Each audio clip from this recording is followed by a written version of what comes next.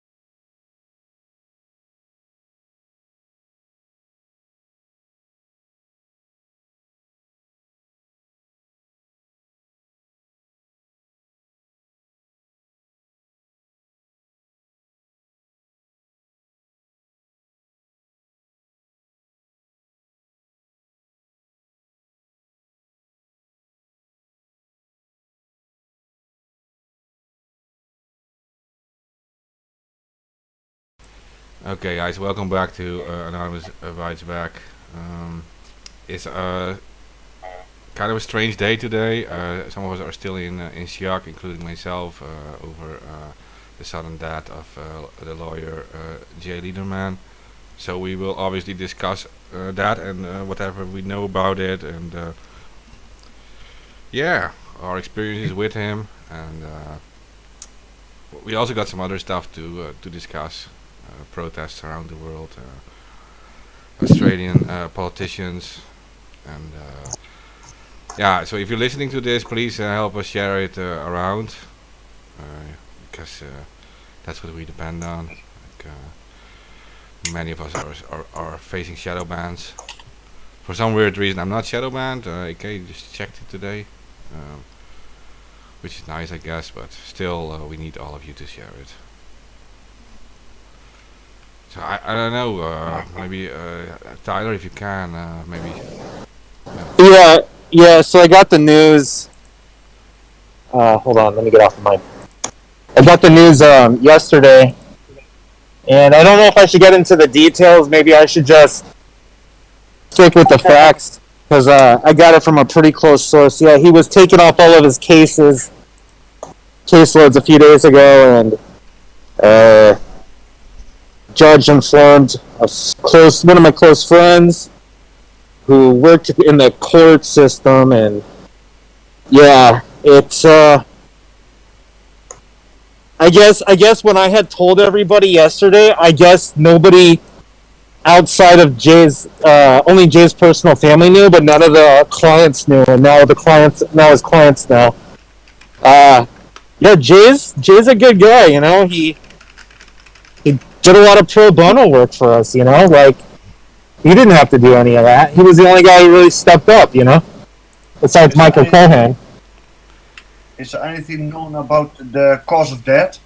I can't get into that. I'd rather keep that personal with the family, but I'm saying that it was not, how should I say, it was not planned. Nothing like that, so. Yeah, so... Okay. Yeah, about that pro bono thing, Tyler, I mean, I'm personally like a witness to that too, because Yeah, well, that kid Phoenix was arrested, right? It was I contacted for them. I contacted Jay Leiderman, and he was instantly available and saying, "Hey, I want to defend him, and I'll do it for free. You guys only have to cover like travel costs."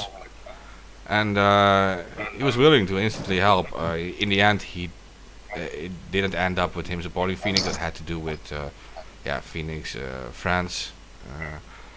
They made another choice. I shouldn't really get into that, but I know for a fact that Jay Leiderman was always ready to defend Anand, and it wasn't about the money for him. Oh, it was never about the money for him. I mean, he would offer his services for free, like you said, and he did it on multiple occasions, not just with Phoenix and everything. I mean, years ago with other arrested Anons, I mean, he offered up his services for pro bono for free for representing various different hacktivists. I mean, yeah, I have no words about Jay dying. It's just so out of the blue, man. Like, it just was not, it always is, but Like I said, we need more people like him, right? Yes, we do. Yeah, like Tyler also said, like we do have some more information about this, but that we really can't make anything public yet before we at least discuss this, right? With The family, yeah, because like the only people that really know before I guess the show was, or before I told everybody yesterday, was just the family and the coworkers. And then when I told everybody yesterday, I guess the news is starting to spread. But I don't know if a lot of new Anons don't know. He was kind of important. Not kind of. He was, was. Yeah. He was the last defense for Anons. Like, yes, exactly. Look, Yeah, I mean, you don't have many lawyers that are allies, like straight lawyers. Well, yeah, we've had a few, but I remember Crabtree died, man. Yeah. Like, Free Anonymous basically collapsed because of Nix. I mean, Jay was the last defense. I mean, there's no other lawyers right now that I know of who would take on cases for Anons. Well, you have Tor Ekelans, who was Jay's friend, and I guess Stanley Stanley is still available, but like you said, like Jay Leiderman was all about defending Anons, and he was really Stanley blocked me. who? Stanley Cohen. Yeah, What? he. Well, like him. Stanley Cohen, he's got a mouth. Yeah, he's got a little kick to him. Yeah, he's a good lawyer. I feel like all lawyers do. It's not my argument, but yeah, I mean, it's just Jay. Jay was more Laid back. Yeah, he was more laid back, but he was more kind of like close to Anon than Stan is. Yeah, well, Stanley. But some Anons know Stan. Yeah, that's true. But Stanley was like an older lawyer for Anons, but Stanley does have like very strong political opinions, and for Jay, it is purely only based on the human rights case, the human rights things, and where Stanley is really very political also. So. Most lawyers will help you as long as money's involved. It's not done out of love or out of a greater calling for, freedom or humanity. They're doing it because they're getting paid. So I'm sorry, I'm not going to look at lawyers that good, like as, heroes, unless they're doing it pro bono, because we're not made of money. Yeah, because we're struggling to pay bills ourselves.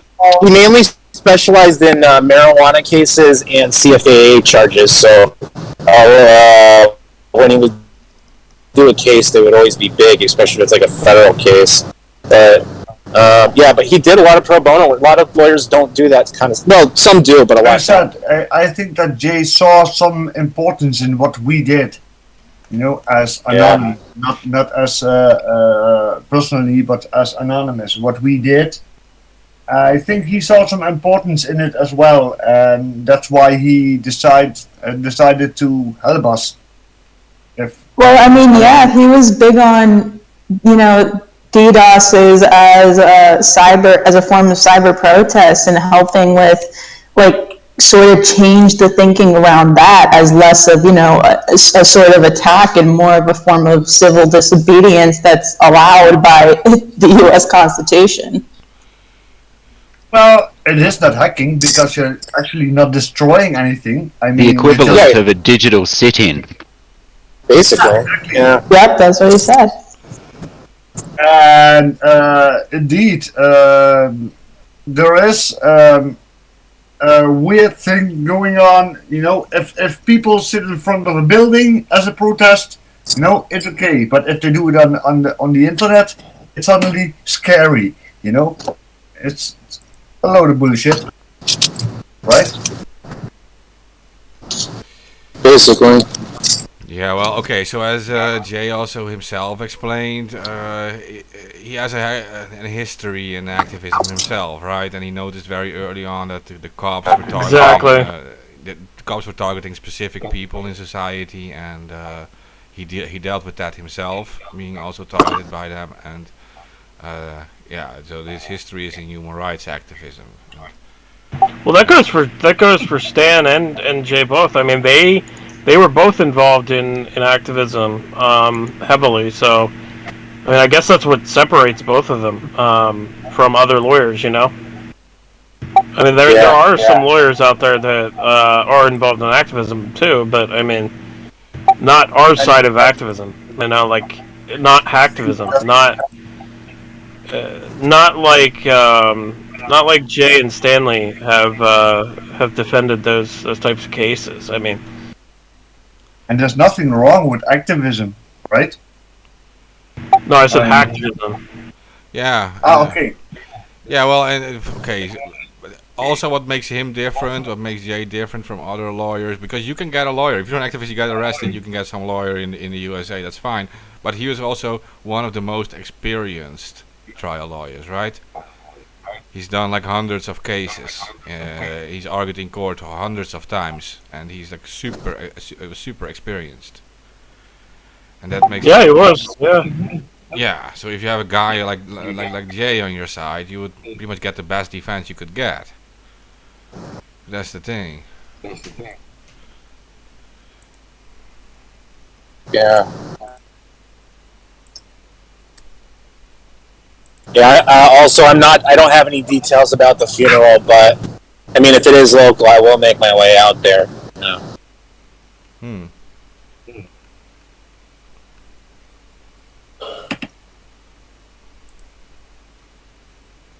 Well, it is a terrible loss. Yeah, it is. And I noticed on Twitter as well how many people responded to the tweets that he died, that he was important. Yeah. I know already that he was important, but you can see from the reactions and I mean massive reactions. My Twitter was blowing up. A lot of people knew Jay. A lot of people knew Jay. And I mean, he was just he was a cool guy. And it's really disheartening that he died and that 50, young. Yeah. Hey, someone is asking, Tyler. Someone is asking in a reply below the tweet, saying, "Just catching this news. Why is the autopsy result going to take months?" Anyone know that? Due to the nature of how he died, I can't get into too much detail, but it was. How should I say? It was not a graceful death. It was not planned. You That's already, why. you can't. We can't expand on it any more than Yeah. that. It's respect to the family. Yes. But yeah, I mean, we all know, and I almost slipped up myself just there. But yeah. Yeah, I don't know if the funeral arrangements have been made. I imagine that would have to wait till the The county coroner finishes the autopsy, and then I think the funeral procession will happen soon. I don't know where he's going to be buried, though. So I can find out. And as I tweeted earlier this day too, he will be missed, but he will never be forgotten. That's beautiful, actually. That is really nice. Thank you, but yeah, I mean, he did make a huge impact in all of our lives. Yeah. I remember when he was there for Barrett for that whole weird. Remember they were going to revoke his parole. Remember that? That was a long time ago. Yeah. That's a long time ago. I still remember that like it was yesterday. Well, time flies, right? They were playing games with Barrett for quite some time. Yeah. I remember they were going to send him in jail because of the $800,000 he owed or something. It was something weird, or a book They deal. kept coming up with new shit. I lost track of all of it. And it was just like, are you joking? Like, you couldn't write this shit and make it sound real if you wanted to. Exactly. The parole I could imagine was how so he was bad. feeling, like a goddamn yo-yo. Yeah, They went after him heavy. I think he was working for Vice at the time, and he said that, like, I think, well, not like, I knew he was doing something for, Bear was doing something for Vice at the time, and, yeah, you're right. At that time, they just seemed like they were just doing anything to keep Bear back in jail. Anything.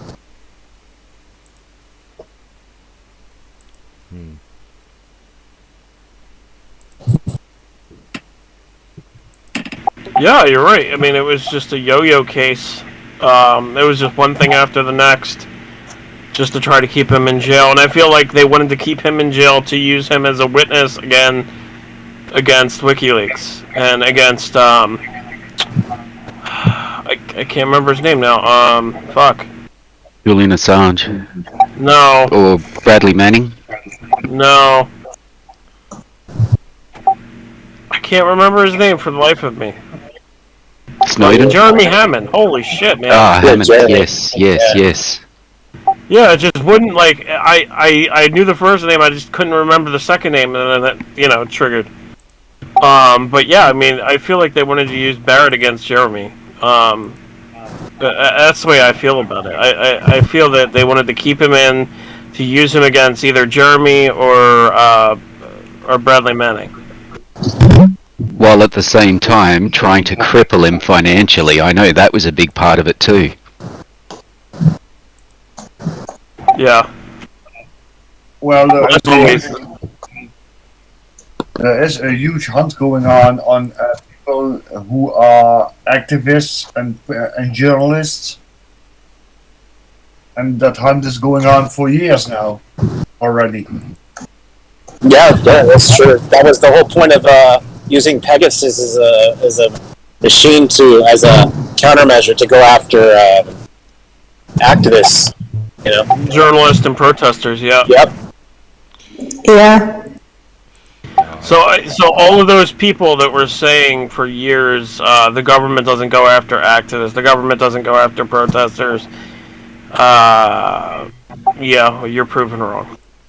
Yeah, Pegasus was proof enough. Well, I mean, not just Pegasus. I mean, going back to even before that, cops spying on people, the disappearances of organizers in Ferguson, like all kinds of things that show how journalists and activists were being targeted over the past decade or decades. I mean, COINTELPRO.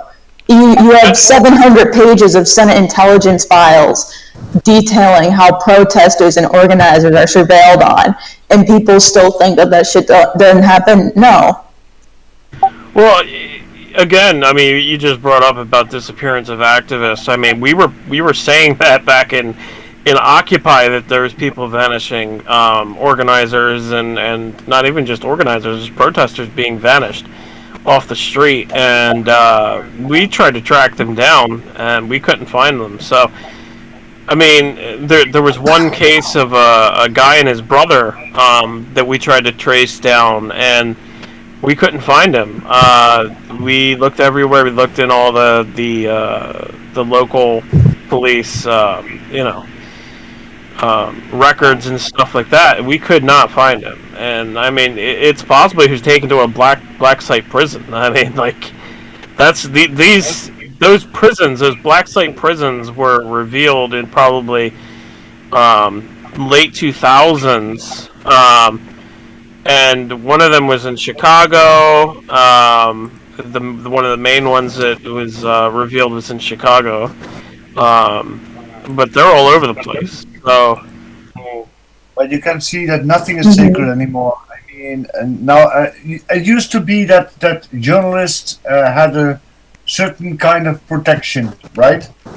But that's gone now. I mean, even journalists being targeted now. Yeah. Journalists always had to worry about being killed by. Like Panama Papers. They killed the lady who in a car bomb who broke the case. They killed Danny Casolaro, who was about to break a huge case about military, basically the military forming a shadow government. And Daniel Inouye came out, who was a congressman, and talked about how the CIA had set up a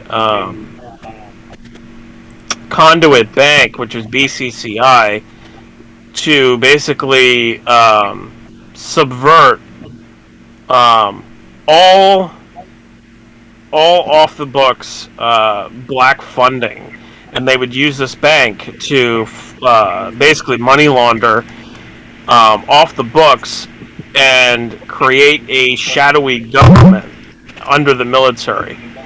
Utilizing the military, and they had their own navy, their own army, their own air force, etc. As Daniel Inouye highlighted, and Danny Casolaro was found in a bathtub with about 10 slashes on both of his wrists. So, I mean, journalism has never been a protected profession. It's been one of the most dangerous jobs in the world. I mean, real journalism has. Oh, like remember what's her name? The mother we got on, the Serena, whatever her name was. Serena Shen?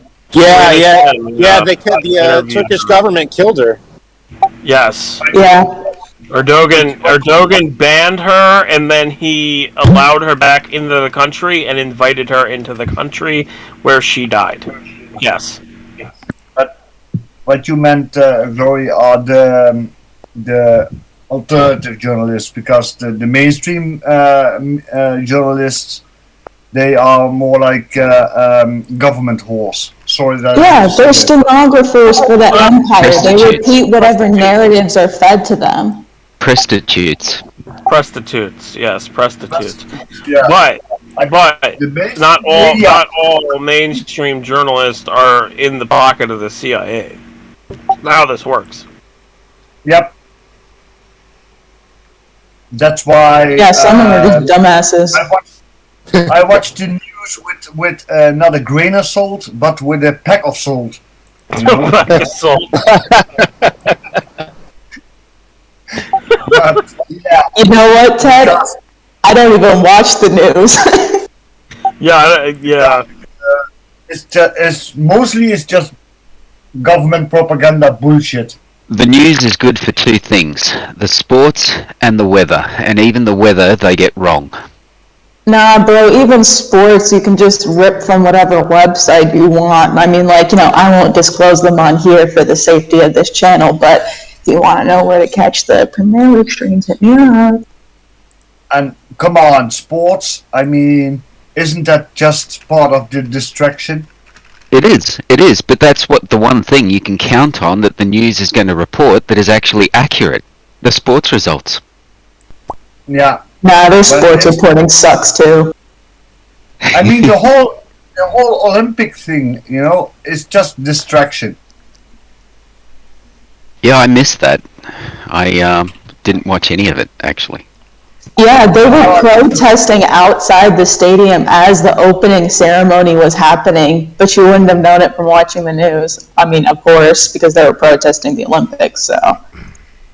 Oh, there Yeah, was, by the we way, can't report that.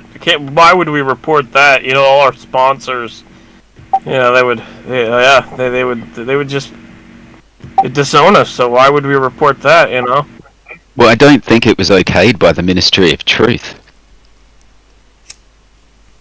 A lot of this has to go to sponsorships of the networks and why they won't cover certain stories, such as the mainstream media refuses to cover Wall Street fraud. Massive Wall Street fraud. Documented Wall Street fraud. They will not cover it. Why? Because their owners are Wall Street. The same banks that they'd be exposing. You ever see Anchorman 2? Literally, that fucking movie is exactly how our mainstream media operates. They won't cover stories that are counteractive to their own interest. An entire newsroom full of bricks. be honest, even Anonymous is being totally ignored by the mainstream media. Everything that we do, everything that we're dead. we protest for, everything is just totally ignored. Is that an insult or a compliment? I mean, how do you see it? I wouldn't say it's dead. The anonymous movement, I mean, it's debatable. You can sort of look at it in many different angles. But say it's dead. the issues that we bring up are nowhere near dead. And by the way, there is a funny song here. I can't play it here because of copyright, but I will put it in the main chat. It's a parody on FIFA 2021, and it reads in the title, "Don't mind the slavery," So yeah, it's actually pushing on a few sore spots because of the whole slavery thing in what was that again? Dubai, I think it was 2021. Alright, so we can't play that, but we can actually play Immortal Techniques Toast to the Dead for Jay Leiderman. So Mark should do that. Are you sure? Because you know that. Yeah, it's a free song. It was a free song. It was uploaded free on the internet by Immortal Technique. Okay. If you get a copyright claim, I'll just fucking get N2 World to ping Immortal Technique. He follows him on Twitter, so that's fine. Okay, but another voice channel will be lost forever. You know that, right? No, it's not going to be lost.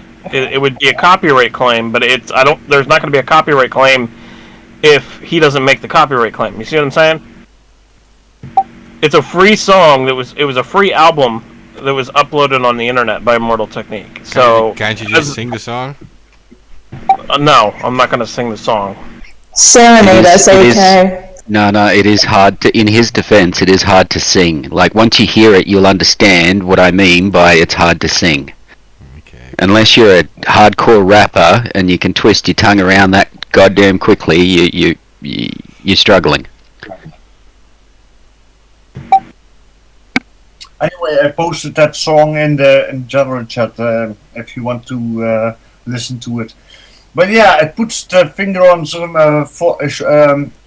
sore spots about what is going on with building the stadiums for FIFA 2021 in, I think it was Dubai. And there is actually slavery. It's in Qatar, I think. Oh yeah, it happens all the time. I mean, FIFA's in bed with a shit ton of Gulf monarchies, and the IOC, the International Olympic Committee, they're partnering with like Russia and China every other year to give them the Winter and Summer Olympics, which also uses slave labor to build those stadiums. Because how the flying fuck do you think that Winter Olympics can happen in Sochi, Russia, in like the worst time possible. And then the next Winter Olympics are going to happen in the middle of the desert in China. You know, how do you think that's going to happen? So. There's the song there, Mark. I'll play the song. I'll let you know when it starts. You guys can just keep talking. But yeah, you know, and there is a lot of criticism about FIFA 2021 and the slave labor. There's always opposition to these large events. It's historical. Yeah, honestly, I think all teams should say, no, we don't go. You know, that's my opinion. You know, because if you go, you just working along with and agreeing with slave labor, right? I mean, that would be a dope statement, but it's probably not going to happen. Yeah, well, there is just one team has to stand up, you know, and maybe the rest will follow. But yeah, but I mean, not everyone's thinking with that mindset. Sometimes it's just like, you know, imagine you're a poor athlete from a third world country and you think of how much it means that you can make a stand and, you know, win something for your country and show people, hey, this place isn't all violence, or I can make a stand here at a global stage, whatever. yeah, but on the other side, you know, you're actually agreeing to slave labor and oppression of people. Well, yeah, but not a lot of people know that. Well, that's what's good for capitalism, though. You're not thinking here, Ted, all right? That's what's good for capitalism. Elmo, tell him. Materialism. I'm missing out. Like, we're missing the point on so many things regarding this issue, because you know what kind of people sponsor these things? Even like they're running around on like Nike shoes. Nike uses slave labor. There's child slave labor, right? Yep. I mean, it goes on and on. There's all these companies. Like if you have Coca-Cola, that's a fucking bad company too. Like it goes on and on. The worst kind of sponsors are working with these people. Mark, everywhere. Your products are not complete without the tears of children. They would argue that children should have the right to earn a wage too. Nobody ever thinks about the children. Yeah, exactly. Think about the children. Think about the children as they're... They want to make money too. Think about the children as they're mining for diamonds so that way Tiffany's can make your little jewelry or whatever. I don't know. You guys are horrible. But yeah, they do argue that. All those Amsterdam diamond grinders. Yeah. Yeah, Mark. Amsterdam diamond grinders. Yeah, they're Antwerp, Belgium grinders. Yeah, and most of them are all Jews. Okay, we're not going there. No. Pause. That's a trope. Pause. But that's the truth. I mean, the diamond trade, gold trade, silver trade, it's mostly all Jews. No. What about the goddamn Saudis and everybody else? Yeah, the Saudis, the multinational corporations which buy them up. The Armenians, they always got gold. Yeah. Yeah, See, it's not just the Jews. Don't blame the Jews. No. Don't put us in that situation goddamn again, Ted. And you know what? You can't say that because now we're gonna get banned. Please tell me the song is playing. Well, I'm Jewish, and I don't have gold. I mean... Here's another warrior song. Rep this life to the fullest. Rest in peace. Yeah. Motherfuckers, say your prayers for brothers who die from black on black violence. Rest in peace. You ain't paying respect when you supposed to. Rep this life to the fullest. Rest in peace. Yeah. Same as y'all. Close to them. Rock Raider. Rest in peace. Here's a toast to the dead. If you don't drink, smoke to the head. For the freedom fighters killed by the feds. For those who died hard in the streets, soaking in red. and die slow asleep in a dream, choking in bed. Here's a toast to the dead for my enemies that are gone. I'm not a coward, so celebrating that would be wrong. I pray to God that your soul will come back again, so I can see you in the next life and finish it then. A toast to the dead for criminals burning in hell. I wonder how many presidents are burning as well. Emperors, popes, senators, generals, amputees feeling lucky until they see the vegetables. A toast to the dead for those who are forgotten, written out of history by the corrupted and rotten. Black saints whitewashed during La Reconquista. Thousands of Indios, Spaniards used to conquer the Incas. Fuck a moment of silence, I need a moment of violence, like the 19th century Caribbean islands. Long live those who came before, that paved the way for me. The warriors and scientists that came before slavery. And if that last lyric was predictable, take that clairvoyance and apply it to life in the physical. Presumptuous, half-hearted homunculus. Self-destruction is the power without knowing what the function is.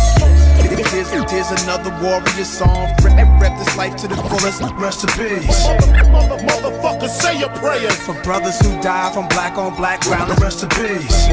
You ain't paying respect when you supposed to. Rep this life to the fullest. Rest in peace. This ain't for y'all, this a toast to them. Yeah. Rest in peace. Here's a toast to the dead, for all of my fam. I will never let an idea die with a man. My rhymes are like NASCAR lines designed to give a view of this.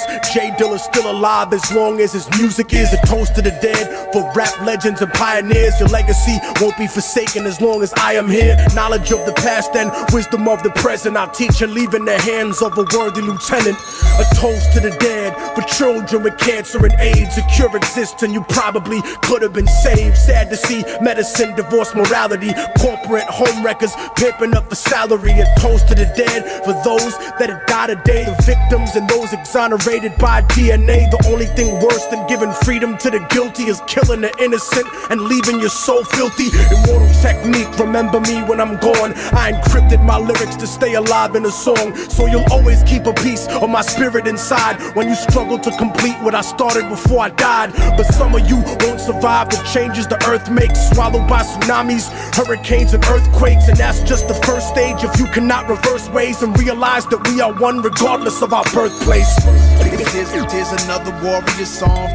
Rep this life to the fullest. Rest in peace. Motherfuckers, say your prayers For brothers who die from black on black ground. Rest in peace. You ain't paying respect when you supposed to. Rep this life to the fullest. Rest in peace. This ain't for y'all, this a toast to them. Metaphysics. Rest in peace.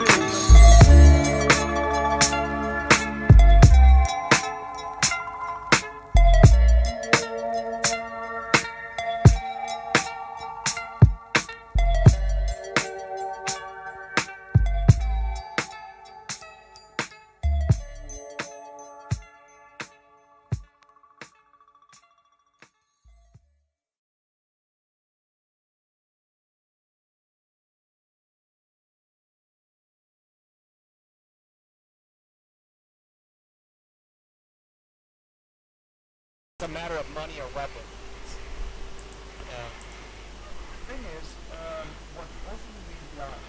Okay, guys, I'm bringing it back to the conversation.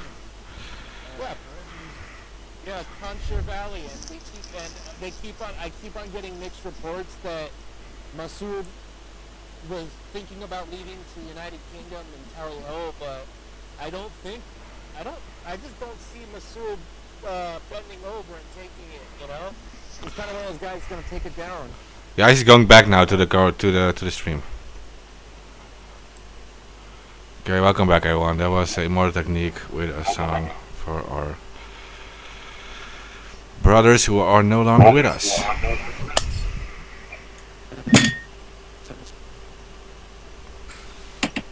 Toast to the dead. But I don't know if the Poncher Valley, because the Poncher Valley resistance, according to Reuters, was they said it was dead, but I don't believe them. You don't. I mean, these are ex-Mujahideen guys. They don't just keel over and die. They're still there. They did take over. Or they still have possession of the northern regions of Afghanistan, right? Yes, they do. Yes, which is an advantage because they can bring in militia fighters from Tajikistan. Well, I mean, we created the Mujahideen, you know. We gave them weapons. We gave them weapons. We said that their cause was righteous. You remember Zigbig Brzezinski, whatever the fuck his name is? That guy. He said, your cause is righteous, we are with you, and gave them a whole bunch of ammunition and weapons and to fight against the Soviets at the time in Operation Cyclone. You know what was really weird about, with the Soviet thing? And I watched a documentary about a few days ago when the Soviets were there, and so it was a surprise to even some of the soldiers that were there.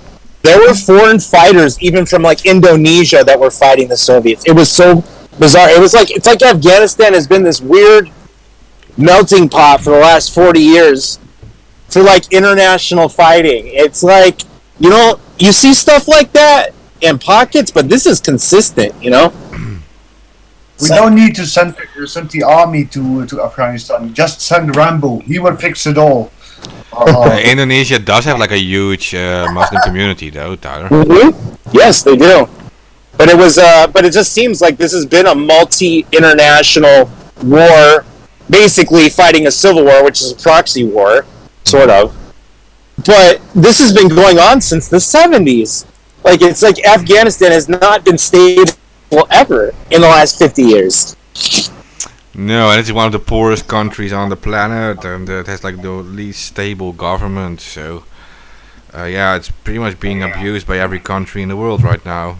It's been going on for decades. There is a really good documentary by Adam Curtis called Bitter Lake, which does sort of cut into some of the history of Afghanistan and the Middle East. I've put a link in general.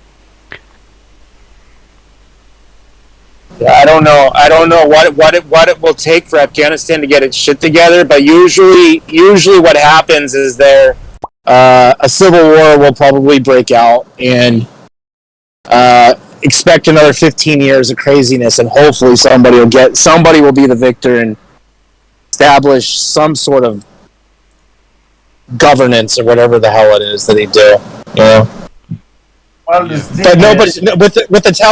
Taliban bleeding like the way that they do, when they've had literally almost 20 years of a taste of what some freedoms are, whatever they really are imagined or not, and then you force them into intensive Sharia law, it's like, and they're not even practicing it to the T. They're just bullies with that AK-47s. Yep. That's all they are. So you can only go ahead. The thing is, forming a government there is really difficult because you have these different tribes that have really different views from each other. So forming a government there, it's really hard. Well, what I said on the Assange video too, like a few days ago, is that just like in Africa, most of Africa, they have a lot of natural resources there, and it's like these old Rockefeller said, like over 100 years ago, like you have to buy when blood is running in the streets, right? So like when there's chaos, it is cheaper. Products are cheaper for the elite to buy. Yeah, right. You want a stable government. If you have a stable government, they can bargain with you. They can say like, no, we want a little bit more money for our oil or our lithium in our mountains and stuff. Well, when you have chaos, or you have like tribal leaders who only fight for their own survival, they will sell it to you cheaper. Yeah, from what I know, that place has been tribal land since the beginning of time. Even Timor, I think that Timor, conquered Afghanistan. But even that didn't last very long. Yeah. I'm not sure if any of you guys know about Timor, but Timor was very influential, and one of the main reasons that Islam is a major religion in Central Asia, believe it or not. In the 800s. He was like later Genghis Khan.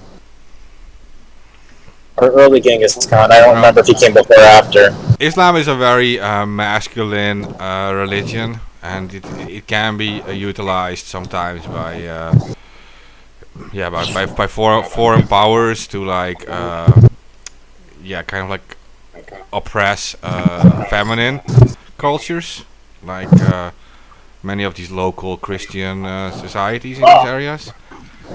But the Quran itself doesn't say that women are beneath men. You know, they are all equal according to the Quran. So it's again how you interpret the Quran, right? Those people who are actually fucking up. Yeah, you use a specific interpretation of Islam, right? You use like the hardcore ISIS style interpretation, not like the regular religious people. You use like so you use like a cult thinking, where you like take a few phrases out of these holy books and you use them in a context that is set for war. It's kind of like the Americans do it too sometimes. Like we bring, like the Americans say, like God is on our side when we bring like freedom and democracy to the world. We do all these good things and stuff. They take some things out of context from the Bible, and yeah. Yeah, I was gonna say, when was the last time God said you guys should kill foreign people in other countries and steal their resources? To be honest, actually, we did it too in Europe back in the medieval times. There were many wars fought in the name of the Bible, right? Yes. For almost 400 years. Crusades. Yeah. Well, no, 200 years. The USA pretends to be like a very open country where it like embraces other cultures, but it's also like a very dominant culture that uses like Hollywood, for example, to invade like other cultures. Like if I go to a cinema in my country, like I want to watch a movie, 90% of the movies are Hollywood movies, for example. And that's in other countries the same story. And everyone around the world knows people. Like Dad just said, Rambo, for example. Everyone around the world knows Rambo, Sylvester Stallone. Or Michael Jackson, for example. Everyone knows these people. They're more famous than their local gods. Yeah. And Arnold Schwarzenegger and... We're not supposed to know these people. We're not supposed to know these people, honestly. Like I'm not from America. I'm not supposed to know these people. Like they're so far away from me, right? Like why don't I know some? Why am I not like familiar with any Russian actor or any yeah? I don't know, because I don't know. They have big Russian movies too. They shove it down our throats day by day by day, right? That's why we know it. Yeah, but that's what I mean. Like I'm less familiar with like random French actors who are very close to my country, or Belgian actors or whatever, or German actors, than I am with Hollywood actors, because there is a very dominant spreading of culture by the USA.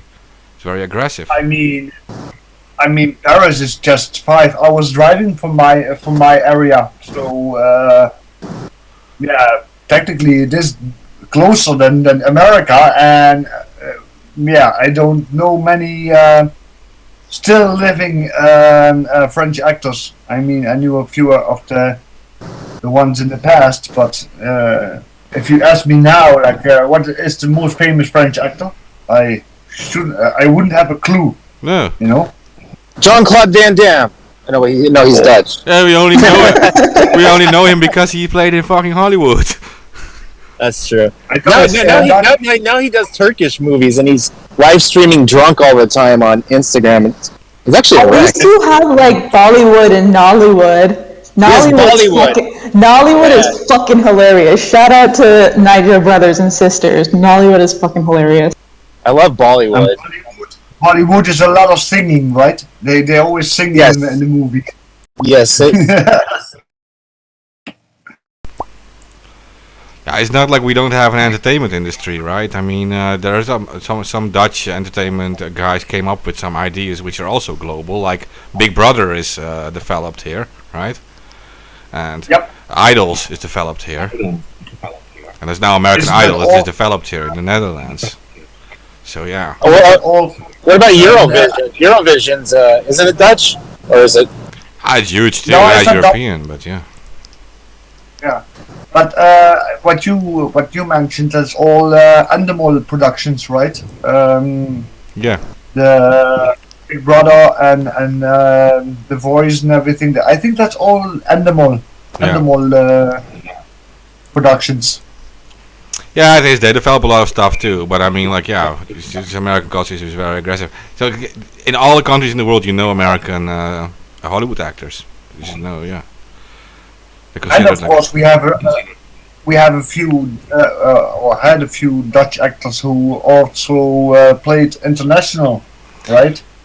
Yeah, but if you go back into history, like you had like heroes like in the past, like Hercules, for example, like in in Greece, for example. Well, these like Justin Bieber and Michael Jackson stuff, they are like the new Hercules, right? But global. Yep. They're the Hollywood, they're seen as these people, and people want to be like them, and they're seen as heroes and all these things. Weird. Yeah. Well, that's a big step from Hercules to Bieber, man. That's just wow.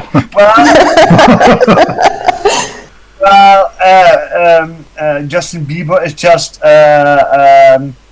Ass. Hercules without the muscles. No, I heard he And Canadian. Yeah, he had like a nervous breakdown. I think that's why I actually set him straight. Like he had some weird religious calling, and then all of a sudden, like overnight, he's like not like a piece of shit anymore. I mean, like you don't see that too often in Hollywood. So now we're talking about celebrities anyway. Did you hear about the father of Britney wants to quit the parental what was it called again? Yeah, I mean it's ridiculous. She's a multimillionaire, and she should. I mean, if she wants to waste all her money, go ahead. Nobody should be telling her what to do with it. Yeah, well, okay, so but why was it saying these celebrities, right? Because we have in the title about these Australians talking about a new world order, right? But these celebrities are actually the first global heroes, right? A global religion. A religion of entertainment that everyone in the world is familiar with. And you can think go ahead. There you go ahead, I was done. No, it just makes no sense to me how a 40-year-old woman who's worth millions is not able to control her money, and this is a system set up for people. She got stuck in a system that's set up for people who are mentally incompetent, handicapped or TBIs, traumatic brain injury, and I just don't. If she can make her own poor decisions, it's just that I don't understand how on any legal casework that she's not able to handle, mentally competent to handle any of that stuff, because I didn't know how bad it was to get out of a conservatorship, and now I'm just like, maybe this is just. I heard they were trying to make a law called Britney's Law where this shit can't happen, but apparently if you get stuck in this conservatorship, like it's almost impossible to get out of it. I mean, I can imagine if you are like a child star and you are on the parental supervision, okay, Yeah, I can understand. it's different, yeah. But, I mean, Britney is old enough. She's an adult. She can make her own decision. Exactly. I think the underlying thing here is this is what happens when you relinquish too much control into somebody else's hands. Yep. Yeah, her father was making almost. I think he made $16,000 a month just being the conservator, and like a $2 million annual payout. I'm just like, okay, like, that's the whole thing. Just money. It's just about the money. It's not about. Always just about money. I don't think that he was acting in the best interest of her, but it was just about the money. Of course, yeah. Her father is an alcoholic too. Yeah. So what entitles him to make the best decisions for her? You said that he was an alcoholic. Did he study anywhere special for that, or? Oh, I think he he was studying with Jim Beam and Johnny Walker. Nice scholarship. Yeah, scholarship. Yeah, it's good to get in young, because that way you get the experience early. But yeah, what entitles him then to make the best decisions, quote unquote, for her? Because she's whacked and she's had multiple breakdowns. Well, I mean, she just to get to that point is not easy. I mean, she's proven herself in some way, or she wouldn't be in that position.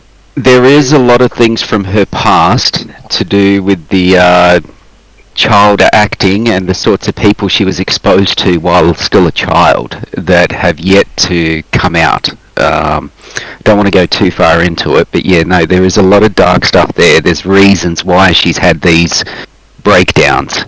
And drugs, if other people...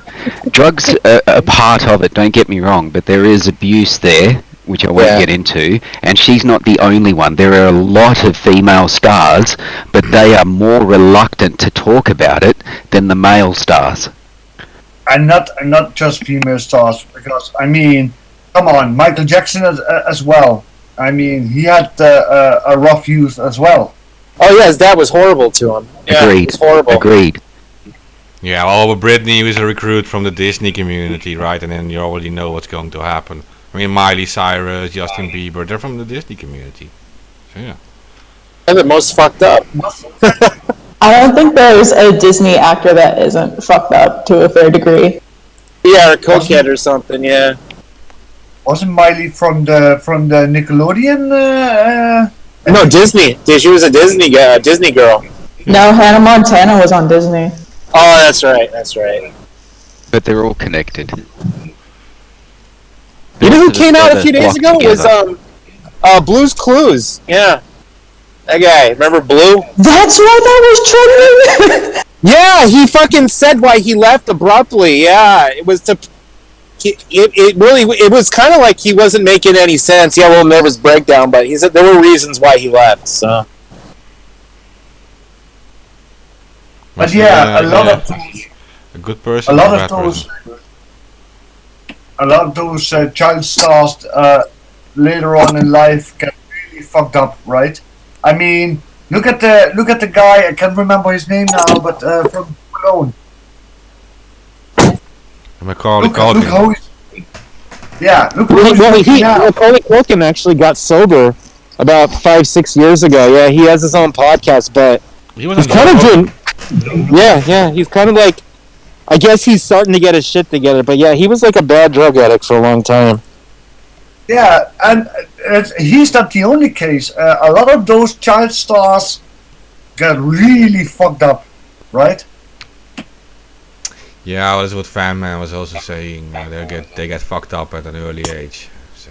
You remember that Nickelodeon star Jessica Alba or whatever her name, the one that went schizophrenic? Yeah, that was all. That wasn't like that. That happens to people, you know. The human mind can only take so much. Yeah. I don't care how strong you are. It takes its toll. I mean, you look at Corey Haim, Corey Feldman. I mean, you want to look at Corey Haim, you can thank Charlie Sheen for that little episode there.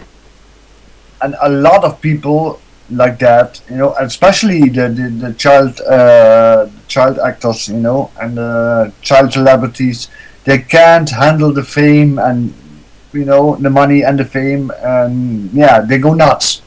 Justin Bieber is also... Unfortunately, they're exposed to predators with no protection whatsoever.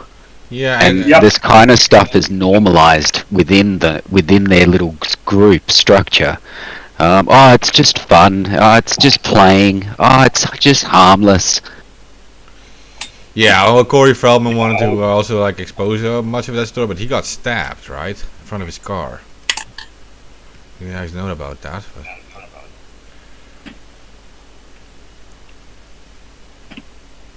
Yeah, just Corey Feldman and Corey Haim. You're right about that, man. Haim was upset with Corey Feldman because Corey Feldman remained friends with Charlie Sheen even after what happened. And it took a long time for things to sort of start trying to work out.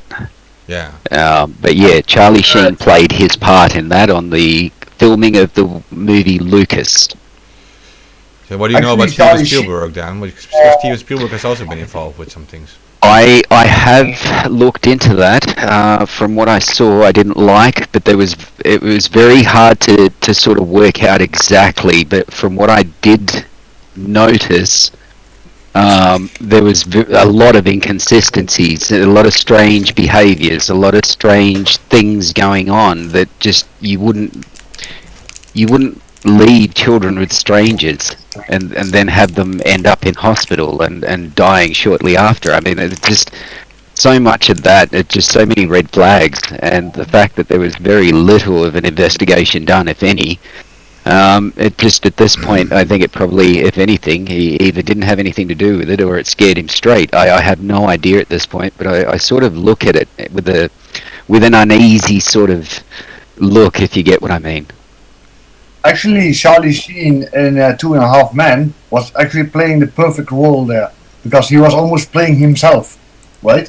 Mm-hmm. Yep. I mean, the whole lifestyle that he had in 2.5 Men was actually his lifestyle.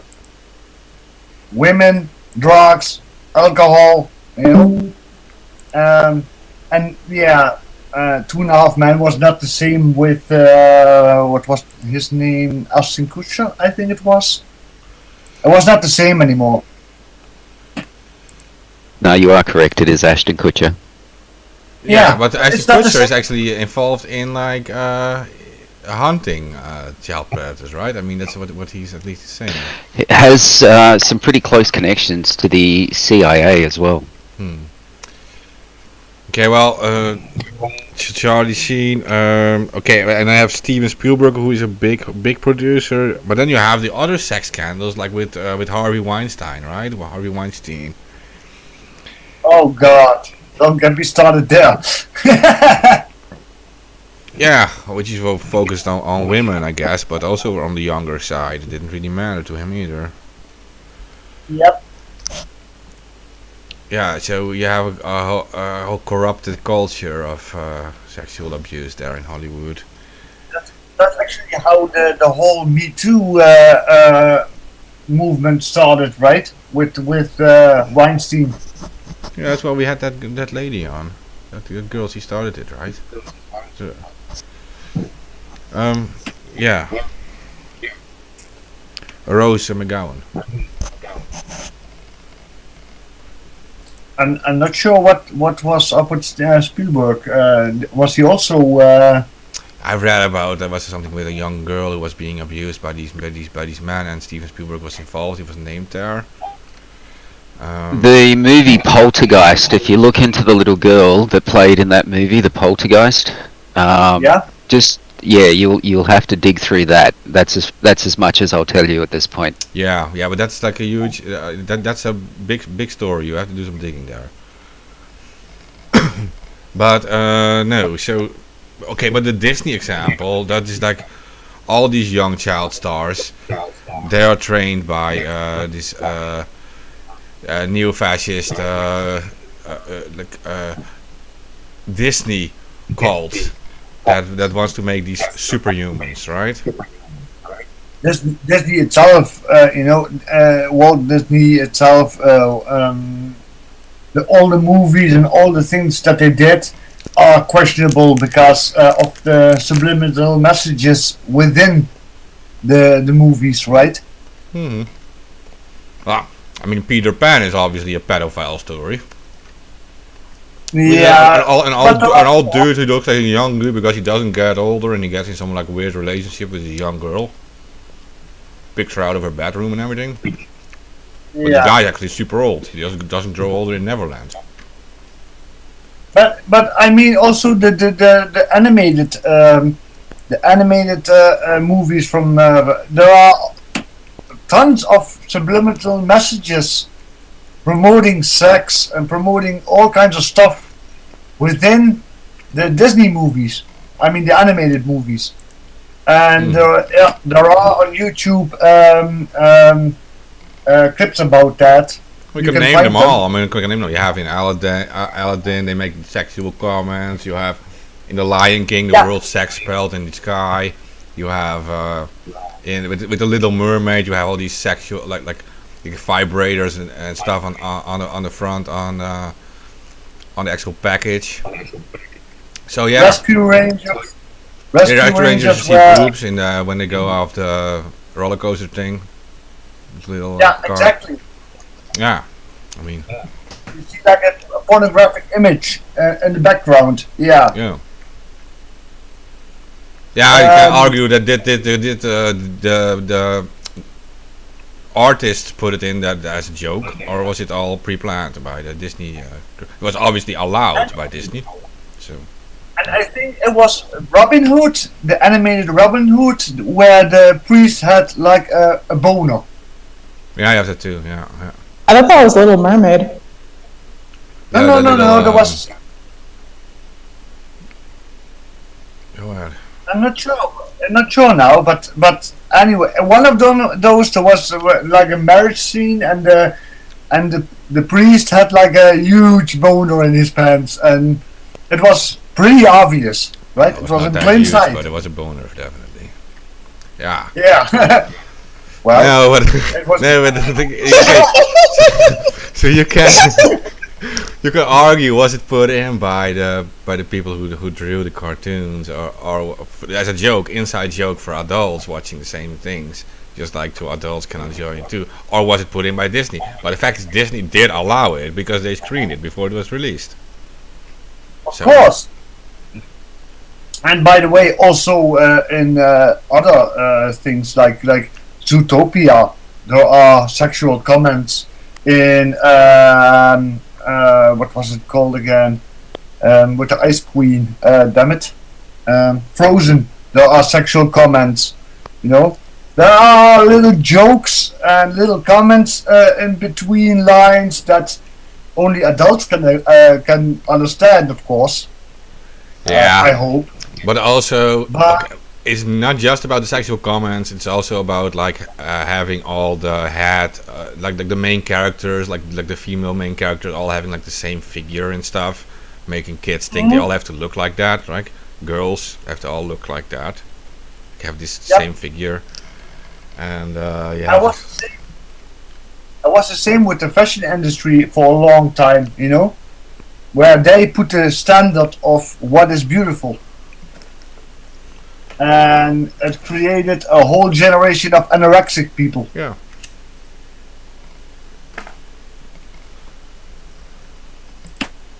But yeah, the scene that I mean from Frozen is the one where they're talking about the foot size.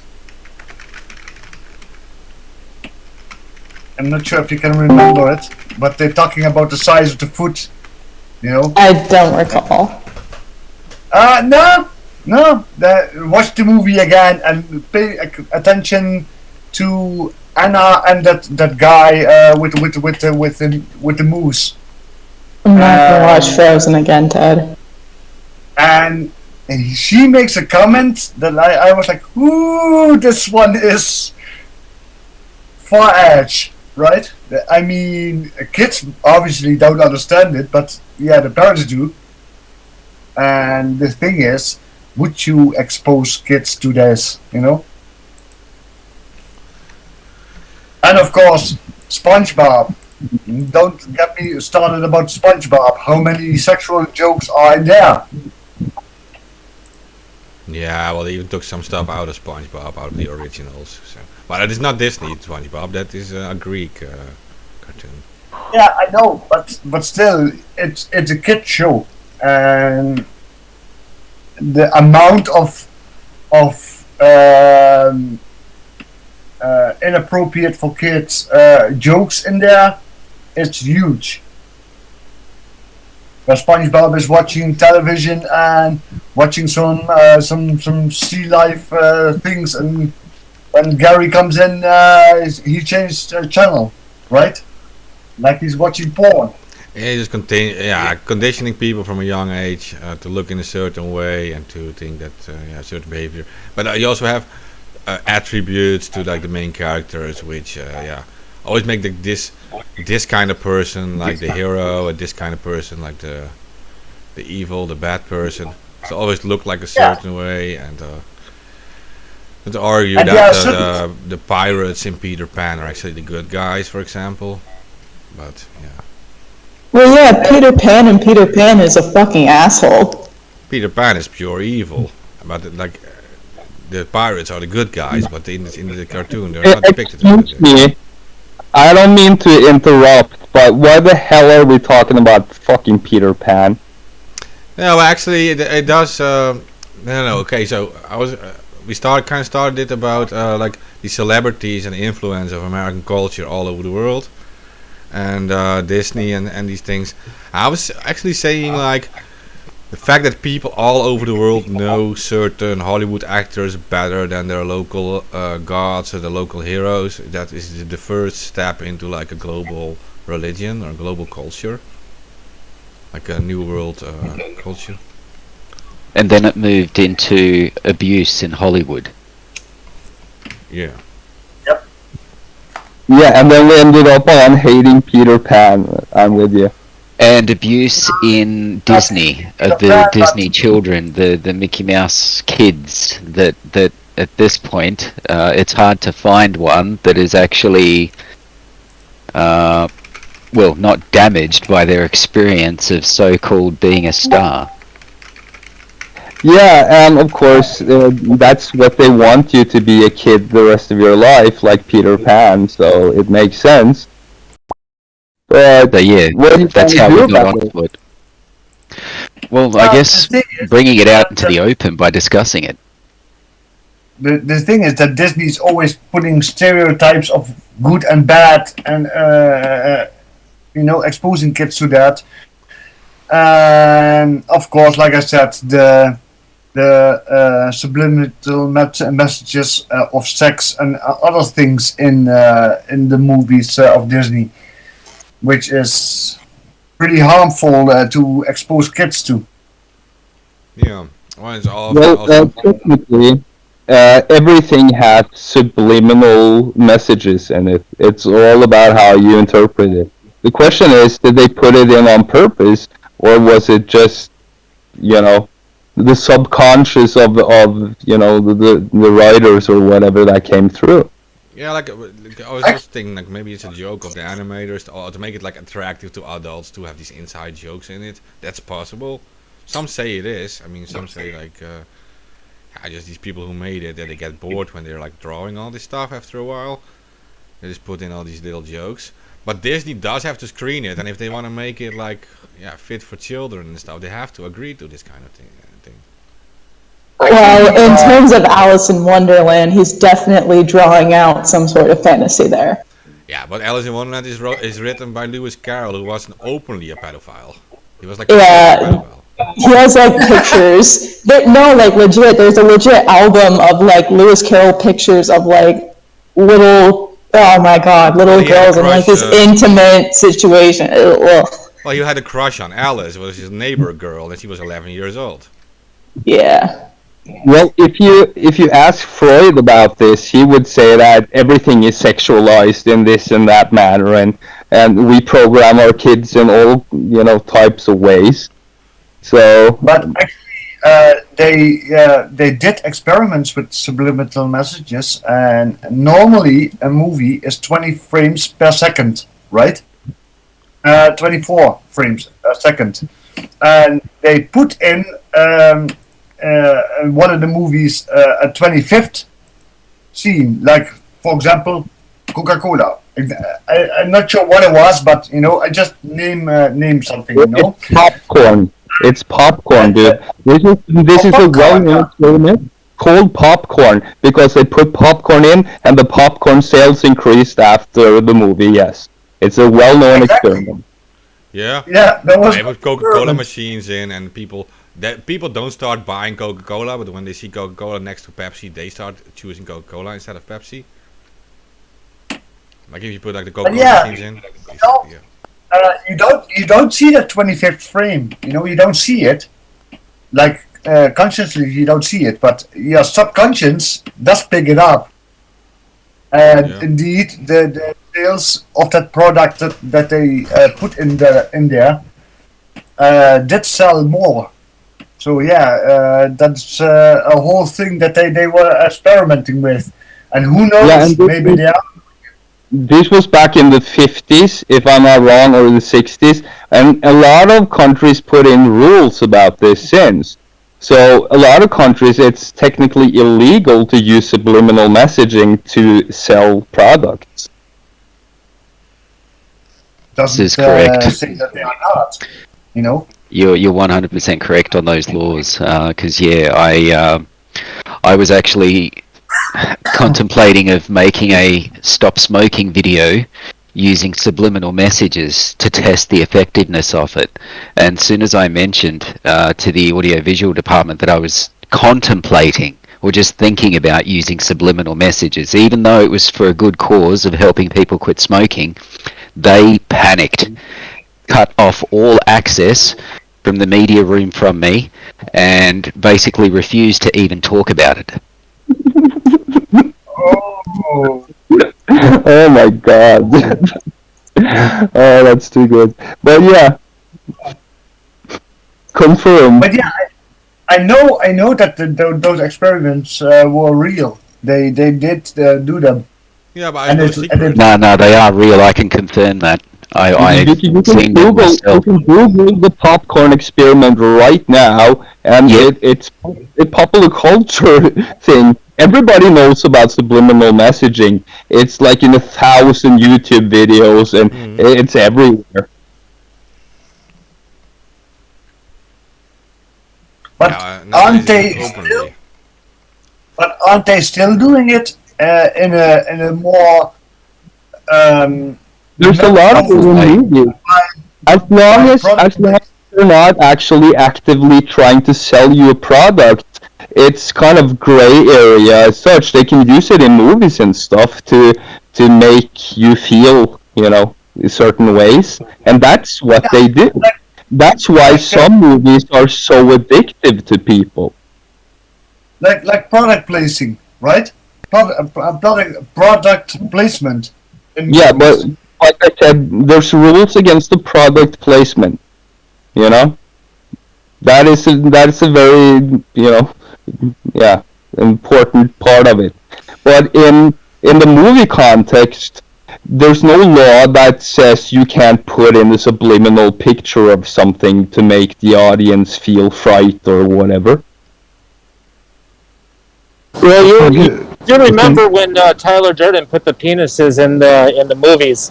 Maybe remember that? And I was just about to bring that up. Thank you for bringing that up. Yes. What the hell? Yeah, nowadays they do it openly too, but sometimes it also limits them, right? Because you have so if you have movies like race movies, and you put in all these expensive cars like Mercedes cars and stuff, companies they do it openly, but because they look pretty. But the car companies actually make difficulties when they make these cars easily damaged, for example. Like if it has a crash and it gets damaged, they get bothered by it. Just saying no, our car doesn't get this easily damaged. You can't show that like that. Our car will survive a crash like that. The movie Top Gun was responsible for more people joining the military or the armed forces than any other movie. Just the movie Top Gun. By the way. That was openly sponsored. Yes. That was openly sponsored, and that was precisely its goal. And it worked. It worked so well that they didn't have enough positions for the amount of people that were applying. Because everybody wanted to be a Tomcat pilot. Yeah, the F-14 Tomcat. But also, Transformers is also sponsored, for example. And yes, another big one. Yeah, and there you have the U.S. military, of course, in the end, winning everything. Anytime you want to involve the military in your film, you essentially invite the Pentagon in, and they have to go through your script and vet everything and make sure that it's okay and accurate and adhering to the proper U.S. militaristic standards. So. And to make sure that the U.S. military is seen in a specific light. Yeah.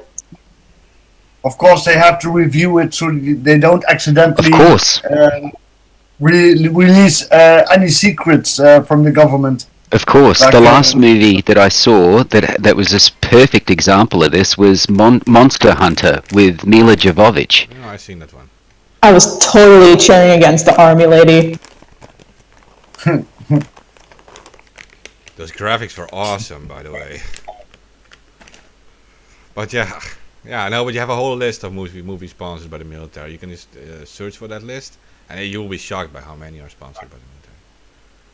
Basically, any movie that includes like random stock footage of the military or includes any shot of military equipment, like if the military is minutely involved in any capacity or, you know, shown at any point in the movie, then chances are high that the military and Pentagon is involved.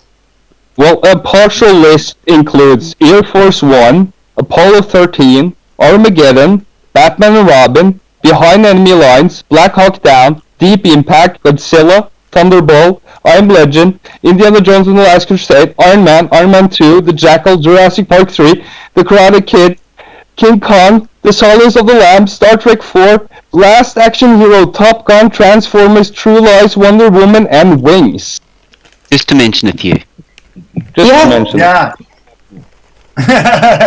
Those are just You know, I was surprised Apocalypse Now and Armageddon, Apocalypse Now or Platoon wasn't on our Hamburger Hill.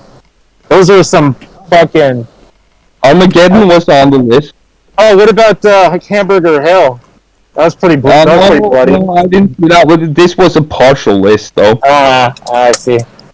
Apocalypse Now, that was a weird freaking movie.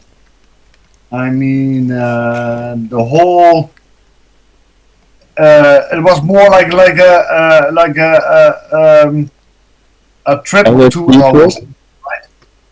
It was more like an LSD trip for 2 hours. Yeah, exactly.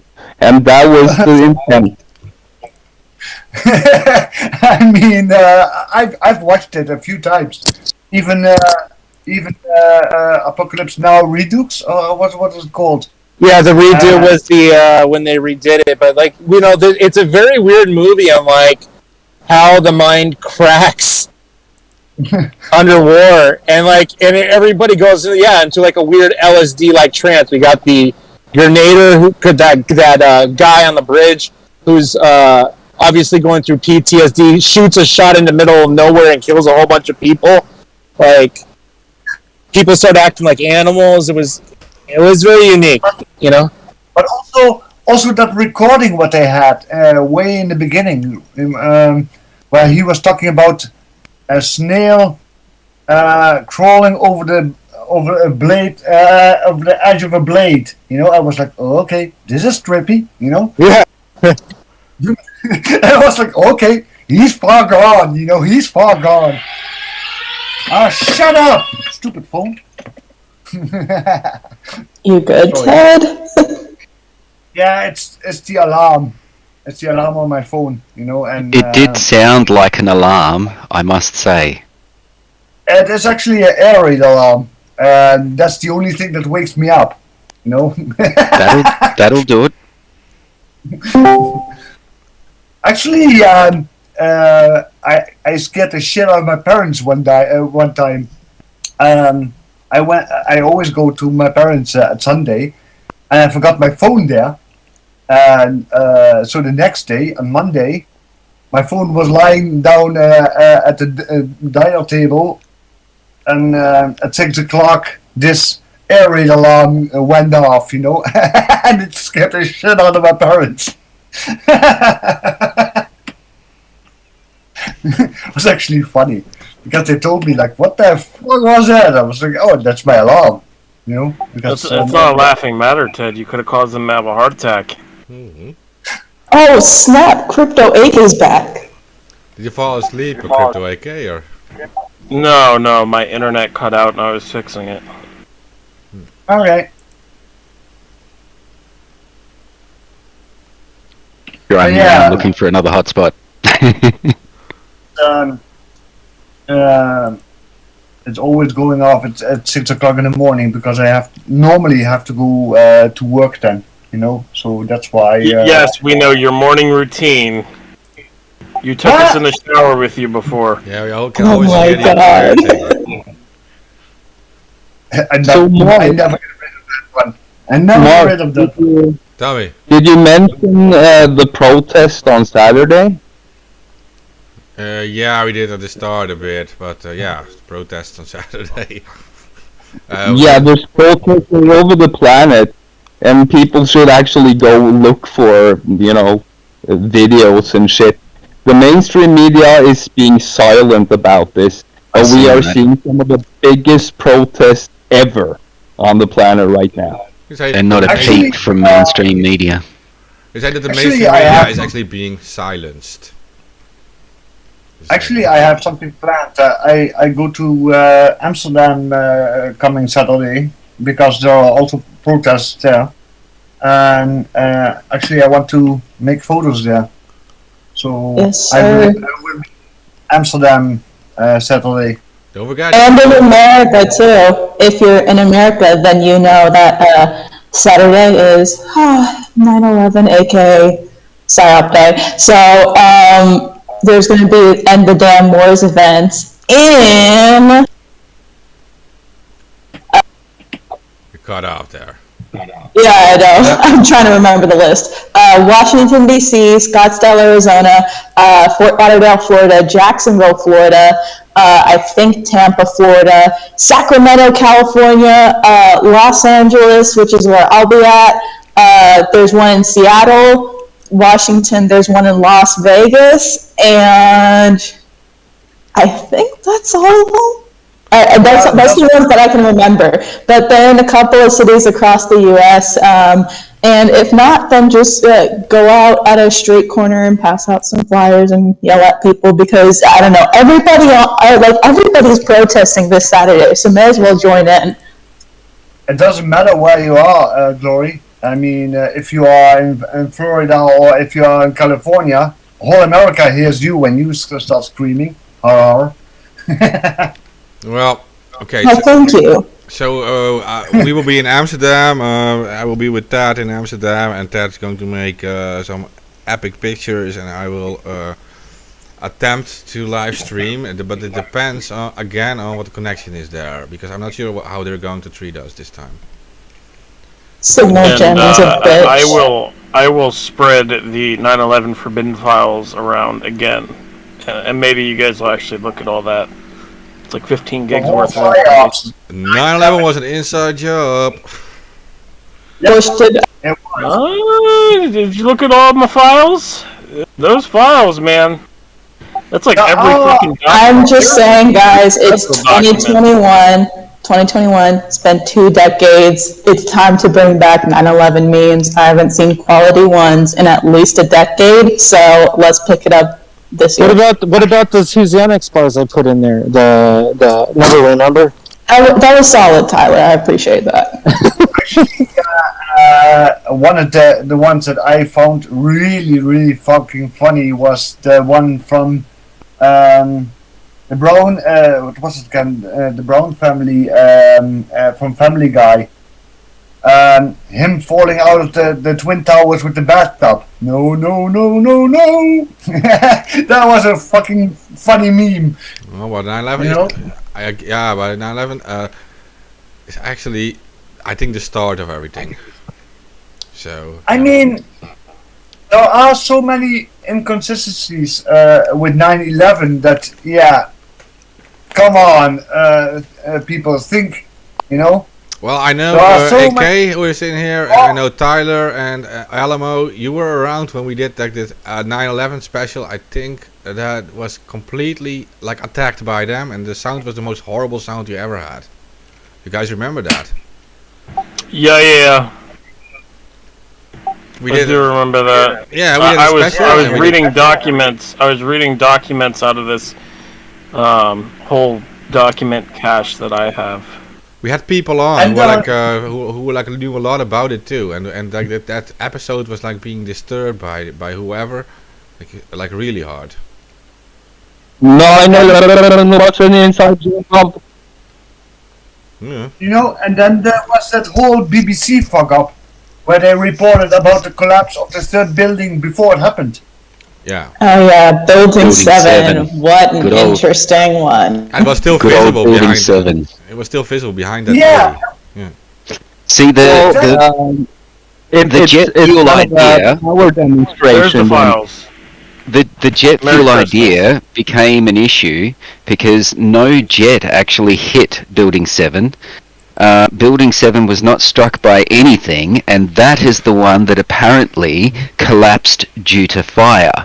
Now, they started bringing in this jet fuel can melt steel beams. Well, how does that account for Building 7? When no jet fuel was present. Yeah, NIST was pulling some shit out of their fucking ass with that. They were just like, oh, well, you know, there were office fires that caused a special chemical expansion in the steel beams, which conveniently the debris was removed right away from ground zero as soon as it happened. So people didn't examine it properly, but yeah. Thousands of scientists and the engineers who signed a large petition called Engineers for 9/11 Truth, and we have so many people who campaigned for the truth over the last 20 years, but they control the narrative.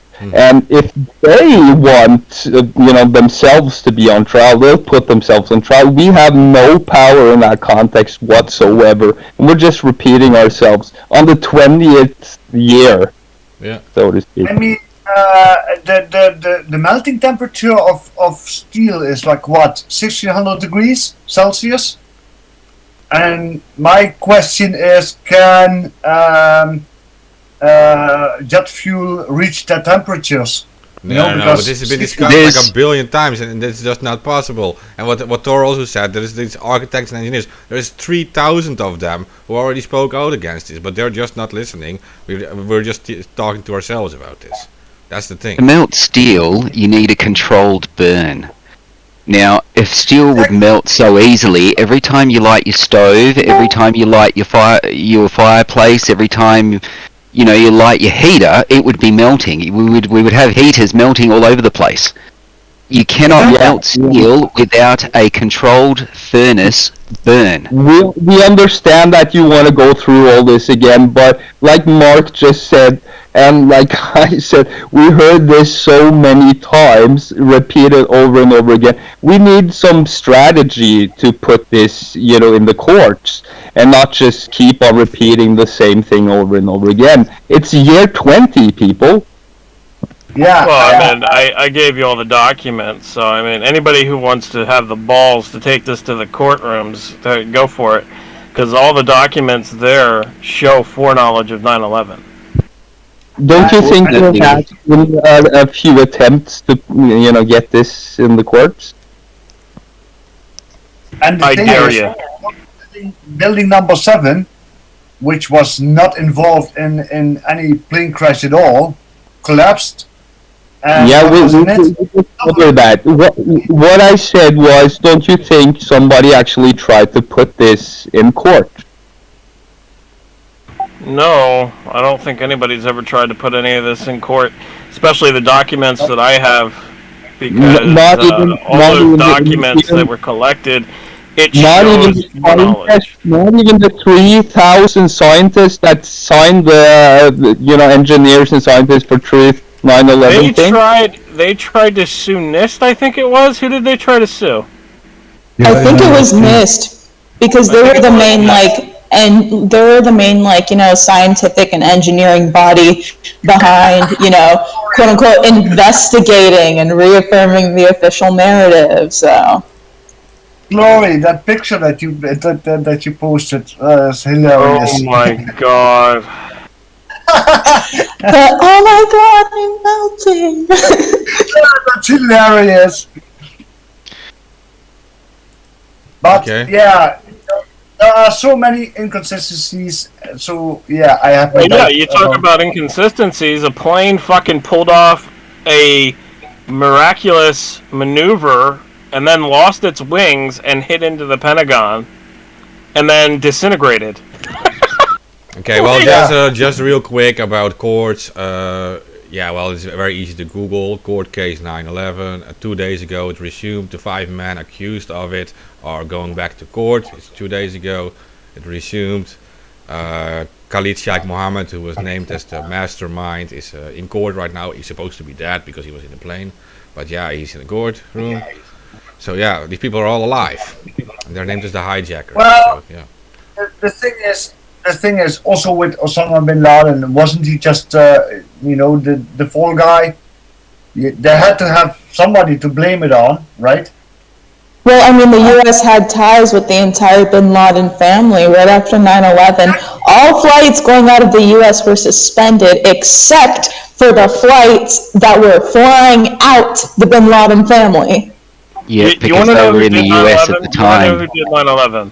Harambe. 9/11. No, I'll tell you who did 9/11. Okay, it was the Saudi side of the CIA. Plus, Israel had some type of involvement. but I have no Mossad, idea. yep. I have no idea. I don't know what Israel's involvement was. I know that the Saudi side of the CIA was involved. As far as I understand it, they were part of They the funded it. crew that were installing fiber optic cables apparently throughout the building during renovations. Yes, but it's the plane hijacking and all of that. They funded the hijacking training. One of the Saudi politicians funded it. I can't remember his name off the top of my head. There's a court case. It was written by firedoglake.com. They did really good research on all the 9/11 case with all the 9/11 families and everything. And the 9/11 family sued Saudi Arabia to get this information, but Saudi diplomats funded dry runs of 9/11. Actually, you know, And on top of that, the Saudi CIA consulate was the consulate that allowed the hijackers into the U.S. And Michael Springman was ordered to allow the hijackers into the U.S. from top command, despite them not having a good enough reason to go to the U.S. in his opinion. So actually, it was allowed to happen. It was the Saudi CIA side. People want to talk too. Hello. Yeah, but you're not saying anything that's really important compared to what I'm saying. I'm saying actual information on this. What I want to say is I have my doubts about the papers that Biden wants to release now about 9/11 because I think it will be a load of shit like the Kennedy papers. You know, it's not Agreed. revealing anything. It will not reveal anything at all because it was an inside job, so they will not implicate themselves, right? They'll implicate the Saudis. That's what they'll do. The Saudi family too is also Bin Laden. The Bin Laden family is part of the Saudi royalty. Mm-hmm. Yeah, so they'll implicate the Saudis. That's what they'll do. I've already seen this coming for years, and they've been setting it up they set it up under Barack Obama when they released the first unredacted pages. They mentioned the Saudis, but that's who honestly was responsible for 9/11 was the Saudis. But behind that was the CIA, and that was the Saudi side of the CIA. I mean, if you watch how the towers came down, it looked more like demolition explosives than because it came straight down, you know.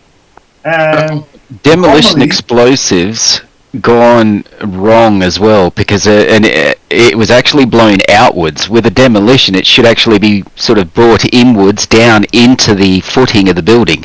But these guys were no demolitionists. These guys just blow shit up because the building was blown outwards from the top down, and then basically they screwed it up. It was demolished by non-professional demolitionists. But the way the tower came down, it's just not possible, you know. If it's just a plane, flying into a building, normally the building would tilt over at its weakest spot, right? So it would tilt over, but it came straight down. That building was designed specifically with an internal steel core and an exterior mesh structure. It's like a cylindrical core with two main structures holding it together, and the building was designed specifically in mind to withstand multiple plane crashes into it at multiple points and still hold its integrity. The guys that designed it, it was the first time they'd used this tubular design to build a building. It was so far ahead of its time at the time that it what was supposed to happen is, like, basically when you puncture a hole through fly screen netting, it's supposed to give way, make way for the hole, but still hold its structure, if you get what I mean. Which is what you see.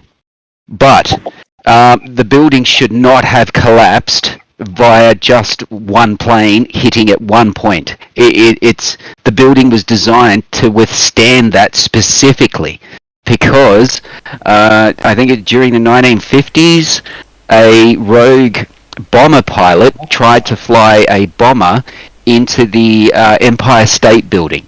Yeah, that's true. Yeah. So all the buildings after that were designed to withstand it. That's true.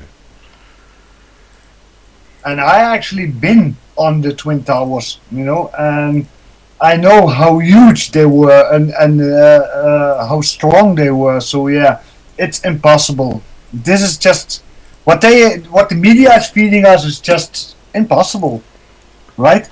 Yeah, I think we can pretty much. I think we can all pretty much agree that it was an inside job. This thing, but what did they? Maybe you finish your thing first, fam. I'm sorry.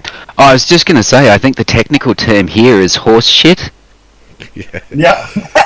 But what happened after, right? What did they do with this event? Well, before you jump to what happened after, right?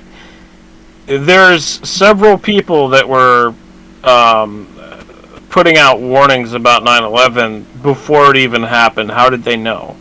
And that's the key there that needs to be said. Well, I know some employees were told to stay home, right?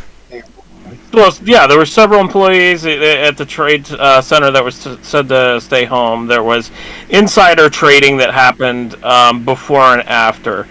But there was Michael Riconosciuto from prison warning about hijackers that he called, he said, the base were planning to use, which the base is what he referred to as the dark side of the CIA.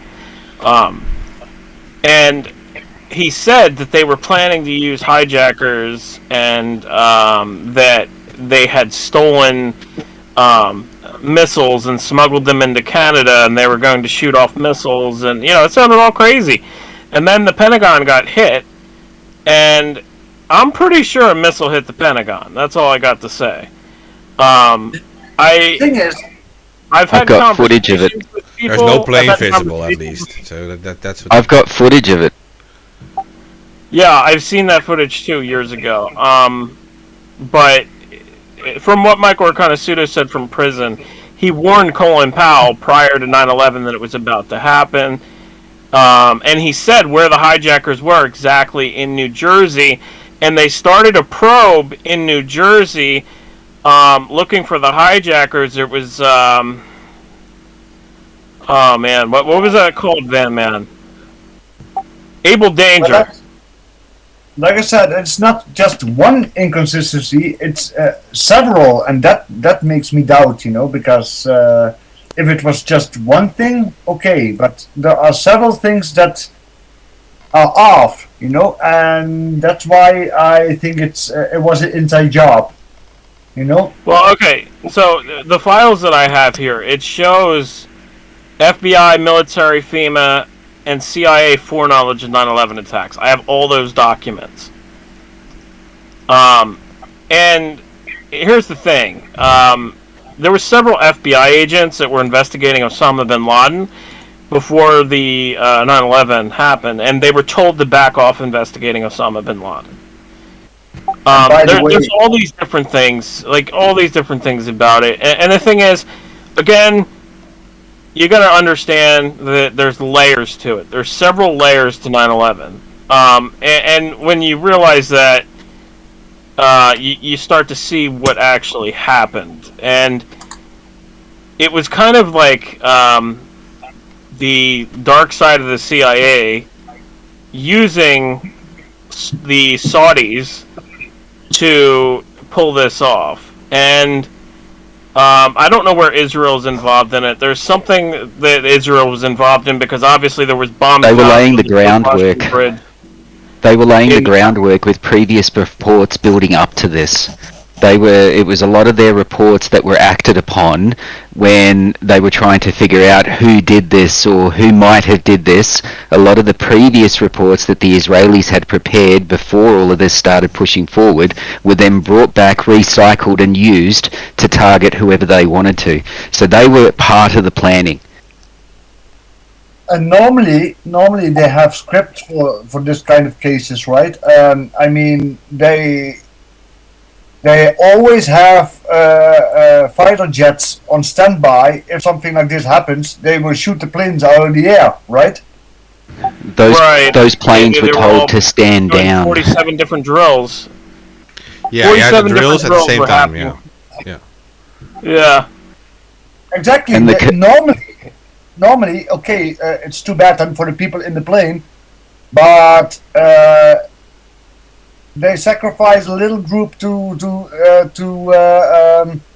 save a larger group. That's the whole idea behind it. But yeah, I know that there are scripts that in case of a hijack and they want to do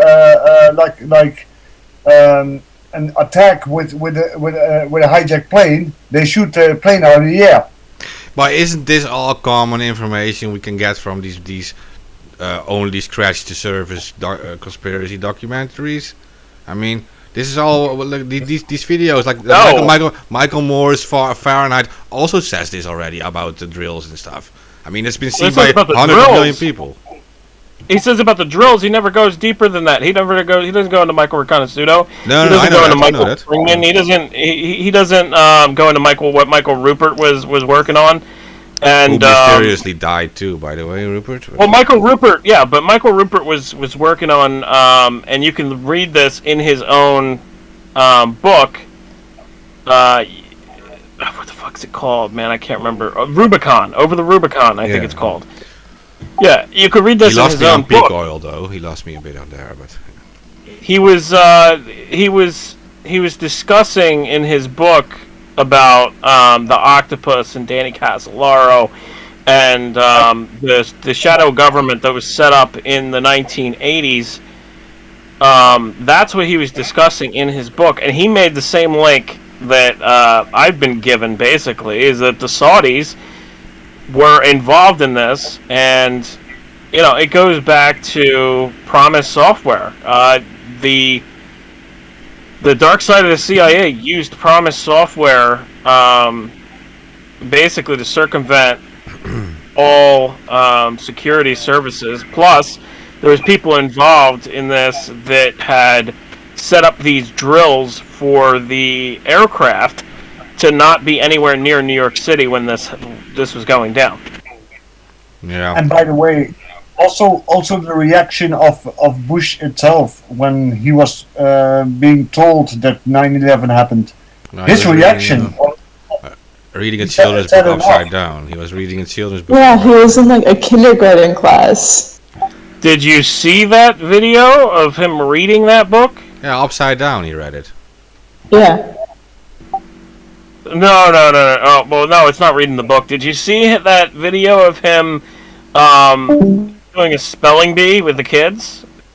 And the teacher saying the words that were on the spelling bee? It's like, plane, steel, fire. Yeah. Yeah, some weird timing. Words.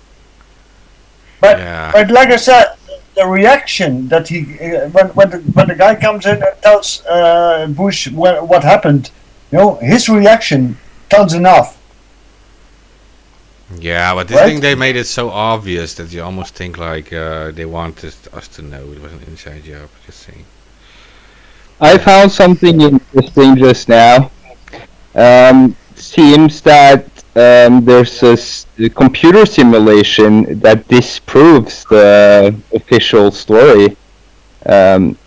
September 11, 2001 was not a result of fires, according to a draft report released yesterday by researchers at the University of Alaska Fairbanks, following a 4-year computer modeling study funded by architects and engineers for 9/11 Truth. So there's a documentary about that called Seven. It's a good documentary. I recommend watching it, actually. That's another thing. World Trade Center 7 was a federal building. It stopped the investigations of the Enron, WorldCom, and SecureCom investigations that were going on at the time. And that's huge. Yeah, that's that is fucking massive. What Crypto just said, that really needs more attention. And there's more that connects to that as well. Again, it was done by the dark side of the CIA. Do not think otherwise. No, I know you're right. I know I'm right. I'm giving them factual information. I've given them a whole entire document that has basically, 1,000 documents I think this has in it. There were actually witnesses that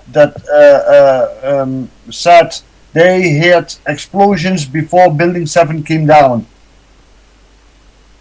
Yeah, that's correct. They've admitted it. They've admitted that it was a rigged demolition, but the thing is, you can't rig a demolition that quick. Was that Silverstein? Didn't he just say, like, pull it and stuff? Yeah! I mean, it was super obvious. They made the decision to pull the building. Yeah. You made the decision to pull the building, and you set up a demolition within, 2 hours? 3 hours? Yeah, well, I mean, and you look at videos of, like, first responders going away from Building 7, and it's like, oh, it's going down, Yeah. Right, he set up classic. An insurance of, like, what was it, like 3.8 billion or something the day before it happened, or the week before it happened? It's like... No, not the week. Not the week. It was, I think, no longer than a year or 2 years, but it was an extremely short period. And yes, he also... hack documents. He also tried to... What was his name of this hacking group? It had leaked all these documents back then. It had all these law firms discussing the actual insurance stuff. Yep. We had those too on there. Yeah. It was the Dark Oak Overlord, and those guys they wanted just money. They didn't care about the truth or anything, but they had a lot of different documents on the litigation side of 9/11, and from that we learned that the plane in Shanksville was actually shot down by a military jet.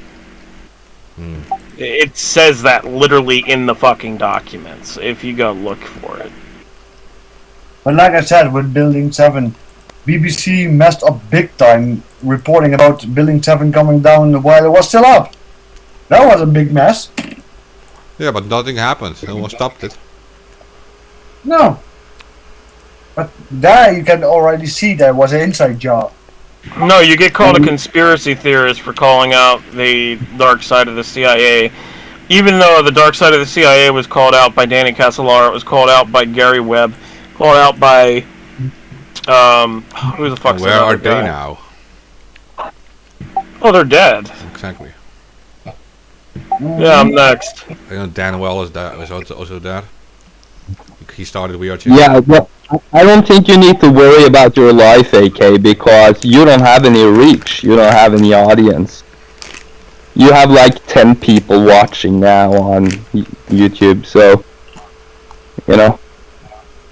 I have a lot more reach than you think I do. I just don't use it on Twitter. I mean, Twitter-wise, I don't. But seriously, if you want to get anywhere with this that's a different story. Don't mention these things, viral, dude. Don't mention it. No need to mention it, AK. If we actually want to get anywhere with this stuff, we need an audience. We need reach. And the only way to get that nowadays is with money. Prove me wrong. I mean, it's no secret that I write for various different alternative media organizations. I mean, it's pretty widely known. The government knows it too, so. Well, that wasn't the thing. I just brought it up so we could come on to the topic of us not having reach, people. And we need it. We need sponsors. We need to get out there if we want to tell people the truth. I don't think many people will sponsor that, but there's always cannabis. Yeah, and of course, there's always somebody who doesn't care about the politics, and as long as you push their product, they will give you some money. Yeah, but we don't do this for money. And that's not what I'm talking about. I'm talking about getting sponsorships so we can actually push the things we want to talk about out to an audience. It's very strange that you should bring up that paid we're promotional not. pushes. It's Yeah, very strange that you should bring up something as fundamental as we're not in it for the money. Of course, we're not in it for the money. We don't have money. If we had money, we would actually have an audience. But sorry, but I don't support this. I don't want to whore myself. I'm not a Not prostitute. even just a little bit? Like, put a leg out, a little, you know? I'm not talking about lowering yourself. I'm talking about getting an actual audience. Don't you want people to actually he get wants this you to information? bend over, Ted. No, that's not what we want. Do it. No, we actually want sponsors to come in and help us. I'm not a catcher. And for those serious people, adults listening right now understand what I'm talking about. Feel free to contact us and we will have a serious conversation about this. We need sponsors. Whoever can help us, you know, $1 or $5, whatever you can do, we will take it. Well, I'm not asking for money, but by all means, if anybody would like to contact us, I want everybody to feel free. I want us to be contactable. We will go directly to sponsoring page reach or channel reach as such. It will not end up in anyone's pocket. I mean, we could do that using Hive right now. I mean, Mark knows that. Just send us those Soros checks, and we will all be happy. Well, I promise, George, I'll help you overthrow a country. Wink, wink. Well, in case of crypto, send him bitcoins because he doesn't accept anything else. But just don't send anything to me. I'm just going to send it to Yemen, and these people actually need it. Well, why don't you actually just use the Hive account that, you know, is collecting money, and then use that and boost the show a couple times through the ads, and then, you know, gain an audience again out of this shadow ban. You know, same with local leagues. We don't do it for the money. We just do it for the. We're not saying do it for the money. We're saying use the money to produce more people for listening to the show, because you would use the money for advertising the show. See, he gets it. I get it, and we could have been doing it the whole entire time with Hive. I mean, what, $20 a day? Well, I say I trust Mark to run this, you know, and I think the rest of us do too. You know, let's get it rolling. There is an issue here, though, that the person who pays Twitter or pays Facebook would be doxxed. So, I opt for somebody who's not fucking already, you know, I opt for somebody who is doxxed. Well, we have this is all satire, guys. If you're listening, this is all satire. The thing is, don't get destroyed by just now. We have 10 people watching, because a lot of people from Europe watch this show on a later time, because it's freaking 6:35 in the morning. So nobody will watch now from Europe, but they watch. That's not what I'm talking about. I've been studying this for 20 years now, and I see where it's going. We used to have reach. We used to reach thousands and thousands of people, and you know, that was unpopular. You know, we gave them too much info, and so they shut us up, and they can do that, and it's a sad fucking fact. But now I see very few people have anything resembling reach. It's all money now. It's a big fucking business, you know?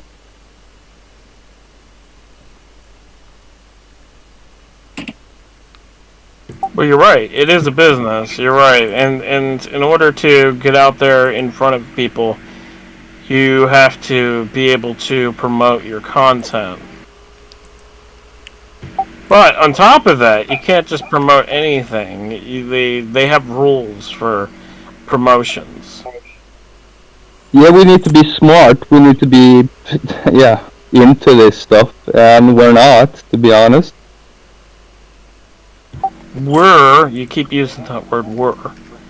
You do know I have a marketing background, not right? the show on the whole. The show on the whole is aware.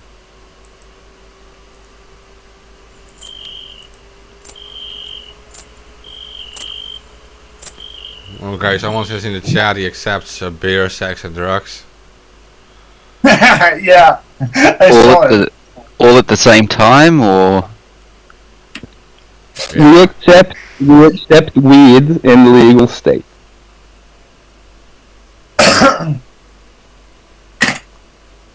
I accept no illegal substances because I don't need a reason for the government to raid me. Okay, so Watchman, if you're still listening, maybe we should repeat it again. Whatever happened to Jay?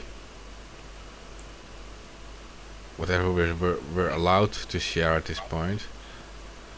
You could send me a DM though, for stuff that's not for public. Watchman is not in this channel, and Tyler isn't either. No, he's in the Watchman is in the YouTube chat. I'm in the YouTube chat. He asked earlier about Jay. Yeah. It's very sad what happened that Jay died. Really sad.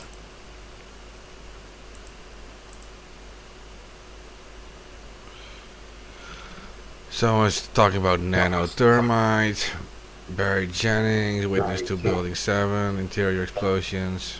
Well, nanothermite, military level nanothermite was found at ground zero, and everybody forgets that point. Why was thermite found there? I think it was used to on Building 7, personally. Some people actually think it was built into the structure itself as a self-destruct mechanism. Yeah, I've read that too. They think that military thermite was built into the structure. not built in, but it was definitely introduced when they were doing the renovations for the so-called fiber optic systems and new lines, internet lines to be put in. They used that as a guise while they installed the box cutters. If you actually go up in the general chat, I linked a Thermite video which describes exactly how the Thermite may have been used. And it's during that installation of that time that these box cutters basically could have been put into place. And you'll see some of the beams were actually... Yeah, Thermite or nanothermite. Why would it be so unthinkable that they built it into the structure? Because that technology did not exist at the time when the buildings were actually constructed, and was heavily in use by the time the building came down. It was, the military had been using this stuff for ages. I mean, especially the nanothermite specifically, because it has the ability to render vehicles, tanks, and you name it, completely inoperable from just one lighting of a fuse. Yep. And not just completely inoperable, but unsalvageable. Yeah, that doesn't really answer the question of its use, though. Its well, they were use? built in the 1960s. I mean, that if you would have had explosives sitting around for what 30 years before they got used. And you got to remember that years ago in the 1990s, the World Trade Center was attacked as well, and the FBI actually gave Ahmad Salam explosives to try to in their words, catch terrorists. So they caused an explosion in the 1990s in the basement of the World Trade Center. Unfortunately, it wasn't enough. explosives also get unstable when they are getting really old, right? That is true. Yes, they do have a lifespan as well. Yep. They break down chemically. Exactly. Like TNT becomes really unstable. And starts leaking or sweating nitroglycerin, which becomes even more unstable. Yep, exactly. And that's why they warn always with old mines, when you find dynamite there, be careful with it because it can be really unstable. It can actually go off with you just dropping it onto the ground. I just find it so crazy that people think it's nuts that nanothermite could have been used to cause that collapse instead of just jet fuel burning through the fucking beams and causing a literal horizontal collapse. Like it just fell straight down to the ground, Well, there's two stories. Clear about this part. Nanothermite is not an explosive. It's an oxide, and it does not have the same properties as like TNT or whatever. It so can under certain conditions when it's compressed. Under certain conditions, when it's compressed and that air expands, that is enough to set off popping type noises, or that would be otherwise interpreted as minor explosions. Pops, like pop, pop, pop, pop, pop, pop. If you actually watch the video that I linked of the... I'm talking about the lifespan. I'm talking about what it is, and just so people are confused, thermite is not an explosive. So it's aluminium, and iron. I think it was, right. It's aluminium oxide. It dissolves stuff.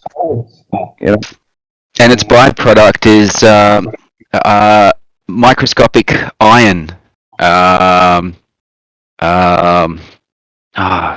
Residue, basically. Right? Iron oxide. Ferrite oxide, yes. And aluminium oxide, I think it was. And that when you fuse that with, I think that what was it again? You need magnesium to light it. Magnesium, yes.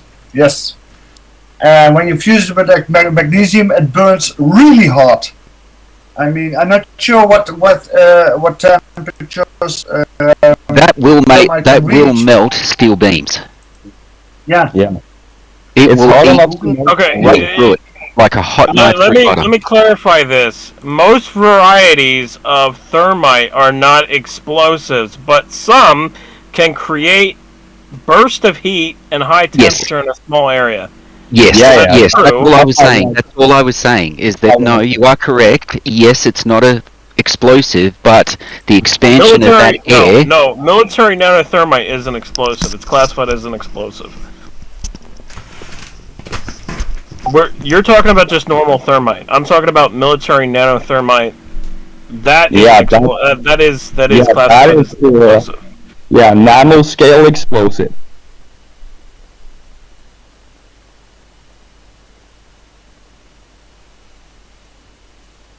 Damn it. You missed the cricket noise. Yeah. I was low-key waiting for it. We gave you that cue and you dropped the mic, dude.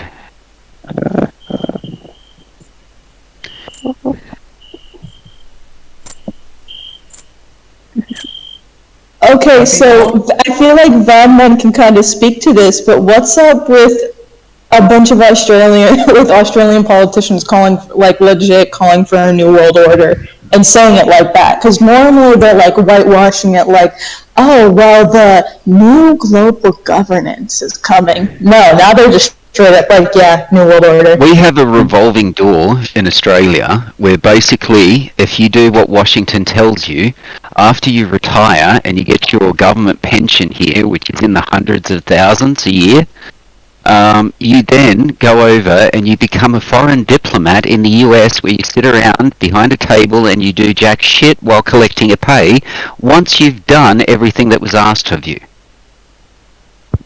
They have realized... they're turning the signal thing on you. But seriously, didn't George Bush say the exact same thing?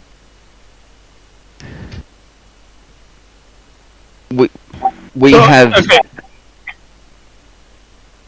a revolving door here in Australia.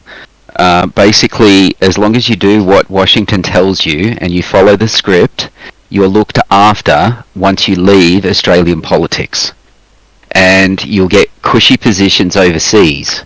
And basically, these people are just looking after their financial interests. So Australian government, basically, I'm sorry, but for lack of a better term, is nothing more than a lapdog to Washington.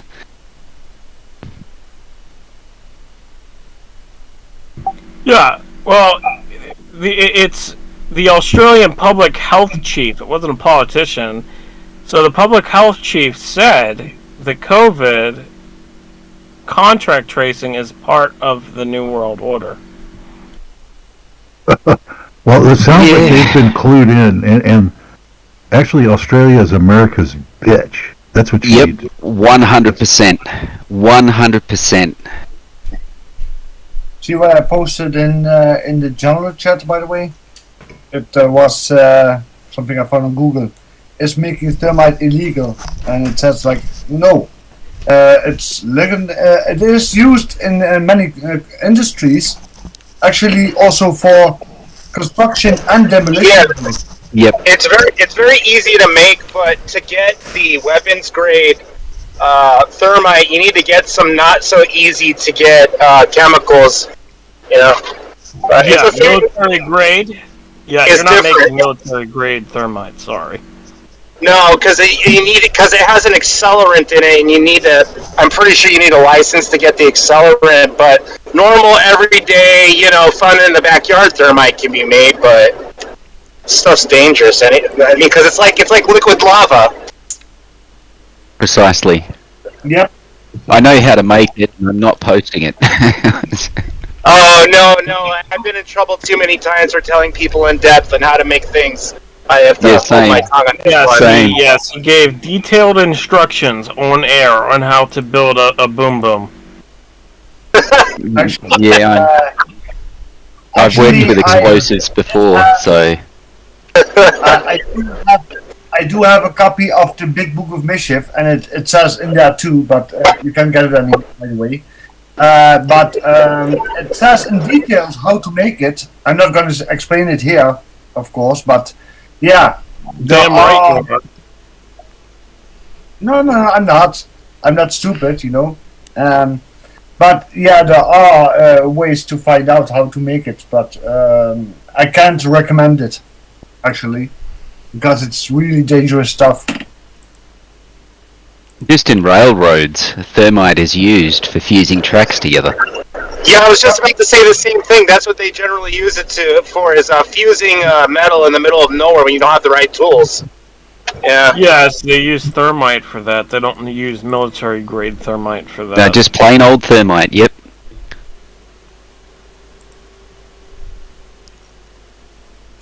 That's where I think it's important to separate, is that the regular thermite is not an explosive. Most thermite is not an explosive. Military grade thermite is an explosive. Thermite's more of like, you would think of thermite more of something that you would use in a welding sense, but if you were trying to, let's say if you were you're out in the middle of nowhere and you're trying to break into a safe for some weird reason, you put thermite on the top and it would literally melt its way into the bottom of the safe, but it has a specialized purpose. Yeah, and keep going, yeah. Yeah, but the problem is, it will also burn everything in the safe. Yes. That's true. Yes, due to the high heat. I've got to say one thing though. There's two theories that have been sort of thrown at me recently about 9/11, and I've got to say I don't buy either of them. And one of them is that the planes that hit the building were holograms. I'm sorry, I don't buy that. That's just complete horse shit. And the other one is that Directed energy weapons were fired on the World Trade Center, and that's why they collapsed. Now, look, these. I love Star Trek as much as everybody else, but I'm sorry, my imagination just can't quite grasp that far out left field.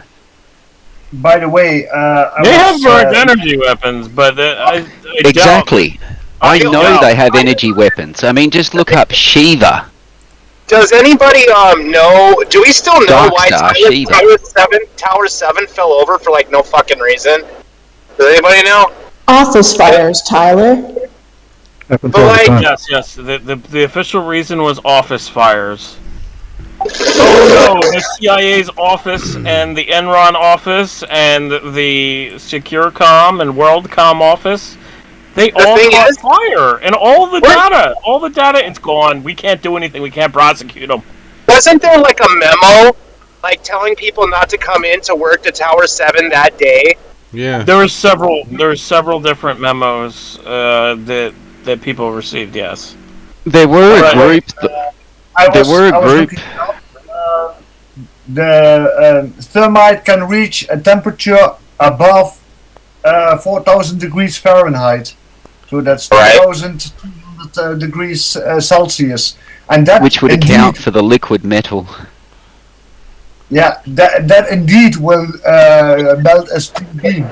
Okay, but listen, guys. It would liquefy metal. This sounds all like super plausible, right? But I just want to say, like, okay, so you don't need the energy weapons, you don't need the holograms, and you don't even need to prove explosives or whatever to prove that this was an inside job, because the American government is perfectly capable of remote controlling an airplane or actually having agents in an airplane doing a certain job who are ready to die. These agents? Again, correct. Yes, I agree with you 100%. So even if it was just an airplane flying in these buildings, it could still be the USA doing this inside job. You only have to look at like who in the end benefited from it, right? And yeah, they're pretty much invaded the whole Middle East. Bruno.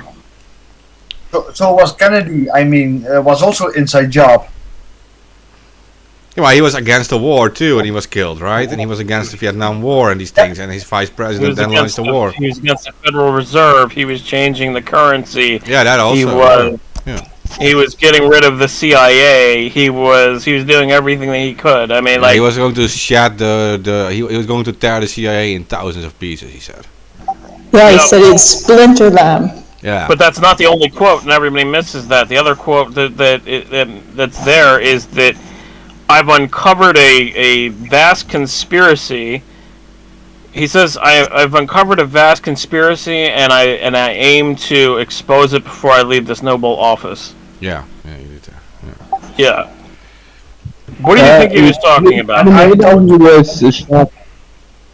know that he was shot from the book depository window, right? No, he was actually shot from the drain that was on the road. I can show you frame by frame evidence and computer simulations that will put that trajectory right through the bullet hole. Okay, and it comes from the fucking window. I promise you, there is nothing to debate here at all. That doesn't mean that we know who shot him. We just know where the shot came from. Okay, so don't get ahead of yourself. But I have evidence. I have evidence. I believe you, He was surrounded. They had assassins that were surrounding the whole entire area. Yep, and the window that you're talking about, there were assassins there as well. Yes, they did fired, but the shot that I understand that killed him, the one that killed him is the one that I am under the impression of was actually from the drain on an upward faction. I can show you the forensic evidence, and we can talk after you have seen it. Okay? You're right. They did fire. You're right. They did fire at the windshield though, because the documents that just came out this year or last year. Evidence. You can review my evidence, and we can talk after you have actually seen it. I'm trying to agree with you, but you're just you're speaking over me. the documents that came out under Trump, right? Those documents said in there that there was several bullet hole wounds to the front of bullet holes in the front of the windshield of the car. So they admit that in documents saying that. So they admit that there's more than one shooter. Alamo, you should jump on this too. I mean, you know a lot more about this stuff than us. Like I said, and like Glory said a few times as well when we talked about this subject, there is no such thing as a magic bullet, right? So there was multiple shooters. It was not just that Oswald guy. I think he's just a fall guy, by the way. The Oswald, he was just a fall guy, but there was several shooters. Because if you look at for Alamo, he knows a lot more about this stuff. We discussed about this before. Okay. Alamo? Go ahead. Yeah, we can hear you. I don't know that I know anymore. I mean, I remember the stories, from my youth, but not that I was, live that day. But you had the guys in the grassy knoll. You had the guy in the book depository. You had one guy in the drain, probably. I mean, who knows how many others? Well, I think there was at least 3. I think a good thing to point out is all the witnesses that died. Who killed the witnesses if it was Harvey Oswald that killed Kennedy? Oh shit. Well, I mean, it was Jack Ryan. No, not Jack Ryan. Fucking Jack Ruby. Jack Ruby that killed Oswald. Exactly. So who the fuck killed all the witnesses? That's my question. I just linked a what I would consider probably one of the best documentaries I've actually seen about the JFK assassination that pretty much ties everything together. I highly recommend it. JFK to 9/11, everything is a rich man's trick. If you haven't watched it, I highly recommend it to everybody. It is a must-see. And it will tell you straight on YouTube that this is controversial material, and it will try and skip it. So you'll have to actually push forward to try and get it to play. But it's 3.5 hours long, but it is well worth the time. I hate that's a good documentary. Don't mute me again, okay? Then stop talking about over people and stop screaming over people, because I will mute you again and again and again. Have some courtesy, please. Okay, this is the guy who keeps doing it, so just take away his privileges, Mark. Did you lower him for the server? Because I can't hear him. Oh, shut up, fucking phone. I don't make it a secret that I muted you, because it's fucking rude that you always start screaming over people. Well, people were talking over me. Guys, for now, try to stay on topic, please. JFK is interesting. No. I was trying to speak, and then you started speaking over me, but I was agreeing with you. Do we ever talk about the plane that hit the Pentagon? But the part that I don't understand is, doesn't the Pentagon have surface-to-air missiles in the Pentagon, but yet they didn't shoot at a plane that was? I don't know. Am I going on a limb there? No. You're hitting it right there in the head of multiple different points there. I mean. And they said that the Pratt Whitney titanium engines disintegrated and melted. Yeah, it's impossible. It's impossible because I've seen back in the day I did have something with private planes, but not commercial planes. But those engines will still be on fire and they will still not melt. I think that as well the Pentagon as the White House has this defense. Yeah, they have missile. I think portable surface-to-air missiles at the White House too. Yeah. Oh, you're breaking up. Sorry. Oh, you're breaking up. Really hard to understand you.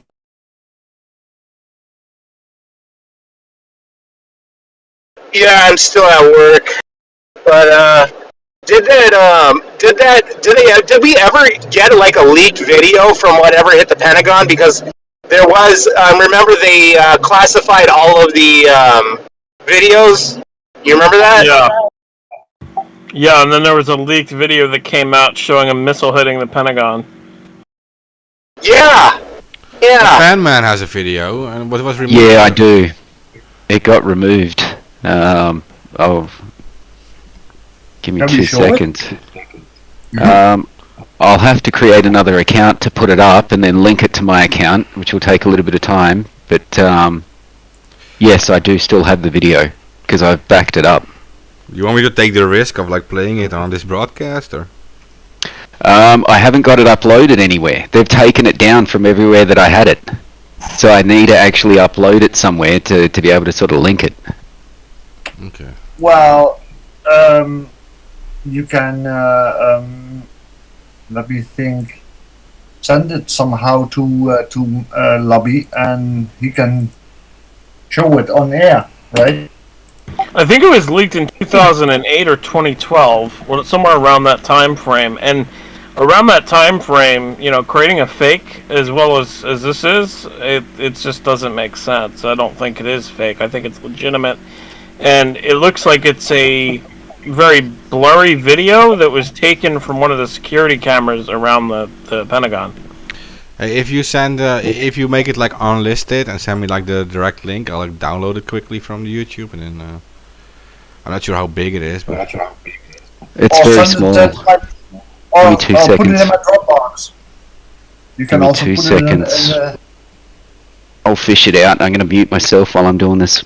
Okay. Or if that doesn't work, you know, throw it in the local league's Dropbox, and I will make a download link for Lobby, so he can download it. Long live the You should be Dropbox. backing up all of my files that I just gave you in the mega.nz. Yeah, no, I will do that as well. Thank you.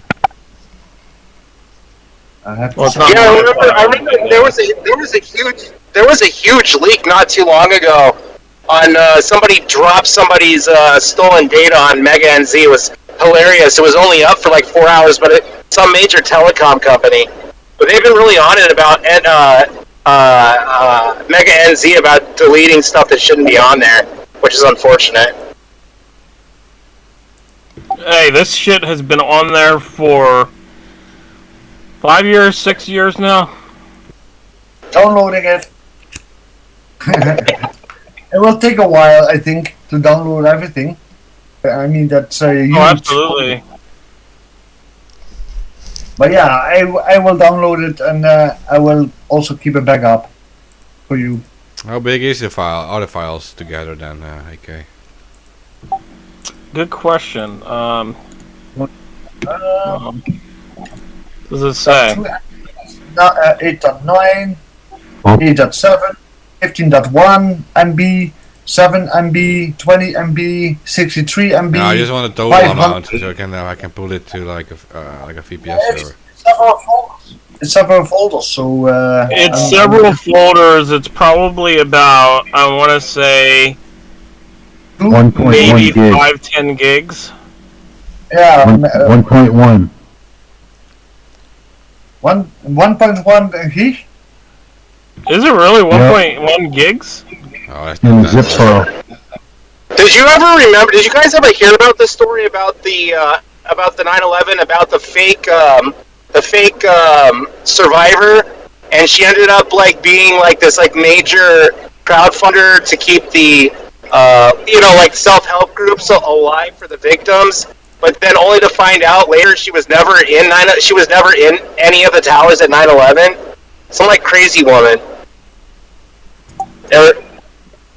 No, but that wouldn't surprise me if that was a CIA trick to try to find the witnesses.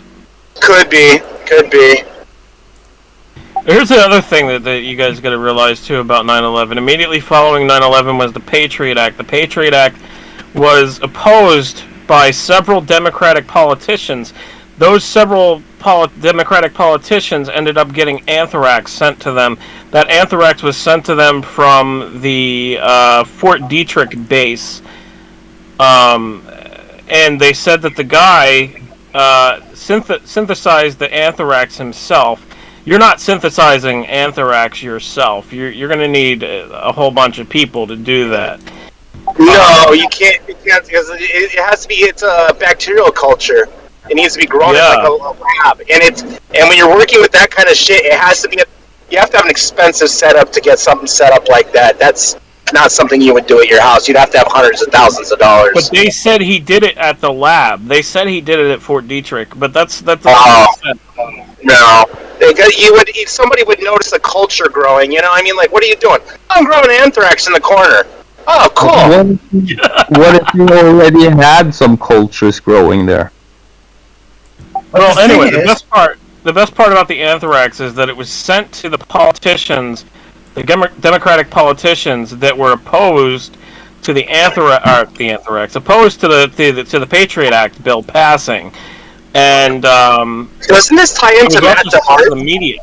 It was also sent to media. It was sent to media, and it was sent to the Democratic politicians that were set to vote against the Patriot Act. And as soon as they got that, they voted yes on the Patriot Act. You're right, by the way, Tyler, about Matt the Heart. Yeah. And the thing is, you don't hear anything about it anymore, right? About anthrax. You don't hear anything about it anymore. Suspicious. Yes, Matt the Heart said the same thing. But the thing is, I got this from Ted years ago. Before Matt. Maybe not. It was probably about somewhere around 2010, I think, was when I first heard this. 2010, 2011? Somewhere around there. Yeah, well, that's about when Matt the Heart was also taken, right? But yeah, well, he ran that Dropbox thing, and it was an FBI agent leaking it. And it was the CIA putting in anthrax in environment in the USA. But like I said, you don't hear anything about it anymore now, right? Like it never existed. Yeah. Ted died in July 31st, 2011. So I would say that when I spoke to him, it was in about 2009, 2010. Somewhere around that time period. Anyway, he told me before Matt the Heart did about this whole anthrax situation where, he said, Matt said that to several people that he basically was given documents that said that the CIA did the anthrax attack. And they did. It was the dark side of the CIA again that did the anthrax attack. The dark side of the CIA did 9/11. Dark side of the CIA pushed the Patriot Act by using an anthrax attack on U.S. politicians and media. Yeah, so just to speculate real fast, I don't think the big problem with Matt the Heart was that he actually got the information, but the fact that an FBI agent submitted it to him, I think that made like the triggers go off why he was arrested. So you probably got lucky on that. No, it was having the document that literally says that the FBI is investigating the CIA for terrorism. Like, that's what it was.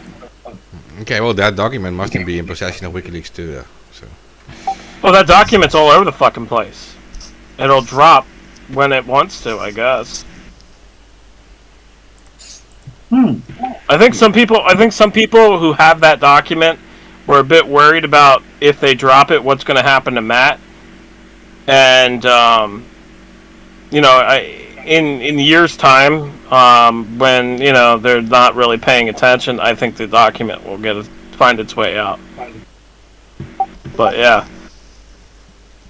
I've seen the document, and it just reinforces everything that Ted told me years ago.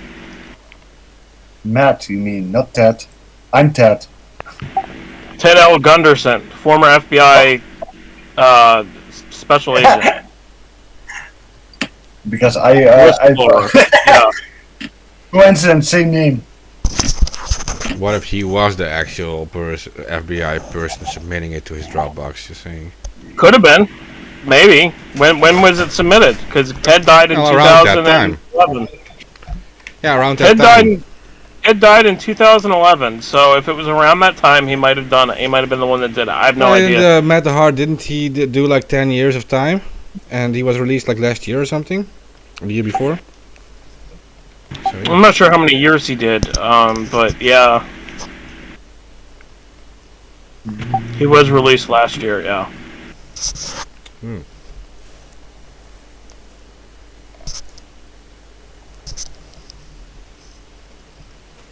Who did we lose? Tyler. I don't know. Tyler, I think. Tyler's at work. He just keeps dropping in and out. He said That's why he sounds like he's yelling every time. Yeah, well, he said it before the show, so Mm-hmm. That must have been before I came in. What kind of work does he do if he's like there now? Oh, he's a street magician. Street magician. Okay, yeah, that makes sense. Yeah, he's a street magician. You have to shout sometimes. People have to actually hear you. In the streets, it can be super crowded. Yeah, that's why it sounds like he's outside. It's because he is outside. He's performing street magic. Or maybe he's an Uber driver. What if he's the Uber driver and street magician? Oh, multitasking. Ooh. Inside job. Skills. I don't think the inside job thing fit there, sorry. That was an easy one. It's like 2 hours of inside job talk. Yeah. Well, I mean, it is coming up in, 2 days, so it is important to actually speak about it. True. Yeah. And the day itself probably will be only discussing like the protests and stuff, so yeah, it's good we discuss it. Yeah, so hammer out the details now, and then you bottle up that and then wow, I can't talk. You bottle up all that information, and you go outside and you act on it.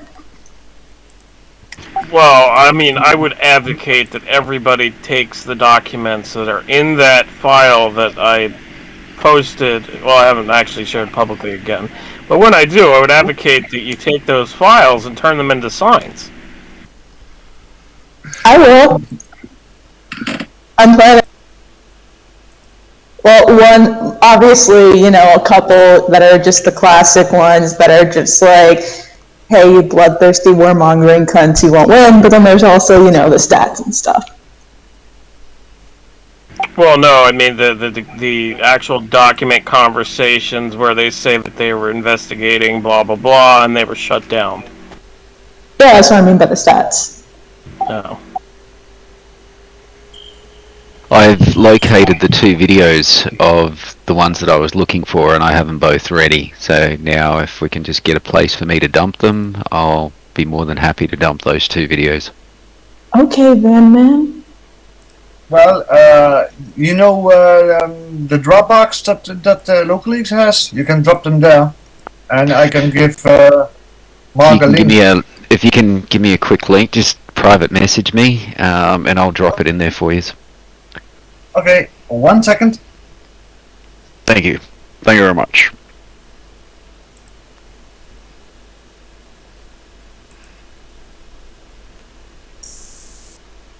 Picking up the link right now.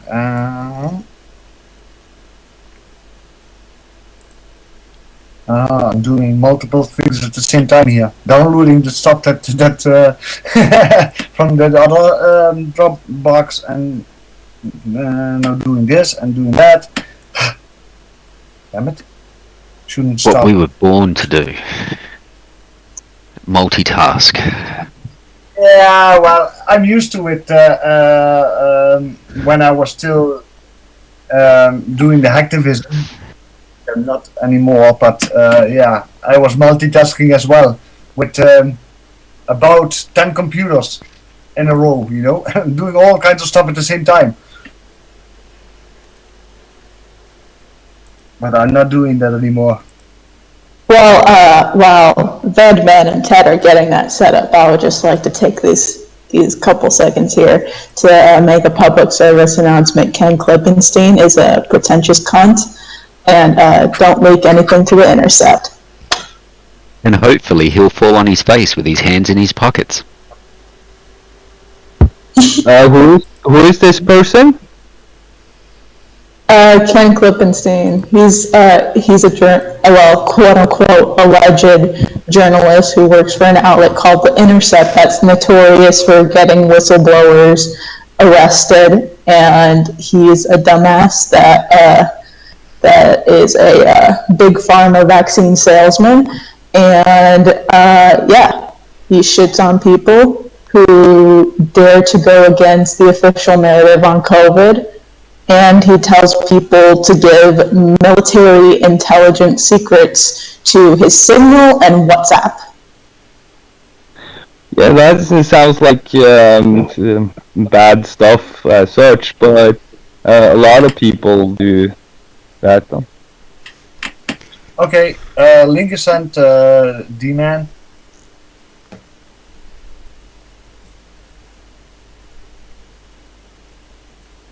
Ben? And for Oh, we lost Crypto AK. It's the Fandy man. Oh. Yeah. I'm here. I'm here. I'll drop the link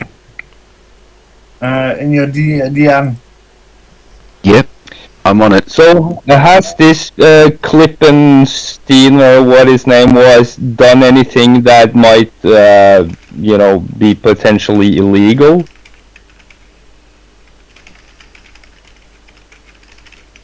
I mean, besides being an absolute tool of the security state, none to my knowledge. I'm not going to reveal that on stream. Yeah, so if we can't actually put him in jail for anything, are we just quote-unquote canceling him? And I'm not saying he should be canceled, but... The whole cancel culture thing. No matter I'm not saying he should be canceled, but what I really want to say, I don't want to get this channel in trouble. Just say it, we're already in deep trouble if they ever find out the content of this shit. With your shadow band, it doesn't actually matter. You can say pretty much what you want.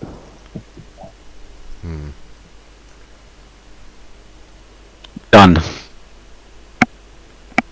Yes, sir. Is anyone sending me the link to so I can stream it? I will. 1 second. Well, Ted's got it, so then I think next step is to get it to you. Yeah, wait. That link. Both were removed. It's better be good. Oh, and while that's loading up, quick reminder, because, it's not expect that, so we've got to give the update. October 12th, 9 a.m., October 12th, 9 a.m., that is a Tuesday, is when Commander X's next hearing is. If you're anywhere in Northern California, we'll be having an action outside the Robert Peckham Federal Building, which is the U.S. District Courthouse in San Jose. So, yeah. I'll apologise now, Mark. I don't know how good you'll consider them, but they were obviously good enough to be removed from YouTube. Uh-oh. There you go, report. I sent it in DM. I have it.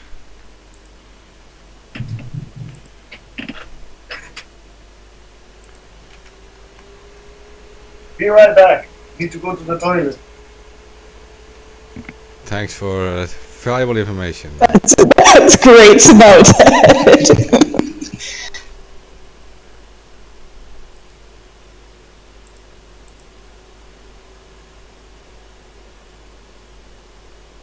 Wait, so what are we waiting on now? Yeah, that go to the toilet, I guess. That's literally what we're waiting on. Oh my god. Yeah, it's our life now on this show. Yeah, Where's maybe the music coming from? we should talk more about this guy and if we're canceling him or not. I'm unsure still. Oh no, we don't have to cancel him. I'm just saying he's a pretentious cunt because I want to. Okay, but is there something that he did that we can put on focus and that might lead to some political debate, like this whistleblower thing and protection for whistleblowers and stuff like that? What are you doing, Ted? Did you get it, Mark? I have it. Okay. Long live the security box. I actually want to see what's up with these two. I can give you the link if you want. If you want to have it, Glory, I can give you the link to the video.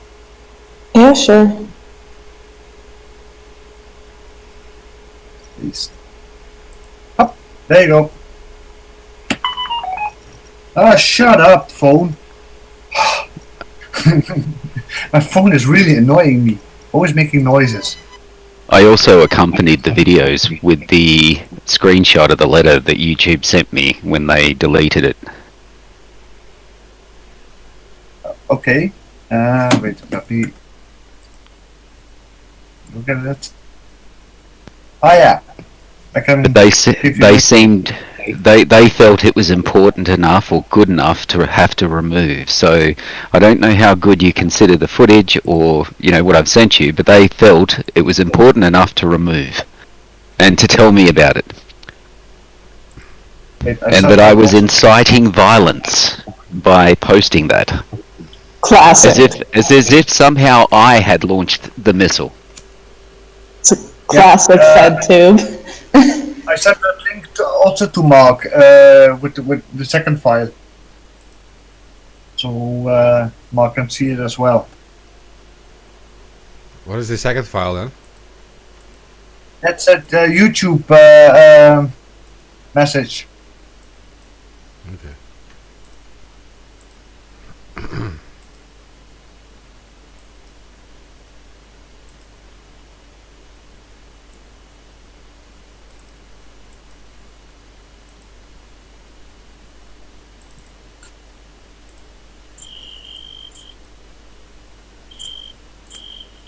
Yes, Ted.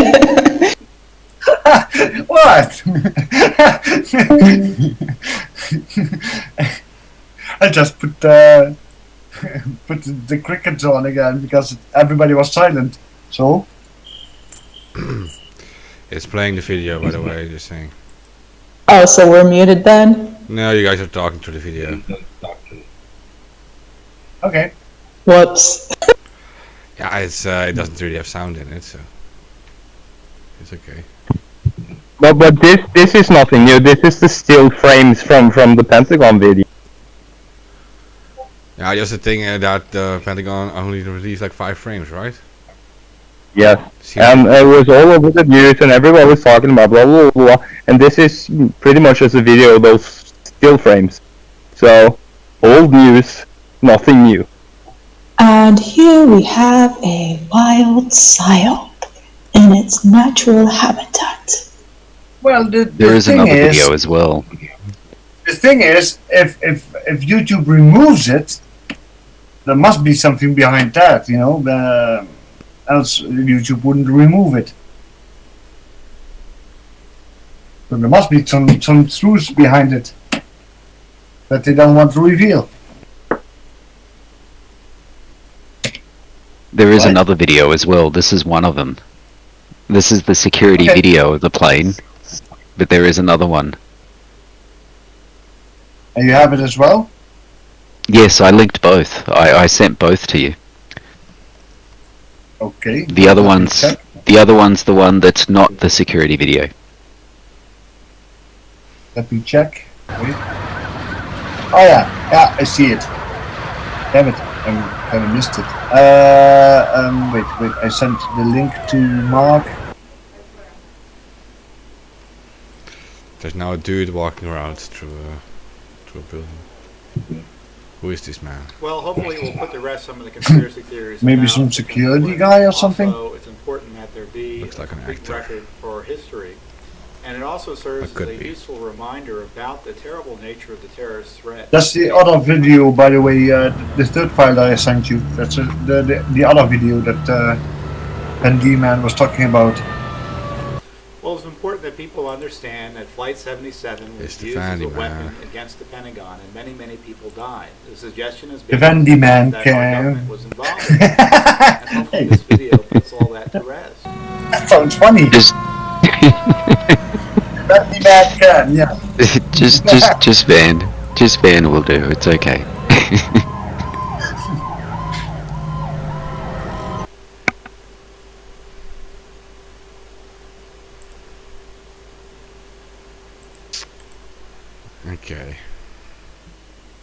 Okay, so I have the other link too. Maybe this sounds like super noob or whatever, but why does Omega not allow me to choose a destination when I download something? Makes it really annoying. Yeah. And yeah, with me it always goes in the standard download folder, which is which is pretty very much annoying to me because it's a huge folder and it can actually crash the stream. And not just that, but you know, my downloads folder is pretty much a mess. So if I download a file, I always have to search in that mess. I actually have to clean it. I have to search in the mess where that file went, right? Yeah, I have the same problem with the Mega. Yeah, that's the only downside, but yeah, Mega is of course a good thing to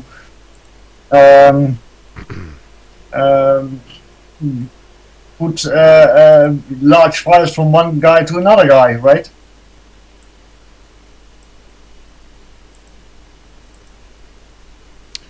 I mean, I think I have about 20 gigabyte storage space. Which I, by the way, when I download the stuff from Mega, I always delete it, so I have the storage space full capacity again. But yeah, you can try a thing called easyupload.io too next time. Okay.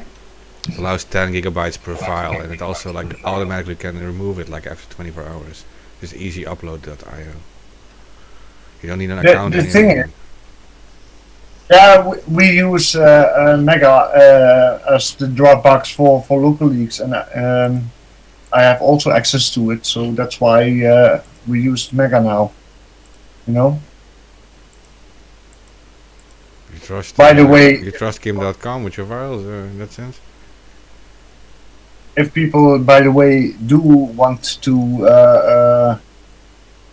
know the link to the Dropbox of local leaks, you can find on the website. Submit leak. You can find it there. There's a little red button says Dropbox.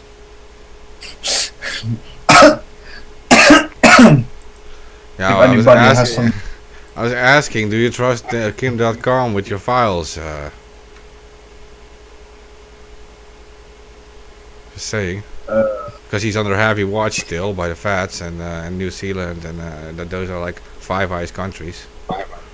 Just saying.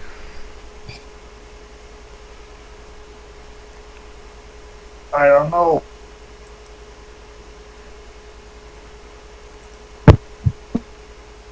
You can't hide. You can't run.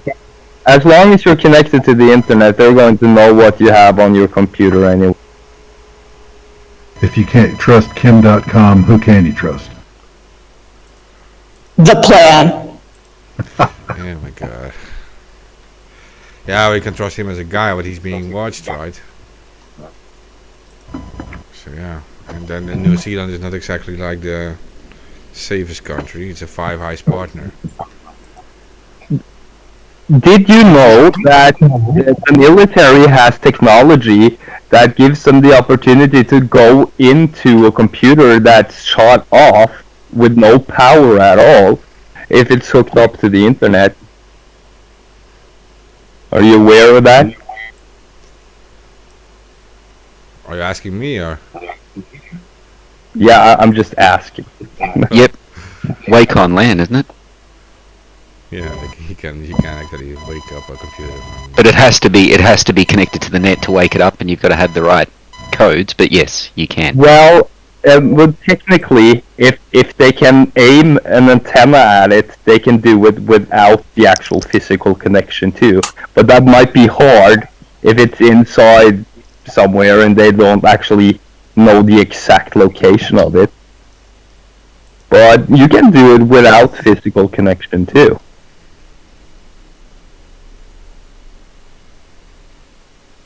By the way, Mark, did you show the second video as well? No, I have to. The entire thing is crashing right now, so not even sure if we're live anymore. Uh-oh. Let me see. Well, I see you still live. Wait like 10 seconds. It has a 10 seconds delay on the YouTube. 20 seconds.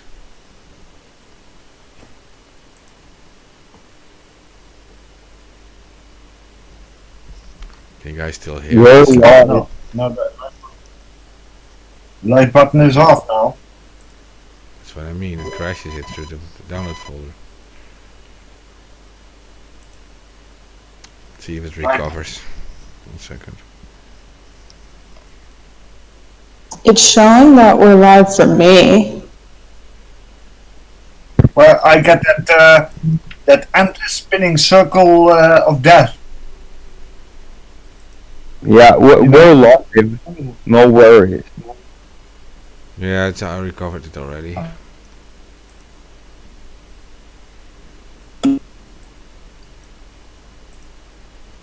Sorry for listeners, this kind of stuff happens.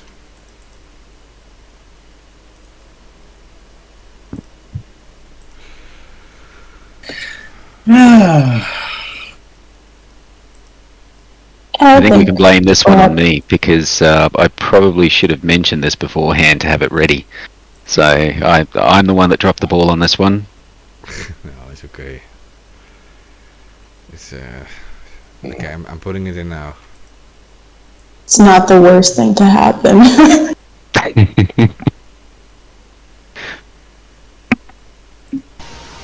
Hello, it's Tuesday, July the 26th, 6:14 p.m. I'm at 50% I've got now. this video. I'm sure many have files seen from, this, but I've never seen the captions right here of these little explosions. I circled them that clearly point out there's no huge jet flying into the Pentagon.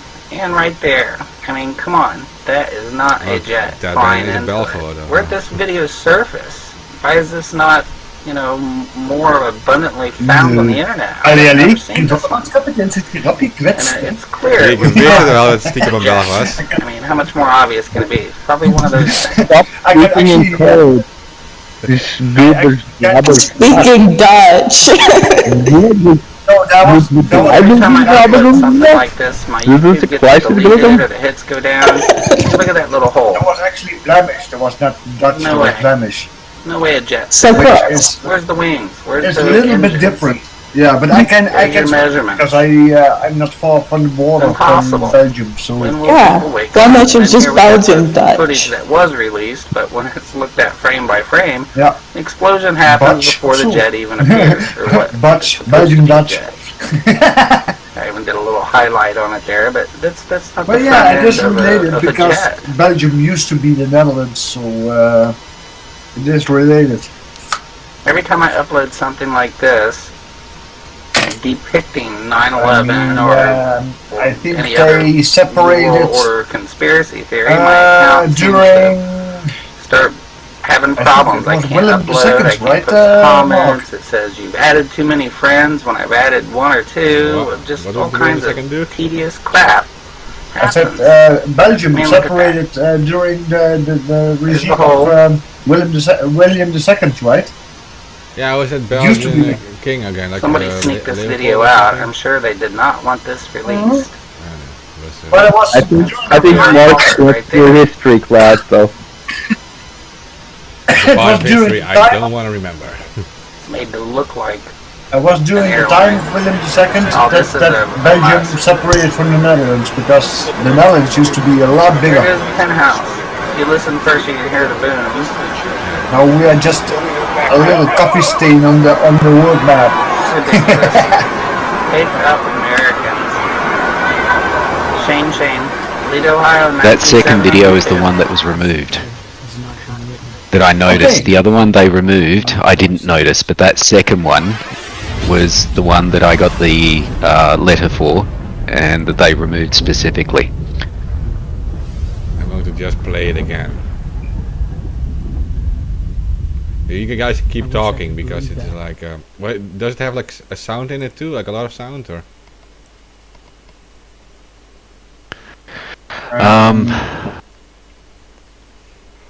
Because I can't hear it from the stream. I'm not like actually listening to the stream. I'm just streaming it.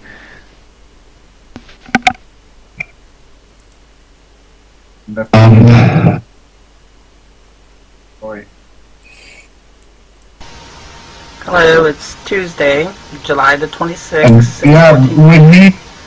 Just got this video. I'm sure many have seen this, but I've never seen the captions right here of these little explosions. I circled them that clearly point out there's no huge jet flying into the Pentagon, and right there. I mean, come on, that is not a jet flying into it. Where'd this video surface? Why is this not, you know, more abundantly found on the internet? I have never seen this one. And it's clear it was not a jet. I mean, how much more obvious can it be? It's probably one of those things.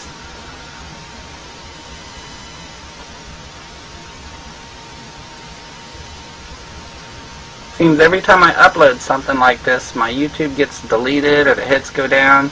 Hey, look at that little hole. There's no way. No way a jet fit in there. Where's the wings? Where's the engines? Where's your measurements? It's impossible. When will people wake up? And then here we got the footage that was released, but when it's looked at frame by frame, the explosion happens before the jet even appears, or what is supposed to be a jet. I even did a little highlight on it there, but that's not the front end of a jet.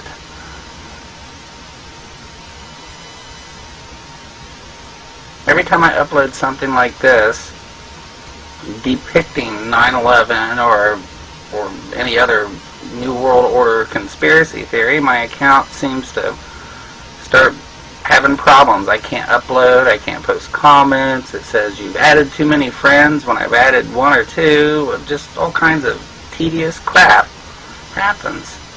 I mean, look at that. There's the hole.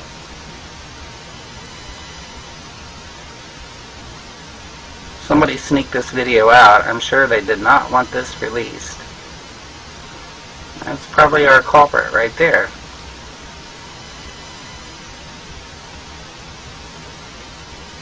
Made to look like an airline. Oh, this is a must. There goes the penthouse. If you listen first, you can hear the booms.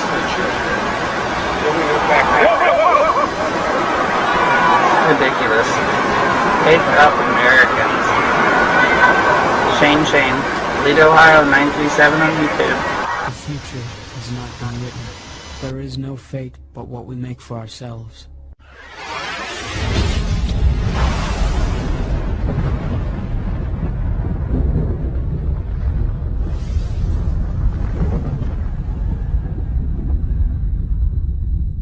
I wish I could believe that.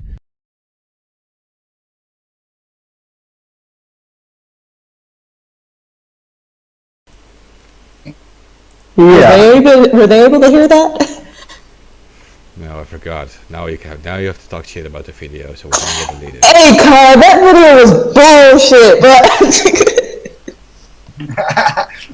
Like I said, we do the Trump style. It's fake. It's fake.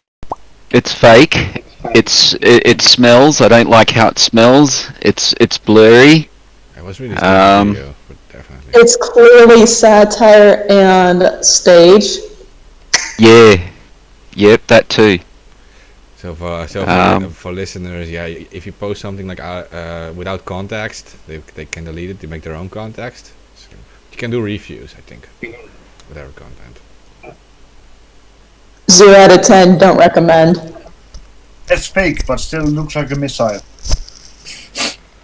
You can always scroll about, click a few minutes back to see the video again to see how much it sucks. A bit back. We'll see what video. I couldn't believe how much it sucked that I had to watch it again. Yeah, I actually can recommend it to scroll back and watch it again and again and again and again. Because it sucks so much that you have to watch it again. It just gets worse the more you watch it. I mean, I know. And the only way to find out is to just do it yourself. I mean, think of the children, for God's sakes. Can you believe the people being exposed to, this video that's just a few seconds back? I mean, let's watch that again, seriously, because this is so terrible and so fake that we have to see it again, I think. Yeah, you're right. It's so bad, really is. Unbelievable. Well, it's Tuesday, July the 26th, 6:14 p.m. It's got this video. I'm sure many have seen this, but I've never seen the captions right here of these little explosions. I circled them that clearly point out there's no huge jet flying into the Pentagon. And right there, I mean, come on, that is not a jet flying into it. Where'd this video surface? Why is this not, more abundantly found on the internet? I have never seen this one. And it's clear it was not a jet. I mean, how much more obvious can it be? It's probably one of those things.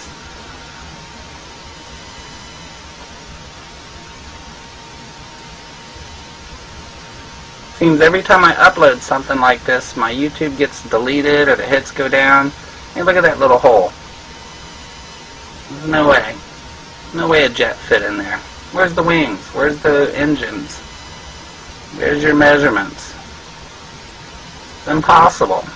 When will people wake up? And then here we got the footage that was released, but when it's looked at frame by frame, the explosion happens before the jet even appears, or what is supposed to be a jet. I even did a little highlight on it there, but that's not the front end of a jet.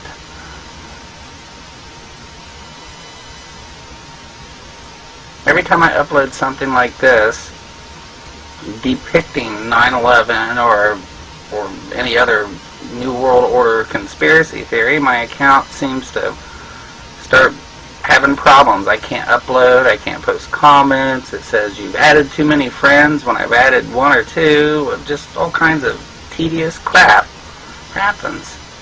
I mean, look at that. There's the hole.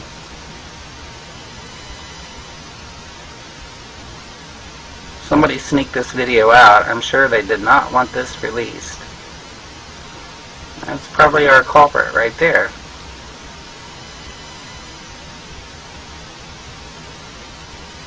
Made to look like an airline. Oh, this is a must. There goes the penthouse. If you listen first, you can hear the booms.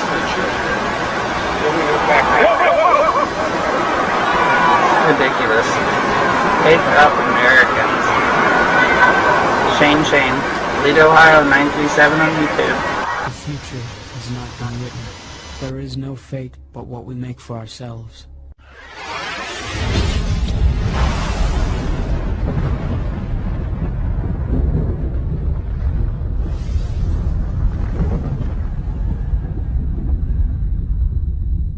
I wish I could believe that.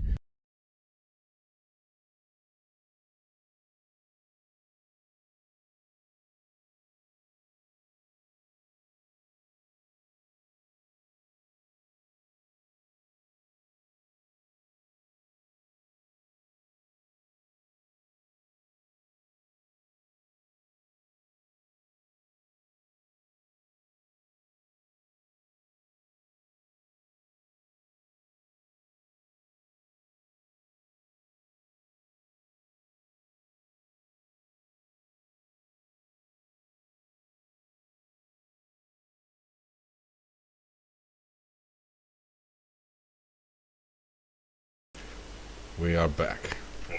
Hey, that video sucked. I can't believe you made us watch it again. Oh, God. Please, shoot me. No. Okay, but yeah, yeah, I don't know if we wanted to keep going in the string of the lockdown discussion, because now the LA school system is mandating vaccines for kids between the ages of 12 and 17, so fuck that. What happened with free will? The freedom of choice that you want to take on, don't want to take the vaccines. You know, what happened to that? I mean, it's becoming more and more mandatory now, and it's, first of all, pissing me off. Second of all, against Constitution, right? Well, yeah, in America, I mean, that all that individual rights, that all died with the Constitution like 150 years ago. Hey, mandatory vaccinations are actually against the Nuremberg trials, against the Nuremberg agreements. Yep. And what about these vaccine passports? That's against a whole lot of stuff. Yeah. Were they doing that in Norway? Well, they are trying it. They are trying it in the Netherlands. Yeah. Really bad. Well, I haven't heard anything about it, but it's probably coming in some form. I know that the Minister of Health, the Health Department here in the Netherlands said he wants to do the vaccine passports if you want to go out, you know, like to a bar or to a museum. You have to be vaccinated to get in, which is bullshit. So those people that's why who that industry is protesting Saturday. I mean, they don't want it either. All right, now we have an issue because I love museums. They just had a long discussion in the House Commons in the UK about this, and it does sound like most of the, you know, these ministers are against the actual passport, but you know, they're talking about maybe just bypassing the whole vote and putting it into action. So. And I don't know if it's official yet, but I know in the U.S., the Biden administration has talked about either mandating vaccines for all employees or making them get weekly COVID tests, which is just asinine. Yeah, that was released today. That came through my feed. Any business with over 100 employees is mandated to have it. And if not mandated, those that are unvaxxed have to go weekly tests. Yeah, I heard about that. As for how soon or when that will be implemented is still, yeah, I'm not sure. I'm still waiting to hear. Yeah, and this is completely illegal, people. Completely against every, like you said, Nuremberg and most constitutions, and you know, people's right to privacy and the right to govern their own bodies, and you know, this is something we should be really sounding off about. You know, we are actually going back to the fascist regime as Nazi Germany was, right? Yep. That's what we're going to. I see it as well. Might actually be worse than that. Oh, don't say that. Because it can get much worse. It can. But I'm hoping it doesn't. I'm hoping people's sanity somehow kicks in at somewhere before it gets too late. Well, okay, so look, I'm from a country that was actually, it was occupied by the Nazis, right? And back then, people were actually able to, like, fake ID cards or destroy documents and actually erase targets from the document, but it is now all digitalized, and there is no way to stop that part anymore. The surveillance system is far more intrusive. Like, people used to like send letters to each other and or use like certain ways of communication that couldn't really be intercepted, and now it is everything is being screened and intercepted. Encryption actually, we use pigeons, right? Pigeons, to yeah. message each other. Yeah. And it works. But yeah, like I said, we are getting more and more into again a fascist regime. Pigeons are actually flawless in communication. So. Yeah. And it scares the shit out of me, you know, that we are actually being discriminated, the anti-vaxxers, right? Yeah. Okay. So there are methods to actually like deliver information to each other, and that is that you just decide specific spots where you hide like a USB stick or whatever, right? And you decide where this is. You communicate only the locations, these things. Yeah, well, I mean, in past revolutions, like, some people would communicate based off of, like, how women would hang the laundry outside to dry, or, like, you know, tiny things like that. So, I mean, it's possible, but the thing is you have to all be in the vicinity of each other. But, I mean, like, yeah, there's also... Okay, let's say if you go to a protest Saturday, you meet an activist there, and you say, like, in 7 days I'm putting a USB stick there and there. You have to pick it up there. That would work. That would work. Sure. In the past, they used also like codes, right? Like on the radio, they said like, for example, the chair is against the wall, and it meant something, right? Yeah, you just need the same little book with what the codes mean, and then no one else can decipher it. To this, like, you're already in the war. It sounds like, let's go out and protest and make sure this shit doesn't actually happen. I mean, yeah, that's what we're doing. The thing is, it is already happening, you know, and not sure if we have the power to stop it, because how many people were at that protest last Saturday, Mark? 250,000.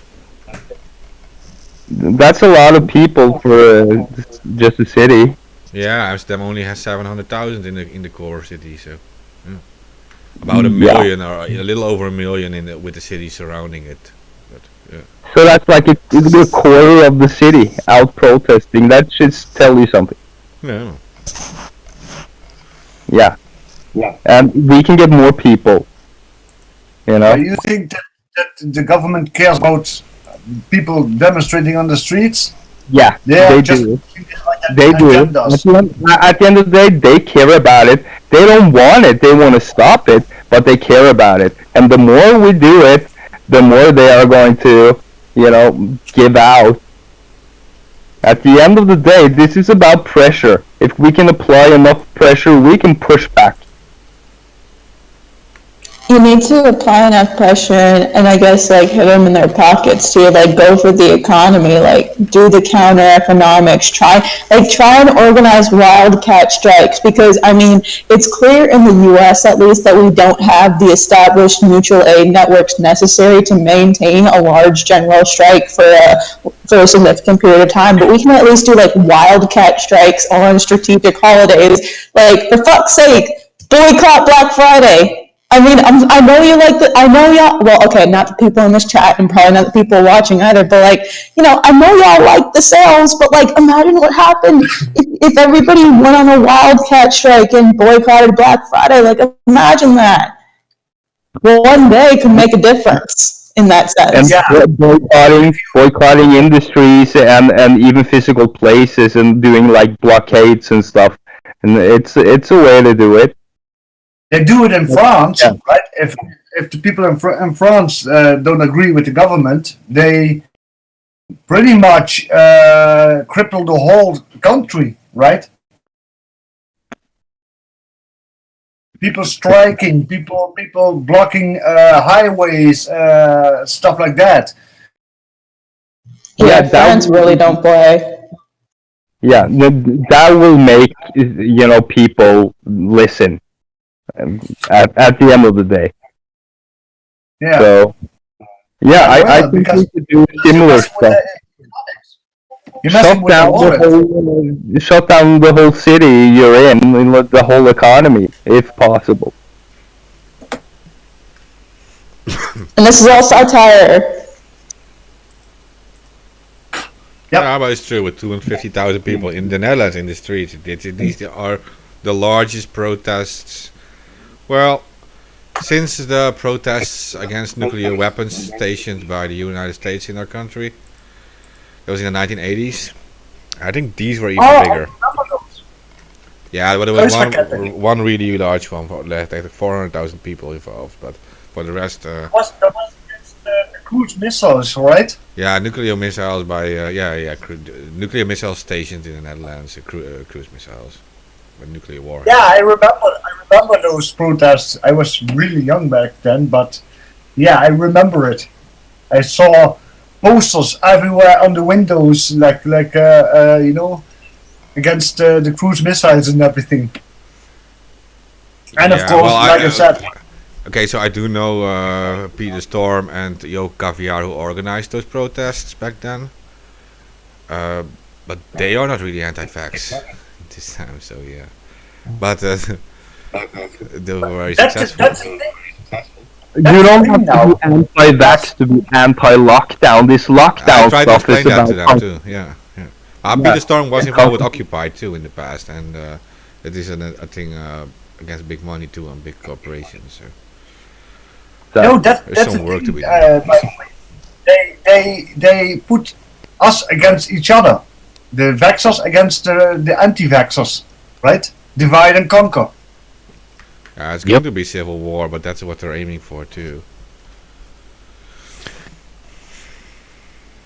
I mean, if we all would be unified, we would have a really strong voice. But they have us divided. They have the vaxxers against the anti-vaxxers, and that's why we are not really successful, because we are divided.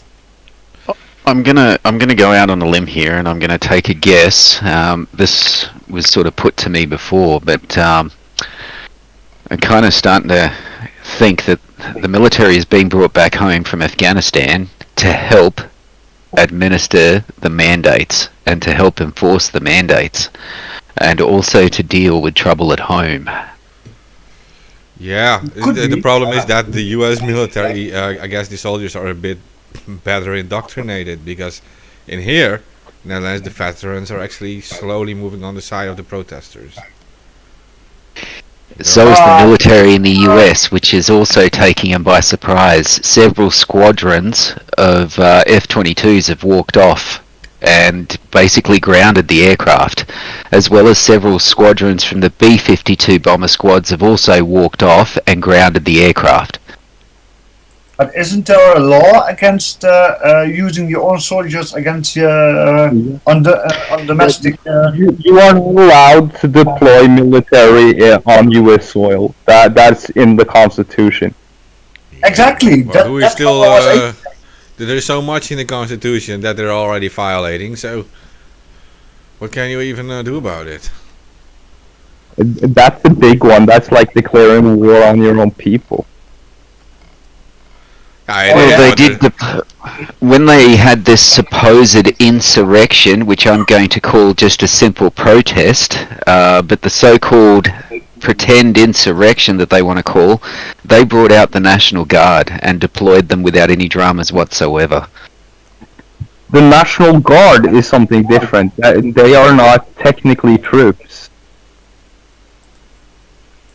Yeah, but yeah, they're pretty well armed. But look, even here they have this trick, right? Because they're going to say, no, we're not attacking our own civilians, we're actually protecting their health. Yep. Right? Yeah, yep. Right. So they're doing this, they will say, we're doing this to protect you. They'll justify it and try and keep the upper ground that way. They're protecting our health with violating our civil rights. Right. Yeah, but security over freedom, or safety over freedom was already decided after 9/11. People agreed to that with the Patriot Act and everything, so they already gave up those rights. They chose safety over freedom. So, yeah, what are you gonna do? So you see again the setup, right? That meme is spot on. I'm gonna fight for freedom. Die trying to get it if I have to. but I won't live like a slave. I would rather die fighting for freedom. Same. Yeah. Same here. I don't agree often with you, Thor, but on this one I do agree on you. Hell, I agree with you a lot, Thor. I don't mind saying it. Yeah.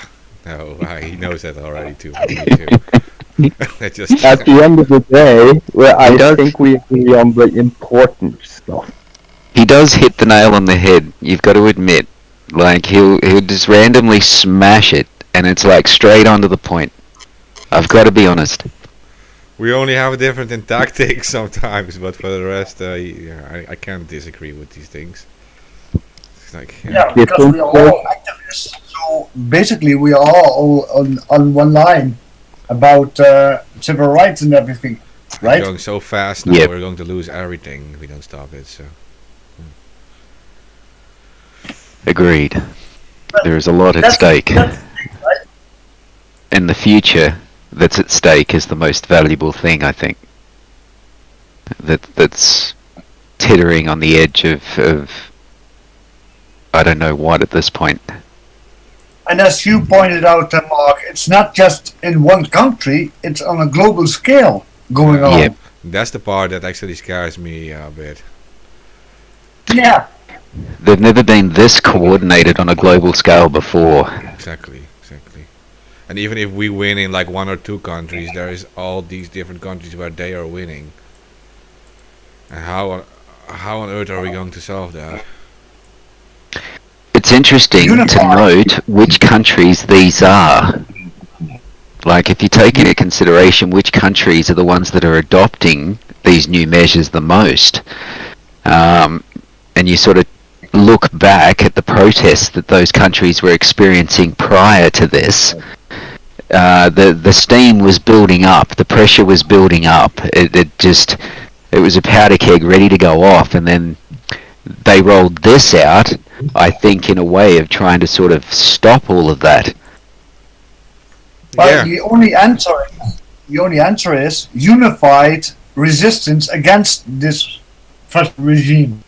Yeah, I mean, let's say you defeat them. I mean, you can defeat them in countries like Iceland and probably in Norway, for example, too, and in a few other countries, maybe in Africa and in South America, you will be able to defeat them because there are huge grassroots resistance movements in those places. But then what? And then are you going to have to wage war against the countries where they won? In theory, it's like a little flame, you know. If it sustains in a few countries, maybe it set fire to other countries as well, right? Yeah, but look at countries like China, for example. They have already violated so many human rights there in those countries for such a long time that I don't really expect these people to rise up against the government unless you have a really good incentive for them to do so. Yeah, they are really indoctrinators, right? That's what you're trying to say. Yeah, they already accepted for such long time. They accepted Mao's mass slaughter of 150 million people or something. They accepted the mass slaughter of the Falun Gong, mass slaughter of Uyghur Muslims. I mean, they accept all this stuff. They have mobile organ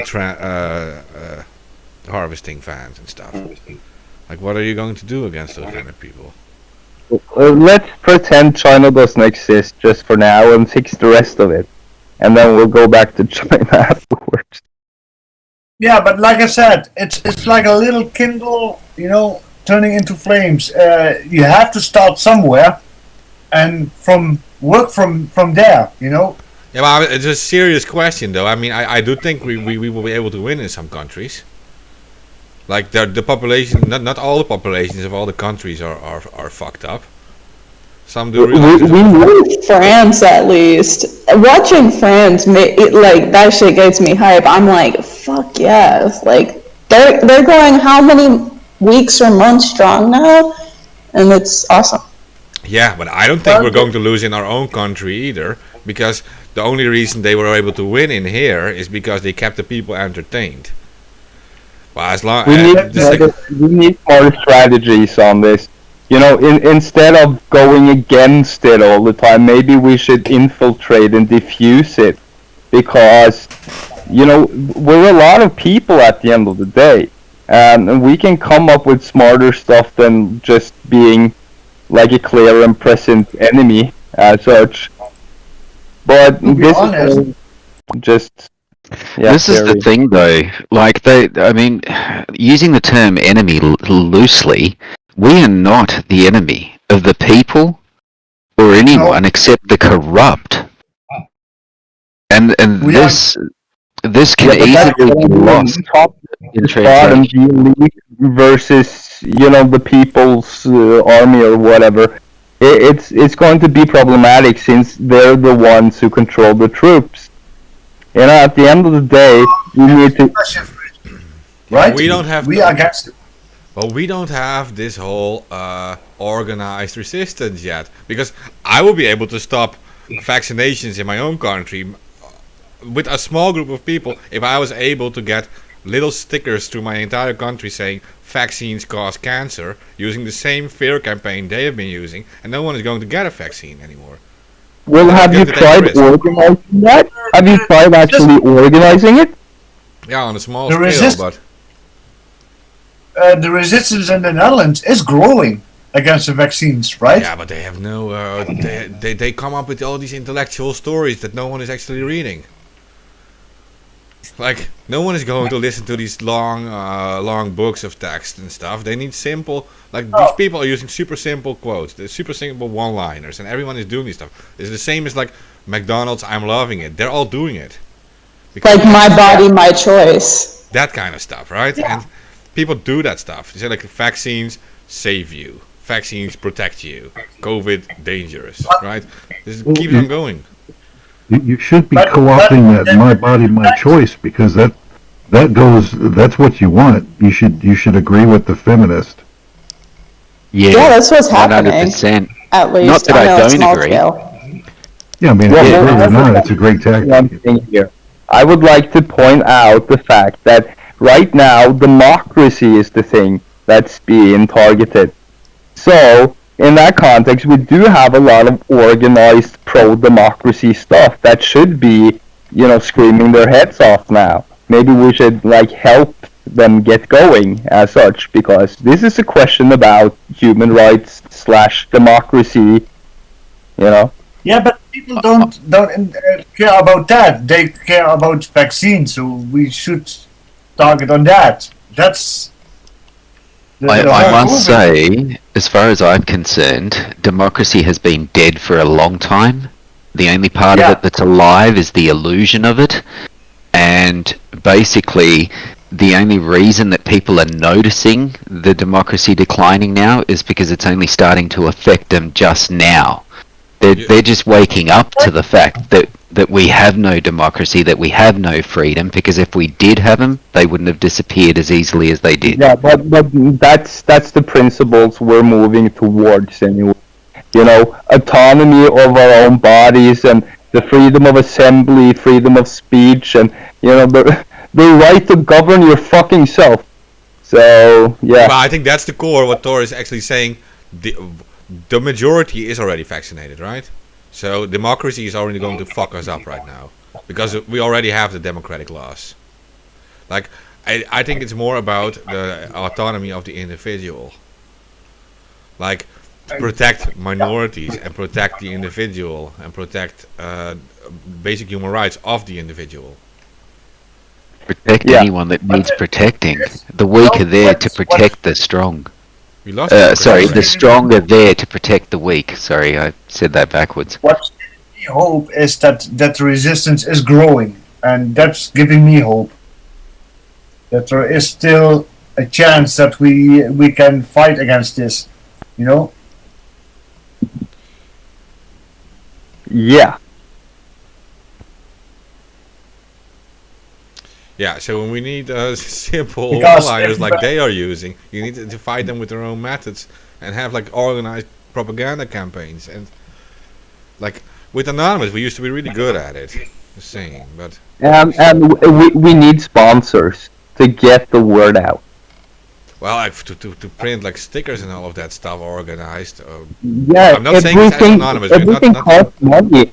Yeah, I know a lot of people who've been working in organized, stuff like this, and they always stop with the money. It's costing them out of pocket expensive, whatever, and they don't get organized on the whole crowdfunding stuff. And we need to get our shit in order. To be honest. And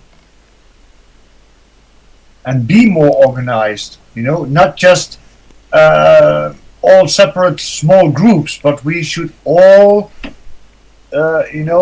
get more in tune with each other, right? Well, we have to keep it simple. Make sure we have stuff that people agree on, and not fill it up with too much BS. I say we steer clear.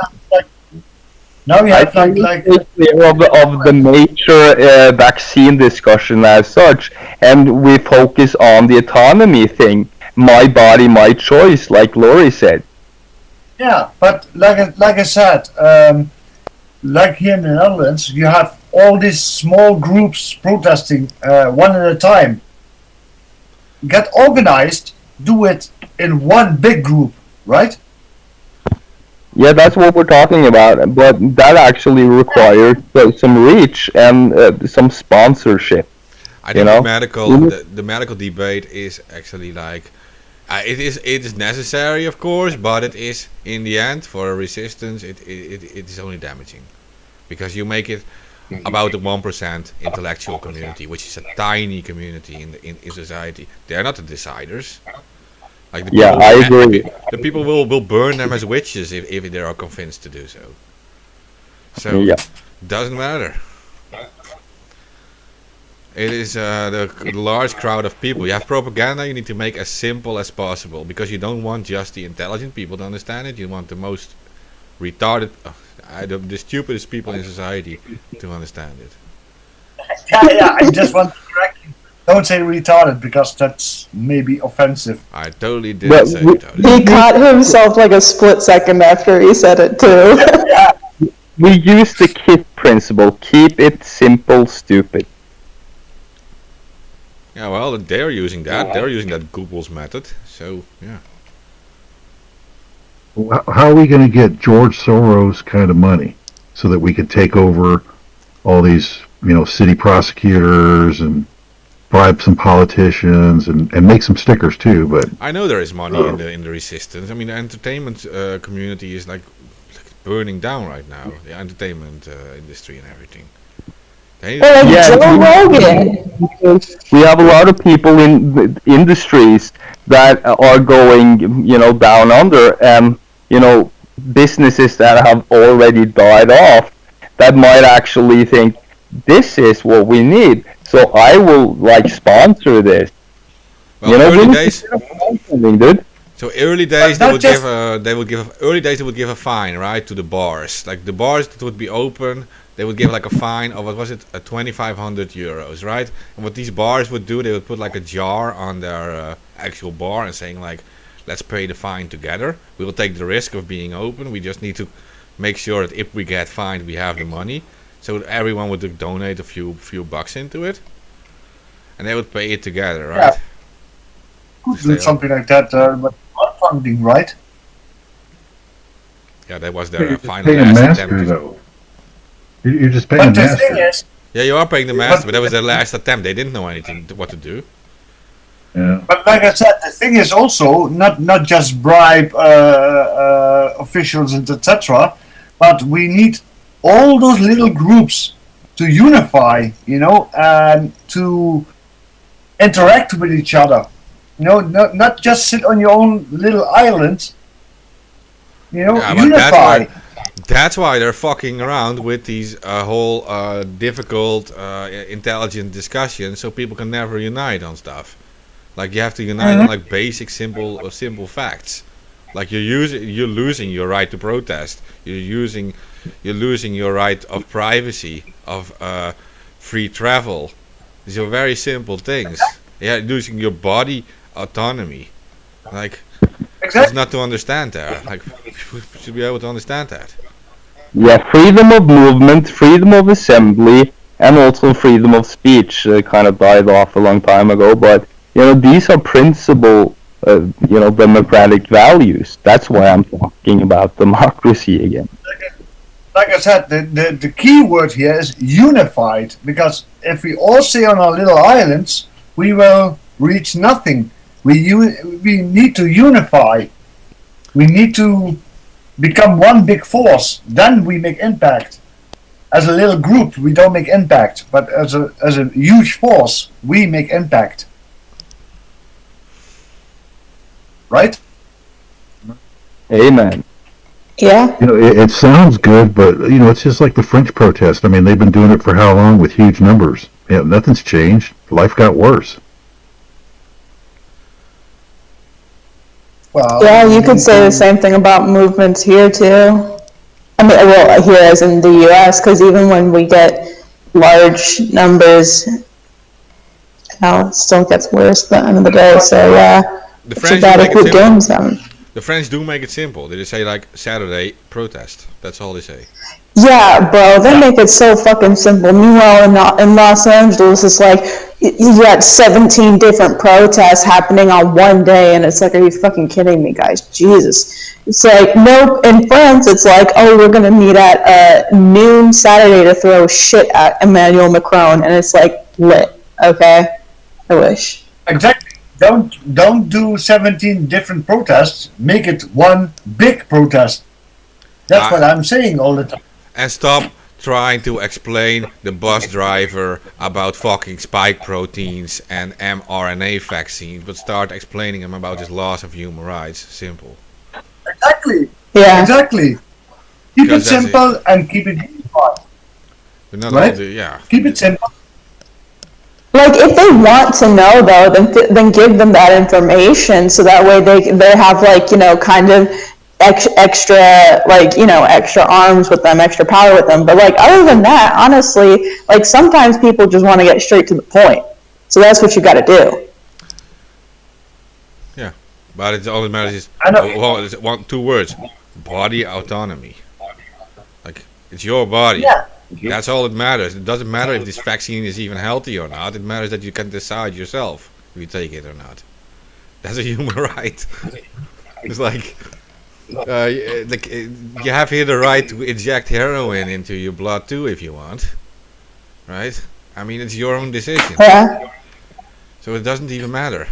It doesn't matter. It just matters that you can completely decide for yourself. And I have the right to smoke if I want to. Yeah, or you have the right to drink like a super heavy liquor. That is like literally, if you drink half a liter of it, you completely die. Like you die in like an hour. You have the right to drink all the chocolate milk you want.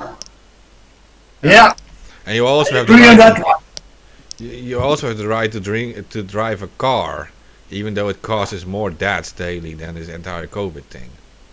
So yeah. Don't worry. They will get a vaccine for that soon. And you have the right to bear arms, America. I think there's a vaccine for that too as well. The gun problem, the car accidents, yeah. And I can tell you right now, coming from them, it's 100% safe and effective. It's automatic electric cars. Yeah. Yeah. That's their vaccine already. Also that whole anti-smoking campaigns. It's annoying me. It's my decision to smoke. Yeah, and this people need to understand that in America, for instance, the Fourth Amendment begins with the right of the people to be secure in their persons. ... And that's the right to govern your own body. The right to make your own choices as such. And that's a constitutionally protected right. We do have the law on our side. That's not only America, that's a lot of countries. Only a few countries doesn't have that specified. Yeah, but they're just cheap words. It doesn't mean anything. It's not protected either. In Belgium and Germany it is. In our country it's not protected either. We don't have like our constitution is not like new laws. Common law doesn't need to be tested with constitution. In Belgium and Germany, it does. No law can be accepted there if it's incompatible with. This is also part of the Human Rights Charter of the United Nations, and that is something all of our countries had to agree to. Yeah. Yeah, well, technically they also agreed with the European Union Human Rights Charter, and so if the German or Belgium laws need to be tested with the Constitution, which has the same content as that charter, then you should be able to sue them in court there, have a judge rule over it, and have the European Court of Justice then rule over that, and then force Netherlands and other countries like in that way. That can be possible in a legal way, but that's when you trust the law system. So. Yeah, I mean, let's be real. You're almost like 2 years into this thing, and nothing has happened in opposition to all this. They've got you totally convinced that emergency orders and mandates are somehow the way it works now, and you suspend law, and somehow they're getting away with this. But there is no opposition party anywhere that I see. Yeah, because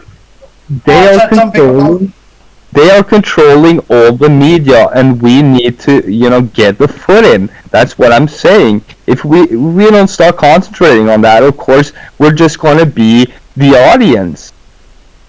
In here, the judges did rule it's only allowed because it is one, temporary, and two, because everything is aimed at reducing the rules. Yeah, temporary for the next 100 years. Mm-hmm. Right. No, that's what they used for Virus Root to lose the lawsuit against the Dutch state. That's what they used for 9/11 too. Technically, all of the extra security measures taken after that still exist today were only temporary. Yeah, that's how they do it. That's how they do it. Temporary for the next 100 years. You're right. And how with here for vaccines, they say it's emergency use authorization. Yay! We need to make sure these, authorities have statutes of limitations. They can't push beyond certain time frames. If they have carte blanche on the time frame, of course they could technically keep it going for the next 100 years. So these emergency orders or whatever, they need to be limited to a certain time frame. Yeah. But like Thor said, about the Fourth Amendment. Well, that's not the only one that they're breaching. I mean, they're also breaching the first one, freedom of speech. Because if we say anything against vaccines, we are getting silenced. Right? Yeah. Yeah, okay, so what the body autonomy thing is a way, I think, to get also the vaxxed people on your side. That sounds weird, but forcing them, or allowing people to be forced to take a vaccine also means that even though they took this vaccine, they can be forced for the rest of their lives to take anything the government wants. Should they want that? Should they say that the government, we want you to have 50 more vaccines and you can be forced to do this just because you allowed the one vaccine to be forced? Well, and because it's like vaccine, right? Is it still an experimental vaccine? Yeah, and when you say something like your body, your choice, or my body, my choice, it already implies an inherent respect for the other person. So it's like saying oh, even though you're unvaccinated and I disagree with that, I still respect you and I still respect that decision, and you can make that decision however you want. So it's by automatically extending that courtesy, it's I don't know. I feel like it's a way to attract more people, honestly. Along with the whole informed consent thing, of course, because no one really has that since, the experiment is not complete yet, but still. But they don't want that. We can steal some of the thunder from the BLM movement by calling ourselves BIM, the Body Integrity Movement. It's not even a bad idea. You need the simple things. You need that. You need to do that. And that's a good idea. yeah, all I'm saying is like, just because they take one vaccine, should they be forced to take everything the government wants for the rest of their lives? I think you have to be able to get them on your side too, at least a part of them. And that's how you can get a majority again. The autonomy move. That was the second time that I agreed with Thor. Now I have to quit. No, he's right though. He's coming up with ideas. I mean, it's not easy. No, it's a good idea. I agree with them. But yeah, like I said, they want the people to be divided. Agreed. That's exactly what they want, because united we are strong, divided we are weak. That's exactly what the governments want. They want to put the vaxxers against the anti-vaxxers. Yeah, well, that's one of the things that you always chant at protests. You go, "El pueblo unido nunca será vencido." The people united will never be defeated. Yeah. Why is it the government? I mean, is it the people in control of the governments, right? Yeah, of course, but that's a whole different story. The governments belong to us again, right? And it can only We be need done. to remember. We need to remember and remind them that they are elected officials. Amen, man. Your audio went to shite there. Yeah. Officially, the governments are supposed to represent us, but they don't.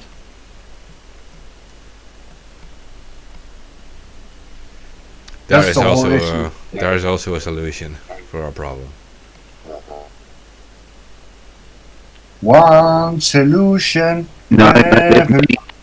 Tall trees and short ropes. There's only one decision. No extradition. But yeah, that's the solution. Revolution. Because, but there I think the big solution, because it's a small group of people in control of the governments. Why not just get rid of these people? Yeah. Exactly, and we are with more. If we finally unite, we are with way more people than little group, the 1%.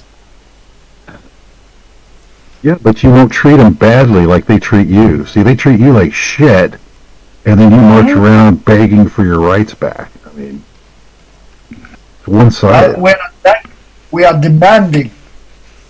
No, you're not. You're begging. Right now we are begging, yeah.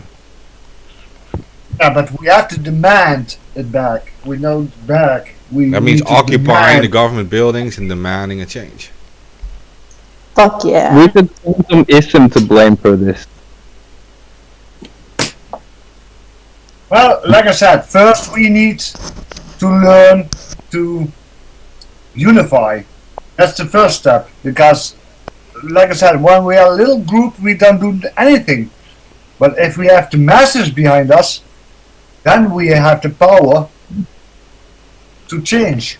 How do you unify them against these people then? Well, you have to do a full analysis of what makes the whole thing work. How how does the elite control, the rest? What is the mechanism involved? Mm-hmm. Fear. Yeah, there you go. That's There's more than fear. There's more than fear. There's a lot more. There's also reward, Well, all you gotta do is make the sheep fearful and treat them like crap. You don't even have to give them a doggy treat or anything. You just treat them badly and they do whatever you want. I'm talking about the reward on top. There's always something to gain, and there's always somebody working inside the system who's actually The reward is if you comply and you take the vaccine, you can do everything you want. But if you are against the system and refuse the vaccine, we are being indoctrinated. We've been forced to kept out of the loop. We can't go to bars, we can't go to events, we can't do anything. So the reward is part of the fear campaign, right? If you listen, you gain something, and if you don't, you lose something. So what is the control mechanism that lies behind all of this?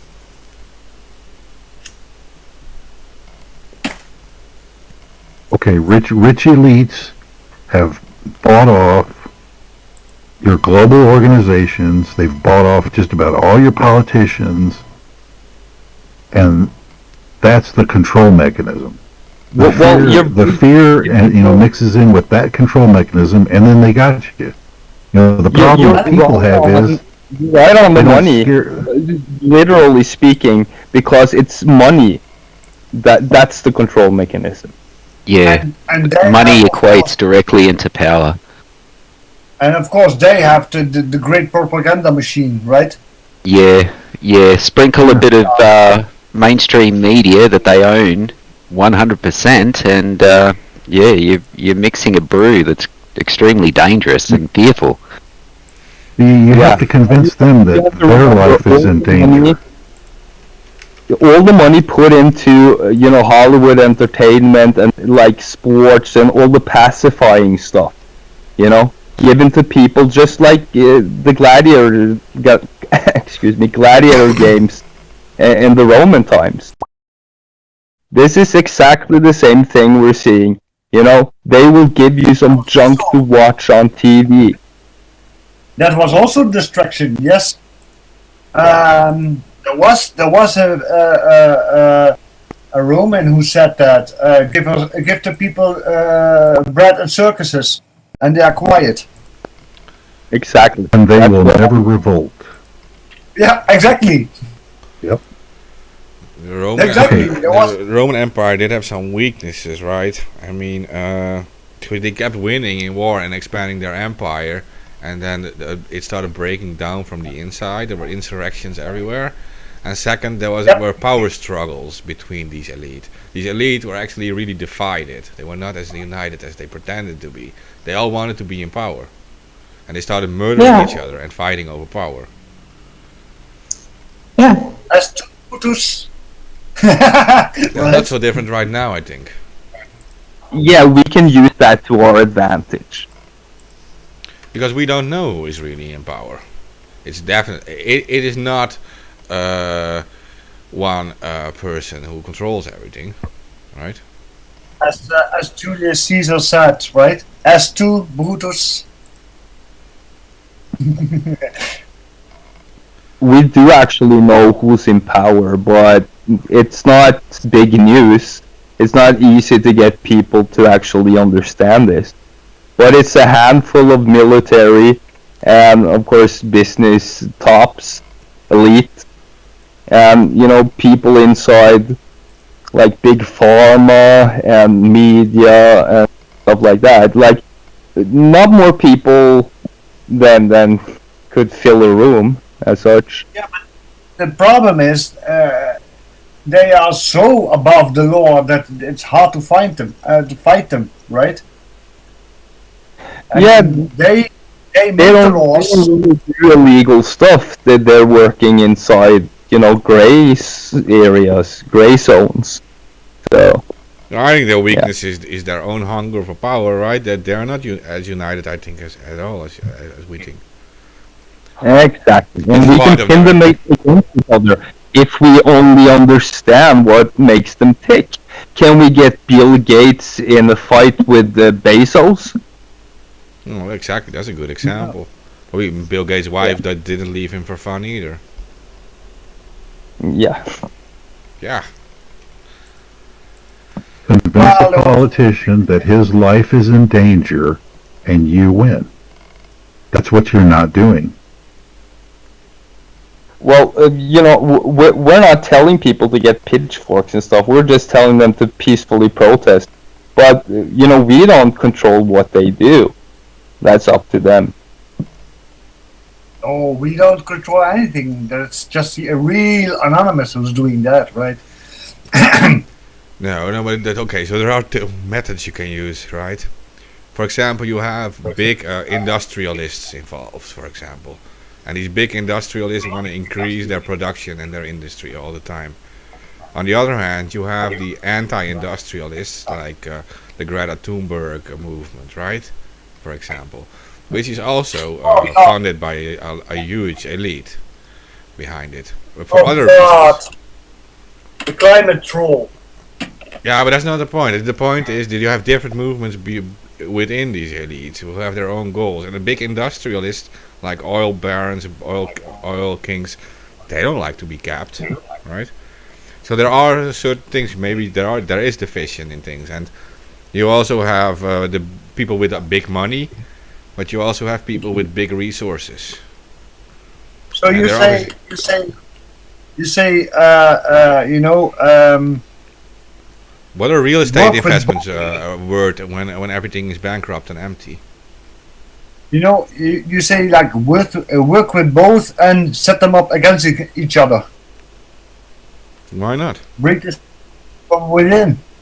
That's a good idea, actually. And real estate becomes also worthless if everything is empty. So real estate people, which are obviously some very richies involved in real estate, are not going to be happy either if the real estate drops in some countries. So yeah. But that's actually a good idea, work with both our enemies and set them against each other. And let them fight it out, and we are the third how do you say that? The third dog that runs away with the bone.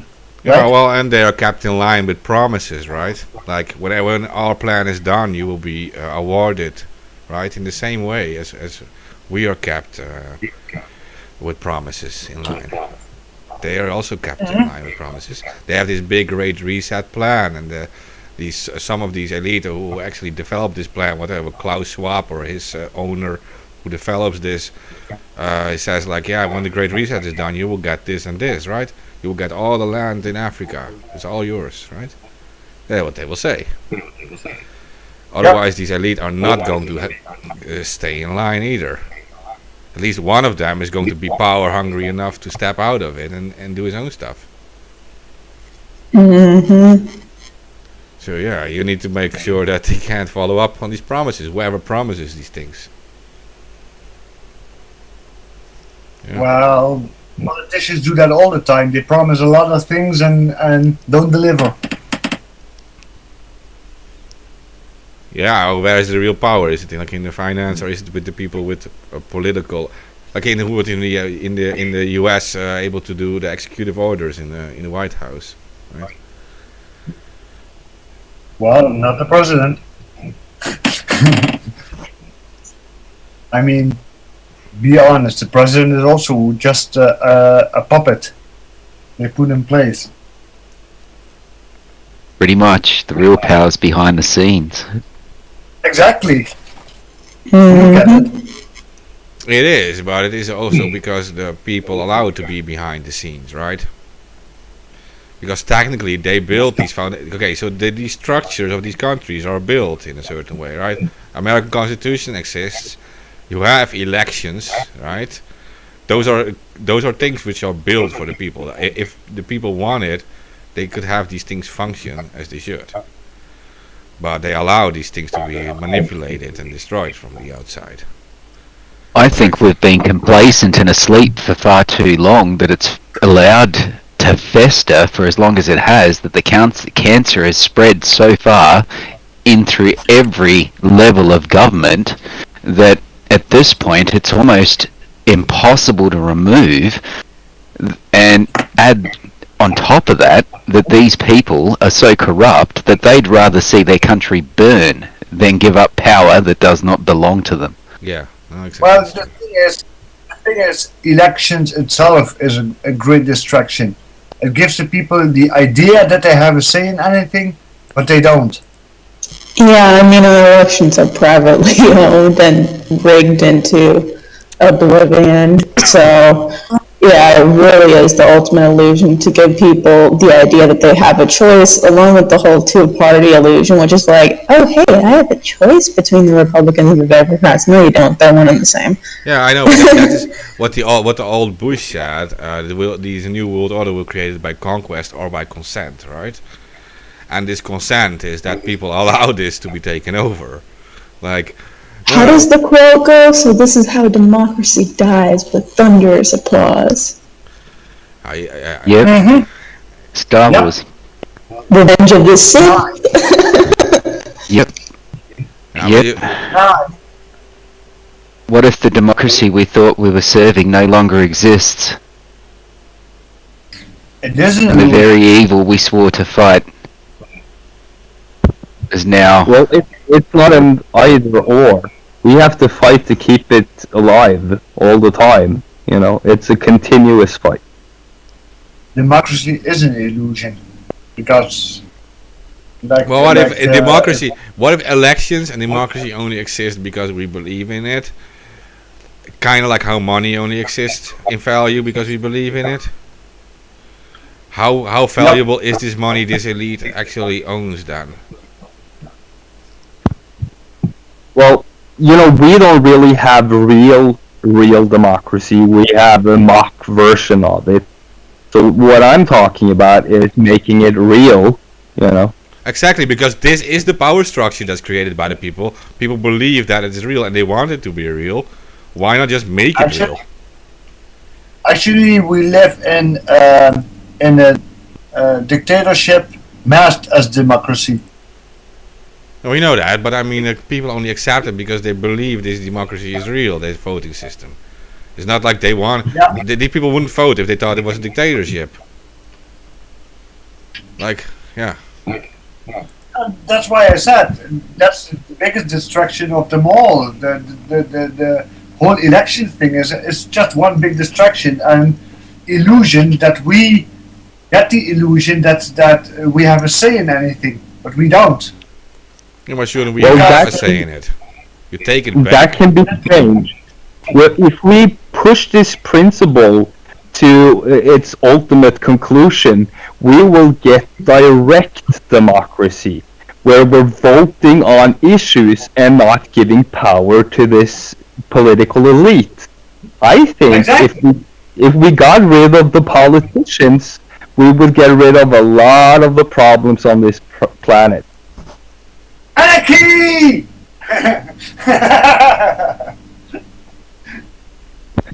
Anarchy is a useful solution, definitely.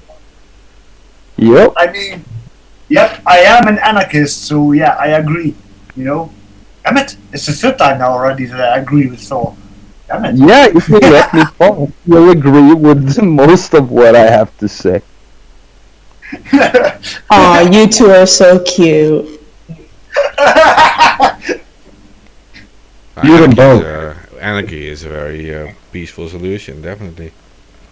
Yeah, that's the thing people don't think about. But politicians have become an elite in itself. You know, the rich people. Once upon a time, you got to vote on, you know, representative from the crown world. And then it got put into like a commoner system. But it's still, you have a representative that again is corruptible by, you know, these elite powers. And if we just try to bypass that system as much as possible, I swear to everybody that we will have a better world. The thing is, Mark, a lot of people have a misconception of what anarchy is. You know, they think it's chaos, they think it's ruleless, but it isn't. No, it's very simple meaning. I mean, if you have a monarchy, it means you have one leader. If you have an anarchy, it means you have no leader. That's simple. Yeah, exactly. But many people have a wrong idea about what anarchy is because they think it's total chaos. Anybody can do whatever they want. But it isn't like that at all. No, it's a concept of equality and that you allow people to have their own self-determination. Exactly. People are wrongly informed about anarchy. You know, that's the thing. Yeah, they're wrongly involved. They're being informed by these people who are the monarchs, who are the leaders. Exactly. I'll try to clean this up a bit. Anarchy means just without leader. It can be applied to negative stuff too, but anarchism is the system we're talking about. Yeah, exactly. And I can encourage people listening in here to read more about anarchism, the true anarchism, what it is, you know. Just get informed, because anarchism isn't a bad thing at all. Well, just know that the image that they try to put out there of, like, you know, the person in all black with, like, you know, a red bandana across their face, you know, spray painting that little A on the wall, and then throwing a Molotov into the store, like that's a part of, you know, that's meant to incite, like, almost a fear of chaos. So it's like they're trying to drive you away from that concept by putting, like, this fearful image, and they're like, oh no, like, my shop's gonna burn down if we let the anarchists take over. Or some shit like that. Early 20th century politics. In Italy, you had fascists fighting anarchists, fighting socialists, and everybody was, like, doing the Molotov cocktail thing. And yeah, we should have moved on by now. But of course, many people haven't. The thing is, a lot of people, get this image of like a Mad Max scenario when they think of anarchism, right? Mm-hmm. There's total chaos and there is no rules at all, you know. But that's actually a misconception. It is. It is. Many people have no idea what actual anarchism means, and it's been demonized and propagandized to mean violent extremists who blow shit up, which is actually nowhere near to the truth of what anarchism actually meant when it was started, or what it stood for. It's actually the opposite. Anarchism was about working together away from centralized power. It allowed people to come together, work together, and solve problems together. Yeah, and that's why we renamed it direct democracy, because that's something people can relate to. It's not democracy, it's direct democracy, so people get curious, what do you mean by that? It means you can vote directly on issues. It's very simple. Keep it simple, stupid. Yeah, you're not voting on a leader, you're voting on an issue, right? That's the thing. And anyone can can introduce a new issue, a new concept, and everyone can vote on it. That gives an equality. It's actually rebranding anarchism. Yeah, well, it's very simple. If you go out with a weapon, then you're not spreading anarchy, because you're trying to create dominance over another person or object, so that you're literally breaking your ideal of respecting self-determination of others, or treating them as equal. You're trying to be dominant over others, so you're not an anarchist in that sense. You're a new monarch. But I do admit, and that not just with anarchism but with any system, the transfer can be chaotic, right? I mean, it's not just with anarchism, it's with any system. If any systems change, there's always a little bit chaotic in the beginning. Well, then I point to Switzerland. That already has pretty much that system in place, at least when it comes to a lot of stuff. And they also have super good chocolate.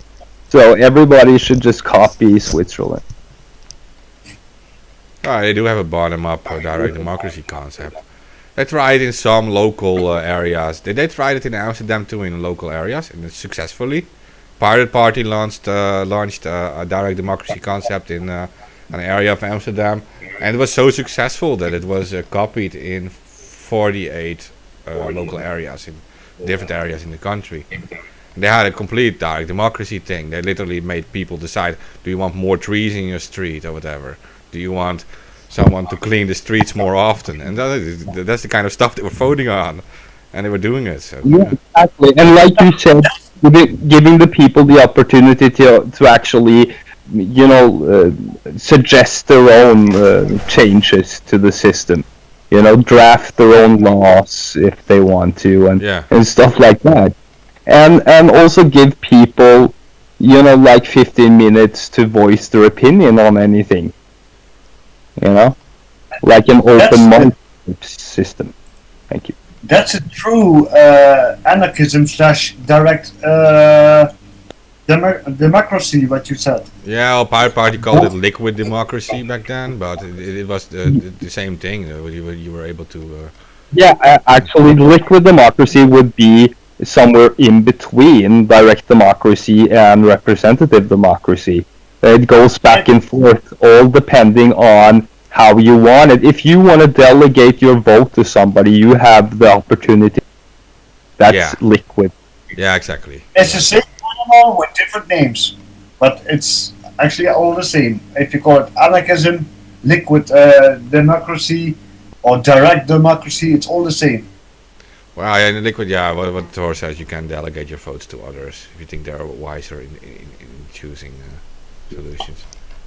Yeah, for many people, it wouldn't be practical to actually vote on everything. They wouldn't have time.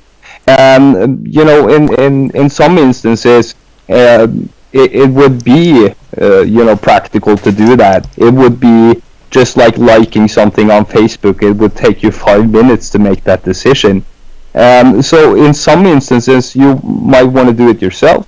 In other instances, you might want to delegate it. And liquid democracy is a good term.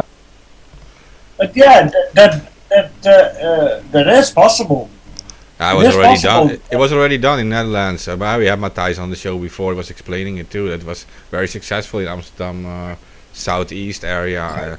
That was actually the one spot where the Pirate Party won the seat, right? And that's where they introduced it. But the people were so happy with it that in 48 regions it was also adopted in the Netherlands. And I wish it was everywhere, but I think in Iceland it was also adopted, and like you're saying, in Switzerland there's a similar system too. But they should do it nationwide. That system. Yeah, Pirate Party didn't even get one seat in Parliament, so that's not gonna happen. No, because the ones in power want to stay in power, so they will do anything to cripple that system, right? Yeah, but you might get one or two greedy politicians to actually think they're going to make something out of it. So we might get some people on our side to push it. Yeah.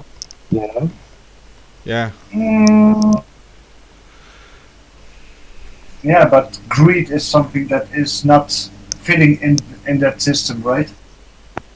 Well, if they think that they can sell their party or faster by talking about the direct democracy, that kind of thing. As long as we get it into the mainstream, that's the important part. Damn it! Again? Yep. And we just have to stop. I think I'm getting sick here. Oh my god. You're going to have to take it all back, Ted. All of it. It's all satire. This is all satire, y'all. Hey, so what do you guys think of these Australian politicians publicly talking about a new world order? George Bush, 1991.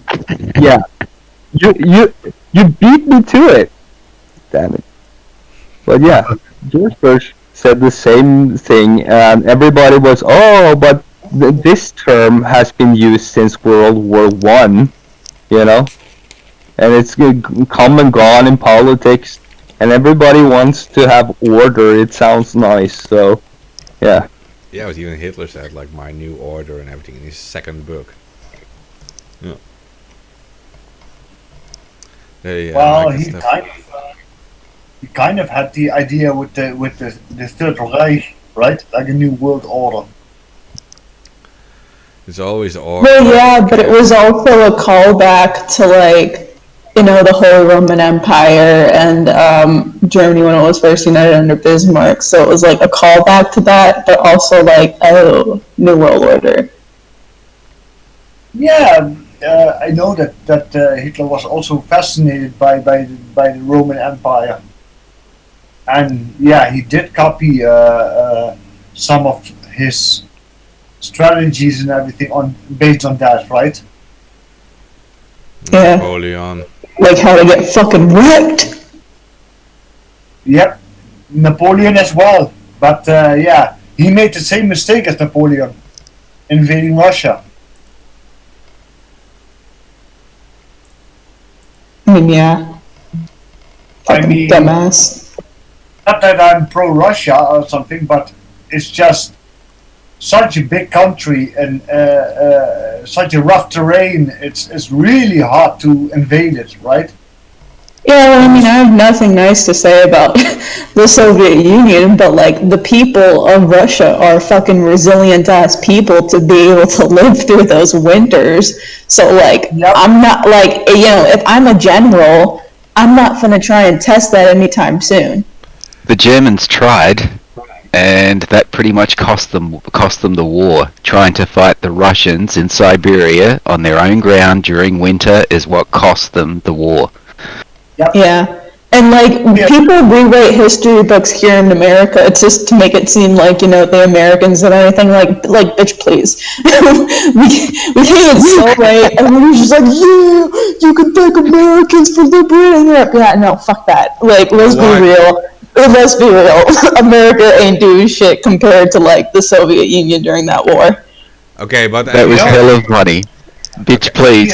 That was hella funny. I'm sorry, I lost it. I'll mute myself. Okay, well, all these guns and stuff is all nice and stuff, but why are the euro bills being printed in Frankfurt in Germany? I don't know. Because that's where the heart of power is, in Germany. Yeah, central. So who actually won this war in the end? That's the thing. We are dealing with one united Europe now, one Heimat, exactly like Hitler wanted, and the money bags. The currency is printed in Frankfurt. The same people who financed both sides of the war are the ones who actually won it, quote unquote. There's a reason why the US got involved in the war late, while at the same time funding Hitler into power, while at the same time allowing him to weaken the British. So at the end of everything, guess who would end up on top and least affected by the war? Yes. This was not a mistake. This was not an accident. Oh yeah, fucking Pearl Harbor was, no. Pretty much have the Atlantic elite running everything still, and it is from like groups like the Bilderberg conferences where these elites talk together, and you still have. Okay, well, you talk about America. You still have ING, Deutsche Bank owning huge parts of areas in Florida and everything. The investments are huge in the United States, and you don't even want to know how much money that they actually have invested in these economies. And yeah, this is this is an Atlantic Council, and they're running pretty much everything. I'm not talking about the Atlantic Council, but I mean an Atlantic movement. Those members in the Atlantic Council are actual players. I believe. As for whether they're major players or minor players is debatable, and we can debate that till the cows come home. But they are players, and there is no doubt in my mind about that. There were some rich Americans who actually supported Hitler in the beginning. Henry Ford, for example, Disney. Bushes. I always forget the name of the ship, but like there was, I always forget. I feel so bad about it. But like there was a literal ship carrying like a bunch of Jewish refugees that were fleeing Nazi Germany, and it literally got turned around by the U.S. Mm-hmm. Exactly. Yeah, well, if you look at Rockefeller Standard Oil that had like patents on the kerosene of the Luftwaffe, right, of the German Air Force, which was back then the most powerful air force in the world. Rockefeller had the patents on that oil and delivered the oil until like 1942. Then it was like blocked from doing it. They secretly kept on delivering it from Argentina and all these things. They kept providing it, and the Rockefeller, who then later on starts a Bilderberg conference movement in the Bilderberg hotels in the Netherlands, together with Prince Bernhard, who was running things from the UK. and actually offered Hitler a place as stadtholder of the Netherlands under Hitler's command. So you have American elite with British people in a Bilderberg conference relaunching this, right? Relaunching an economic takeover instead of a military takeover. And by the way, Bernard Jr. is not much better, right? No, I mean, it's the same stuff. Same stuff. He's doing exactly the same stuff. Yeah, I mean, it's just the same elite, always in power. And these wars only justify like a huge military build-up that's actually then being used against countries in other sides of the world by them. Claro. They start fighting each other, make like a build-up, like the same as like with America versus Russia, like some kind of Cold War. The only thing it caused is that they both went to like into space, and they reduced all the human rights. They built like huge army build-ups which are now being used all over the world against other countries. Like, yeah. So again, we come back to the money being the problem.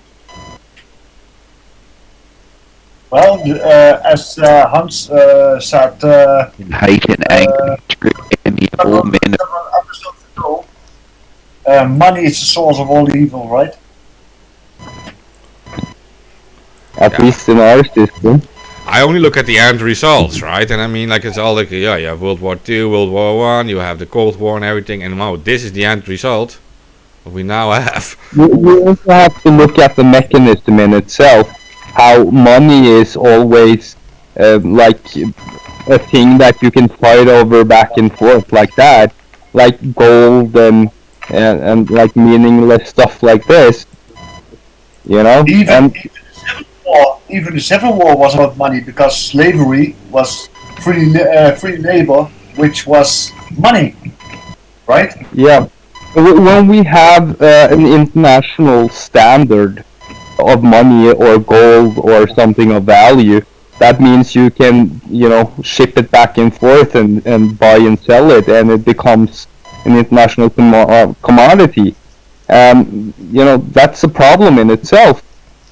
That makes money nowadays is fictive anyway, because the gold standard is not used since when was that? Gold is still a value standard in most banks, but that doesn't have anything to do with the thing that we don't actually have any production of anything. It's just empty value. We call money, but that leaves room for money brokers and banks and all that kind of stuff. That, you know, it's its own world. If we had some direct resource connected to, you know, what we call money, like energy, it would be much harder to make it its own commodity and you know, inflate or deflate its value. Like if you had the referring to was in the past, countries had money as much as they had gold, but that gold standard it's gone. Since when was that, Mark? That the gold standard? Yeah, but that's what I'm talking about. You know, gold in itself doesn't have any value either. It can be deflated or inflated. But if you had like a kilowatt of energy produced per dollar or whatever, that would be real value. You could use energy in any context, you know? It doesn't need to sit in a bank vault. Yeah, for logical, maybe have some industrial value. It's still being used in some technological products, right? Maybe that is some value. Yeah, but if you placed its value based on that, it wouldn't be worth much. You know, just a tiny amount of what it is now. That's what I'm talking about. The whole, you know, artificialness of this money system. If we had a resource-based economy, we would solve a lot of problems right away. Well, that's the thing. It's all artificial, and the elite sit on the throne, and they determine like, oh, it's time for a new recess, But they themselves know that money doesn't have any value. So they, as the money they make, instantly they invest it in real estate. Instantly they buy other stuff with it. They don't actually keep the money much. They know. Do you know who owns the most property in the United States as a private person? I don't. Bill Gates. That is correct, Alamo. That is Bill Gates himself.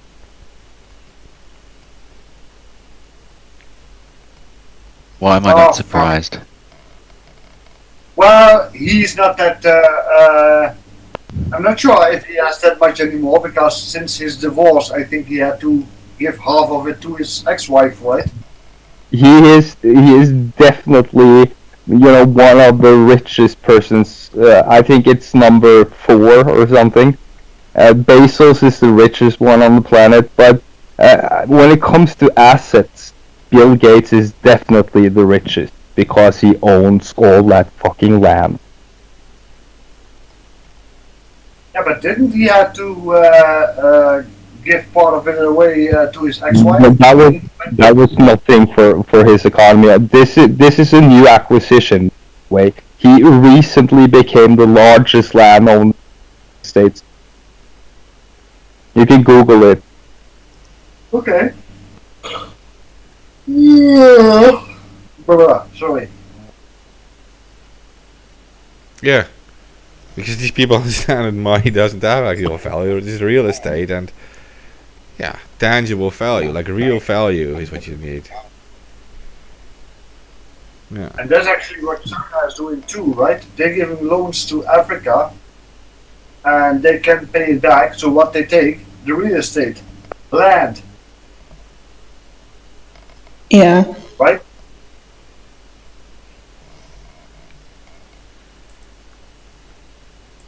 Yeah, well, I was always laughing when people said like Donald Trump was like in debt or whatever, and he was like stupid for it. But actually, that's exactly what real capitalists do. Capitalist system. It's like when you make $10,000 profit a month, you have to pay taxes on it, but you just buy a real estate on a debt, and you just pay off that debt, so you don't make any profit on paper. But you do own real estate 20 years later. By the way, I have to correct one thing. He's not the biggest owner of real estate. He's the biggest owner of farmland, which is what he bought. Yes, actually, that does. I do remember that being mentioned. For what? GMO food? That's what he's aiming at, yes. Yeah, he's gonna feed the world. I think he wants to run the production process behind the medicines. Kind of like how Bayer bought Monsanto, and Monsanto grows crops on these lands. And that's actually the resource behind the medicines.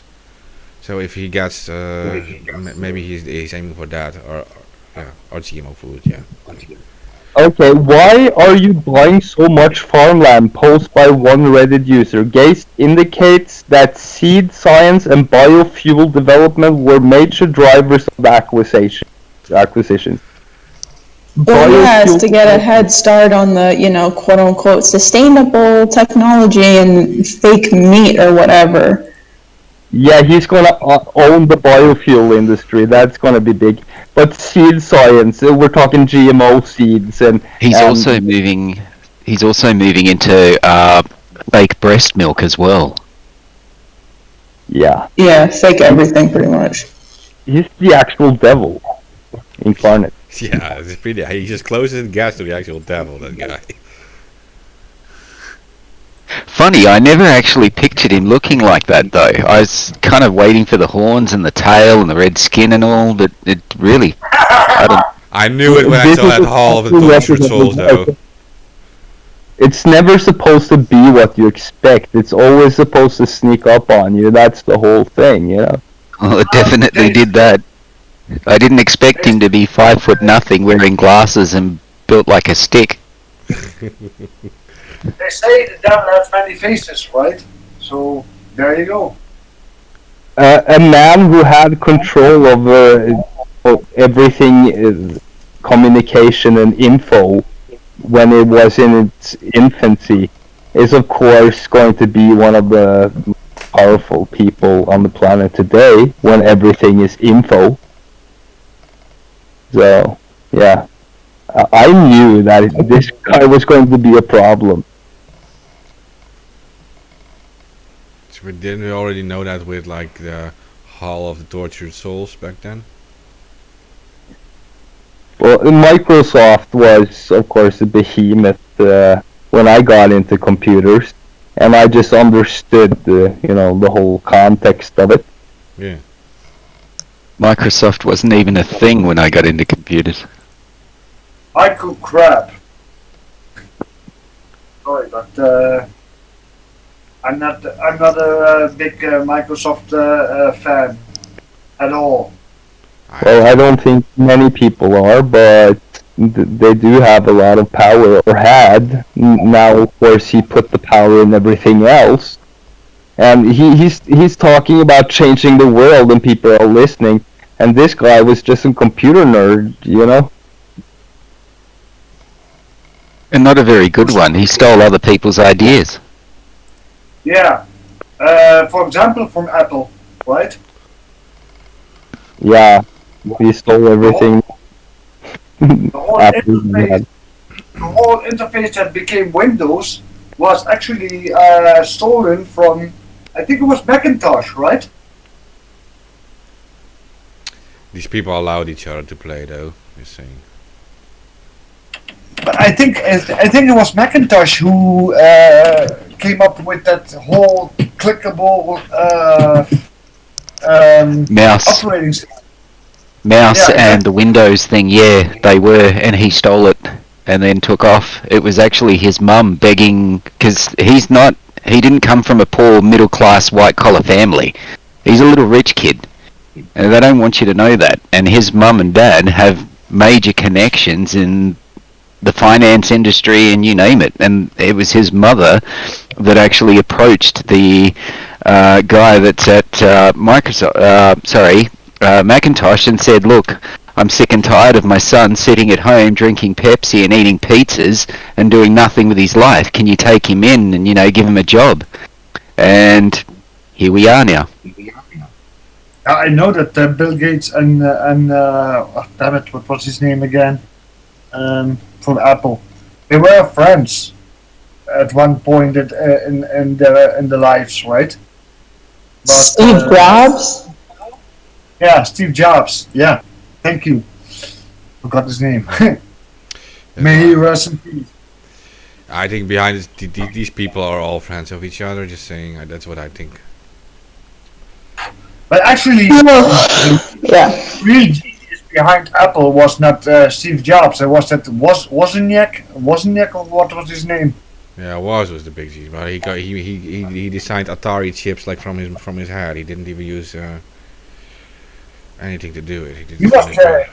He was a true genius behind Apple, but he still is. Steve Jobs was more the business end of Apple, right? I mean, he was a good salesperson, but he didn't invent the Apple. There was a Wozniak who did that. Well,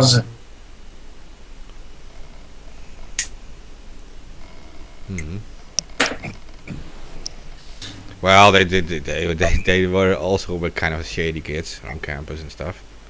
They sold these phone freaking things, right? That's how they became rich, having you make free calls and stuff. Well, weren't all the brilliant IT people in the beginning some kind of shady hacker kind of persons?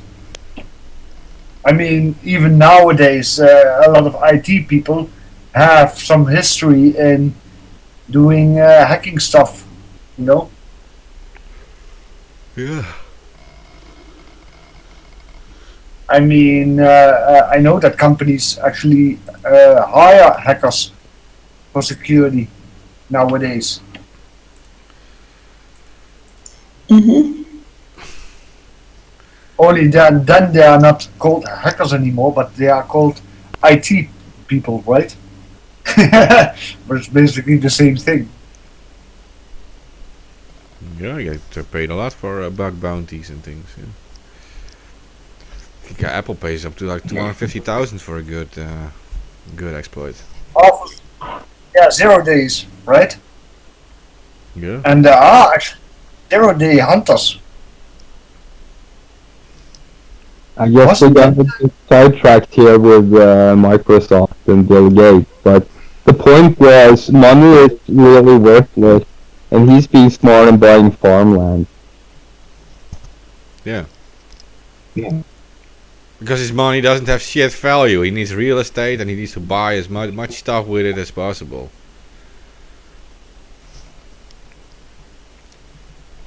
Now, before they crash it, actually. Yeah, pretty much. Because even that system is rigged, right? I mean, it's the elite that decide, like, it's time for another depression, right? If he's, in the GMO seed business, then and he has so much farmland, and the thing with GMO seeds is they contaminate other fields, but they have patents on them, so you can sue, people for having contaminated, fields. And you can own their fucking crops if you want, and that's been a problem with Monsanto and Bayer and these GMO giants. I guess that's a rich people thing, right? They create shit, put a patent on it, and sell it. Yeah, but this shit is food. This is the organic stuff, patented.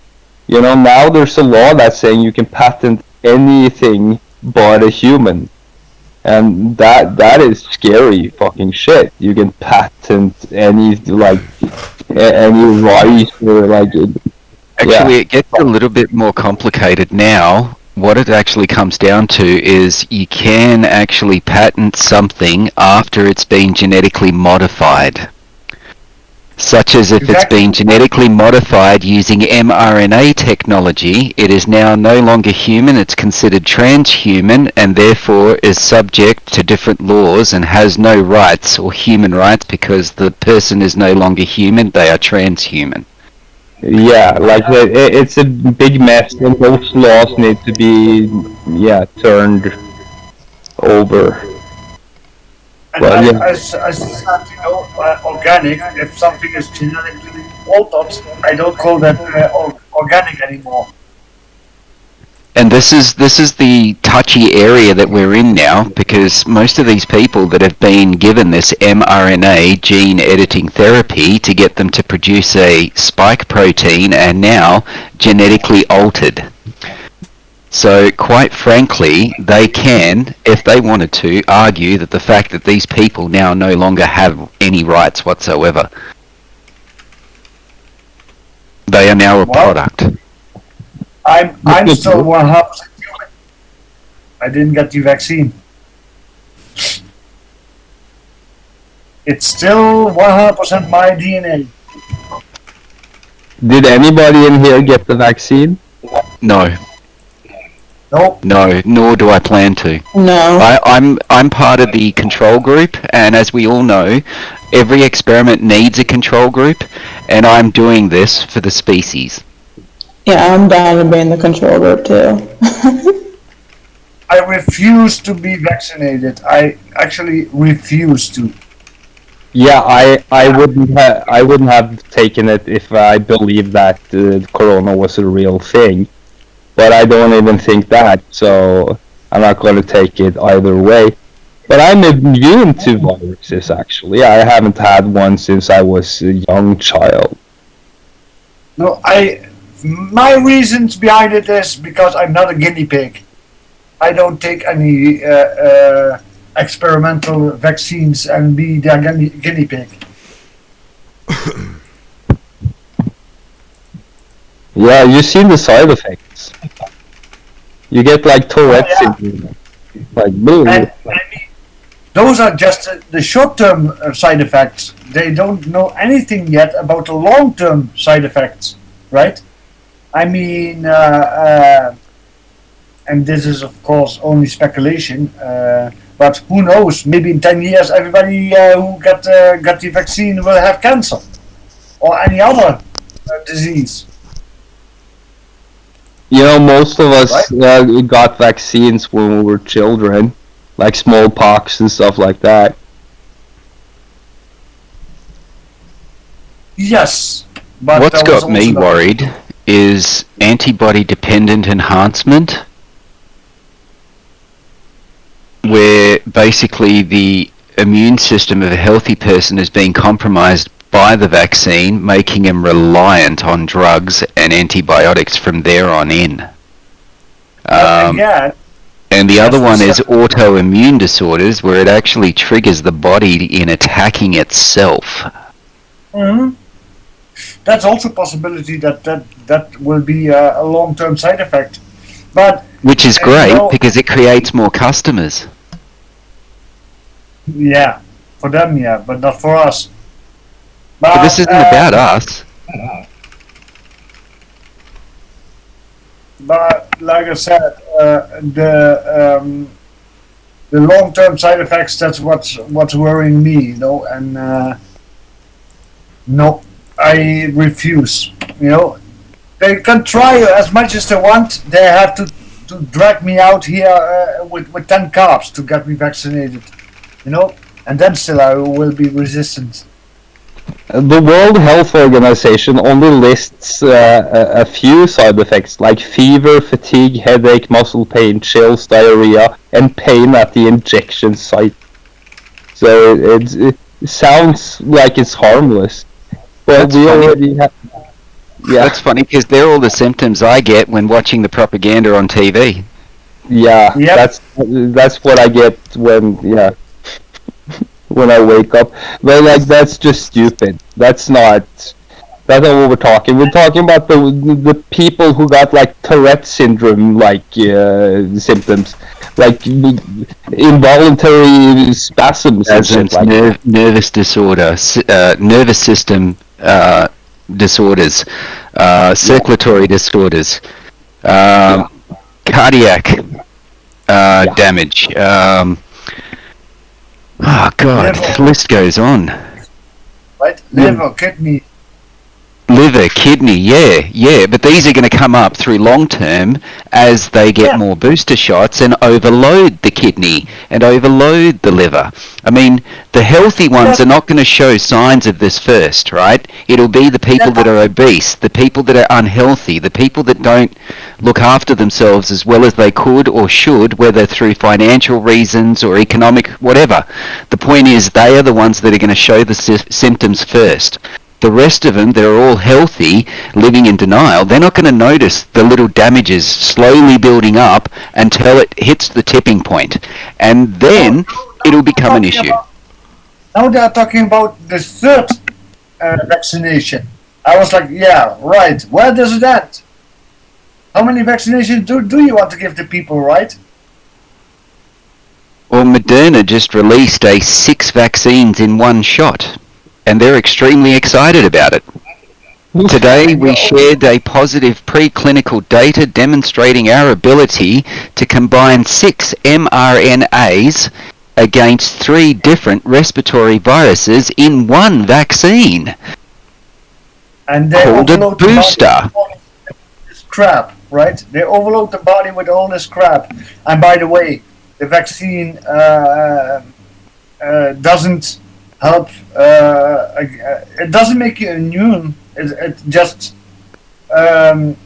reduces the symptoms, but you are still as infectious as a non-vaccinated person, right? Yeah, well, that's the thing. I mean, there's no real actual proof that it lowers the symptoms either, because there's reports coming in that people that have had the vaccine are actually getting more sick than the people that didn't get vaccinated at all. In some cases. Nothing. So, yeah. As well, inject us with the salt solution. Right? Pretty much. Yeah. But yeah, I don't want that RNA shit in me. So no, hell no.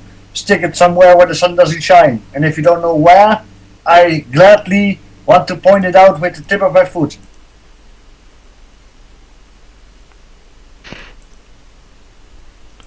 Well, right? Yeah, no, I agree with you. It's just I've told them where they can take their mandate. Exactly. Hey guys, we're on 5 hours. Let me end this one. We can continue tomorrow. Mandate these nuts. PSA. The PSA, guys. Make sure to spam neuter all your politicians and lobbyists and military contractors and bankers and royalty.